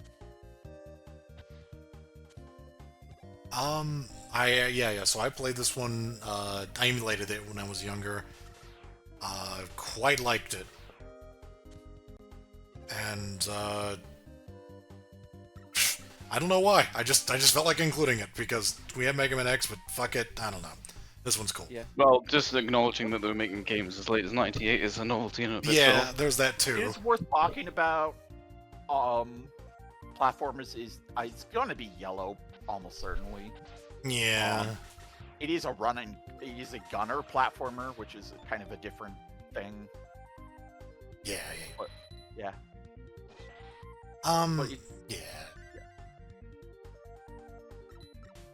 It's sort of weird. I kind of feel like including this over Mega Man X entirely because it has more stuff to do. More characters. The second character is really nice. It's got all the collectibles and stuff. It is more of a game that would work in a collection like UFO 50, but like that purely depends on whether or not we're including games entirely because they're classic, or whether or not they're. What, is that like the common consensus on this? Because I've never heard this mentioned.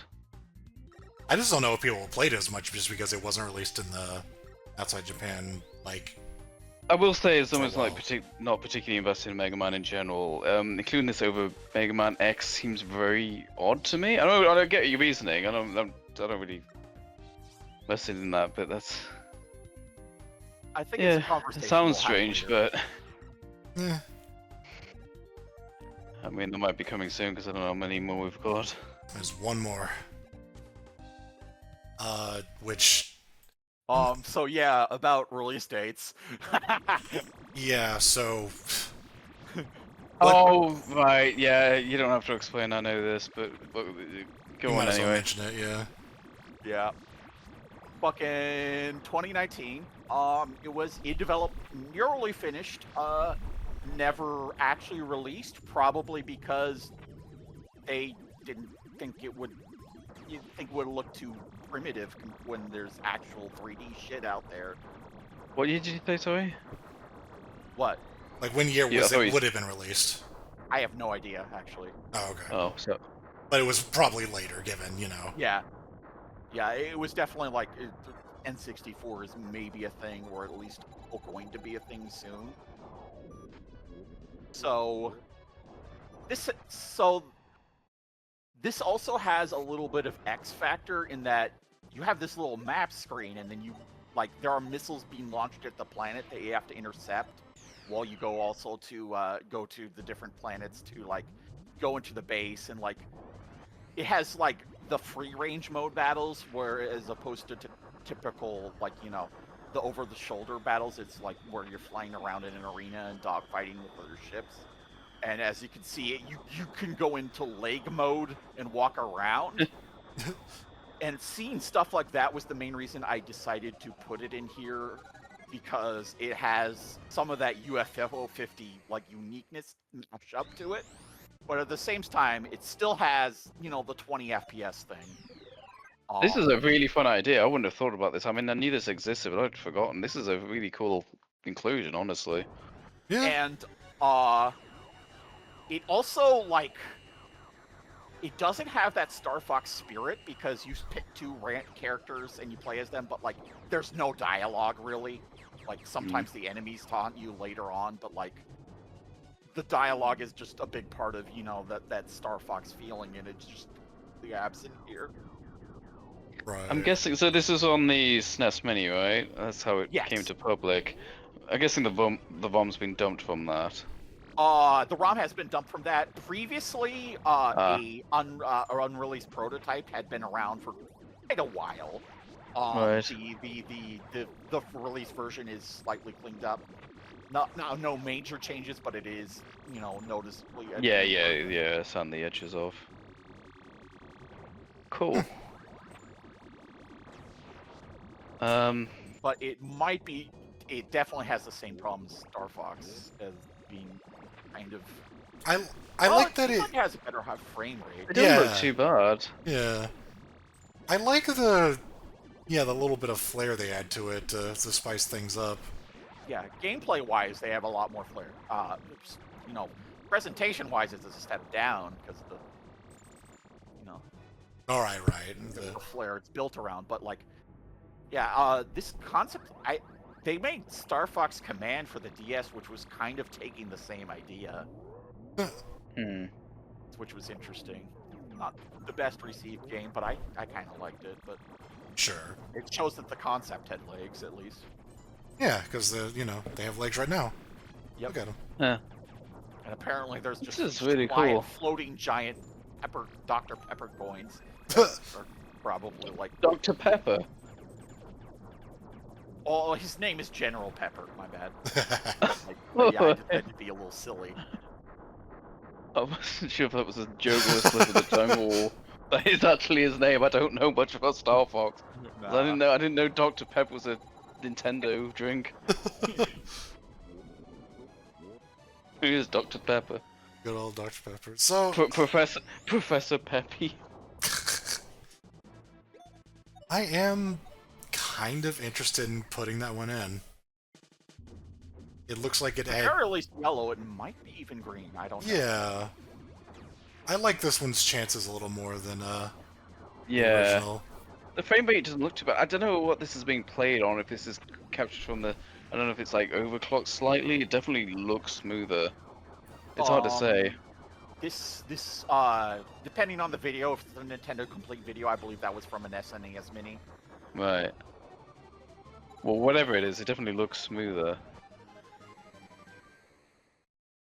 Oh, if it's from Long Play Archive, those have some pretty old emulators, which often incorrectly emulate lag. So that could Right. be- Well, this has only been out since 2019. No, there was the earlier version, wasn't there? yeah. I think this is actually the beta. It Yeah, says, the long play of Star Fox prototype. 2, play with the NTS version of the Super Nintendo Entertainment System. This game's version was released on September 29th, 2017. Okay. Anyway, Yeah. I might have found the wrong video. That's my bad. I Yeah. didn't know what we were dealing with, to be honest. But, Yeah. Whatever. Yeah, Looks it's good enough fine. to me. yeah. It's still the same game. You didn't get the we're wrong only really game. noticing it, saying it because we're not sure that the frame rate holds up. The fact Right. that the frame rate better is accurate, but like, Right. Well, there's a lot whatever. of I other mean, things we're going here, getting. too. I mean, is SNES 50 even played on original hardware? We don't know. It's all fictional. Yeah, but like, emulators in general are a lot. And this is back then they didn't even know about the Switch. That map screen is very N64. Like the transition and just like the way it looks. It looks next gen, which is kind of funny considering, you know, it was released in 2019, but you know what I mean. Yeah. What is that? Is that giant mantis? Yeah, it's like a giant mantis made of polygons.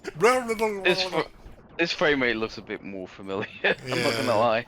It's when you're on the ground that they start having trouble. Yeah. Well, I mean, this But is yeah, I far definitely more open prefer area. this. I think Yeah. its gameplay tweaks and its open-endedness gives it a bit more of a. Because they both got the same frame rate problems at the end of the day, but Yeah. maybe this game's This has innovations a give lot it a bit more of an edge. It has a lot more. It's not just a rail shooter. Right. That's Yeah, probably sure. it helps as well, because I know there's other rail shooters out there, you know. Yeah. Alright, so Well, I've got to quick mention the dithering as well on some of those polygons, like they'd look better through CRT. right, sure. Oh yeah, Mario Paint as well. I forgot to mention that. Like some of the colors, quote colors, are like just dithered. It's like, oh right, that would look like a different shade. Okay. Mm. Special weapon. Alright, But he said that's the weapon. Oh, that's a So, It weapon! may surprise you to learn there are no games after 2019 that we have saved up. Yet. Although if you went with American releases, the Trials of Mana would be after this one. Well, I mean, I could have gone to like homebrew projects, you know, Pierce Solar Yeah, and Sure. stuff like that. Yeah. But yeah, that's the list, I guess. Now it's time to sort. and Now see it's what we're time to looking at. sort. Only 9 games to knock out of these yellows. 30 greens. And so that would mean that 29 yellows. So half and half, really. I suggest we just do one run and just knock out anything that just seems kind of odd and shouldn't Well- be there. Smash TV, okay. Smash 3V, yeah, absolutely. We were picking one Super Bomberman game, and Super Bomberman 5 is it. So Super Bomberman 2 takes a dive off screen. Sorry.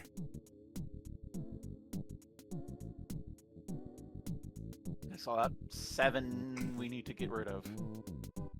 Battletoads Double Dragon didn't seem particularly good.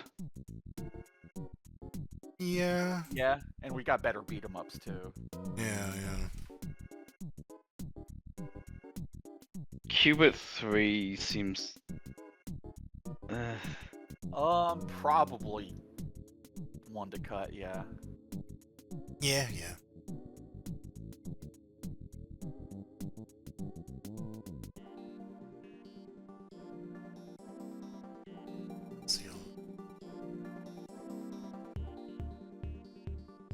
Oh, we have both of the Final Fantasies.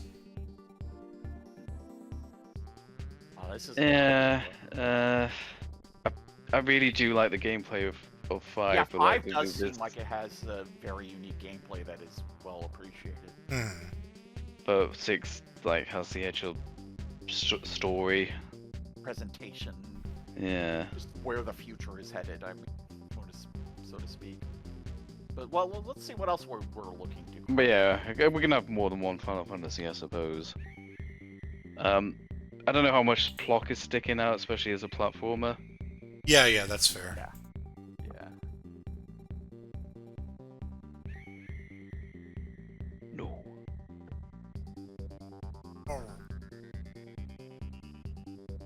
What's So Jackie Crush? Oh, Jackie Crush is that pinball game. Yeah. Yeah. Hmm. Were you gonna keep Mario RPG? How many RPGs do we have? That might be the RPG to cut. Yeah, that's not unfair. Do something.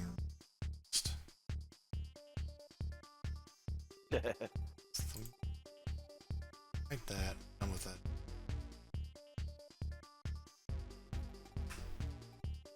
Yeah. Just stretch that out.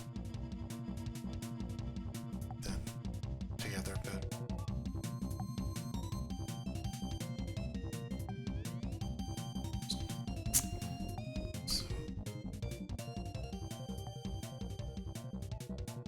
So, We didn't actually Mario RPG. or Mario RPG. Oh, that's weird.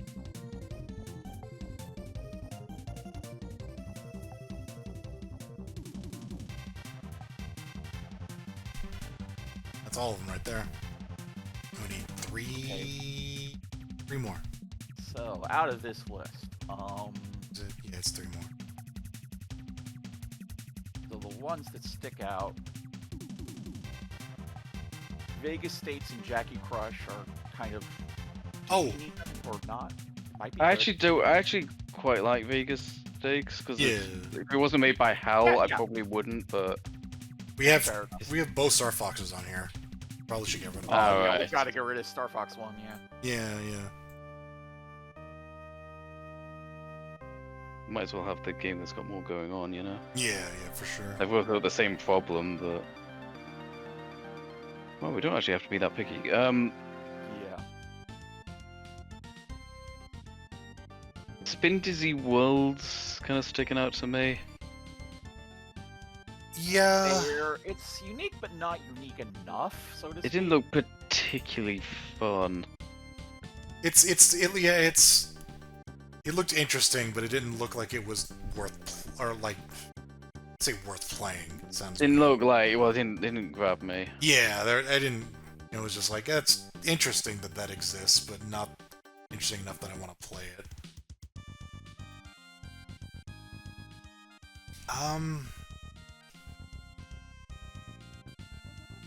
I'm looking at like Jackie Crush and Fire Striker because they're similar-ish like ball bouncing games. Well, no, they have balls, but like, Yeah. they're very different games. I guess so. Just kind of yeah. I'm kind of looking at. I'm just looking at Jack. Yeah. Because we have, Contra 3. Are there any approved like shooters though, other than that? Because like we had quite a few for Sega. Like, there's some leeway. I just don't know. Like Jackie Crush isn't really jumping out to me, and I'm the pinball fan.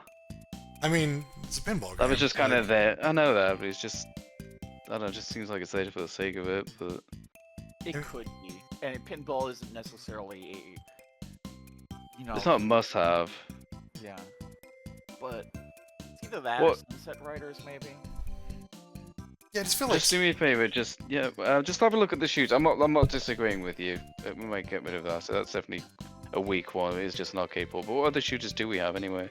Like Contra and it's like Pocky and Rocky's like a top-down one. Yeah. I just think like Contra just kind of Yeah, is that's too fine. It similar. nullifies it. Yeah. It's even by the same developer. That's fine. Yeah, there we go, yeah. Yeah. I'm alright with that. That's fine.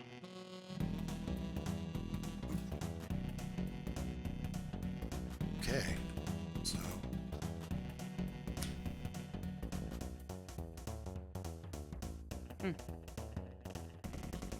So we have our 50. Yeah.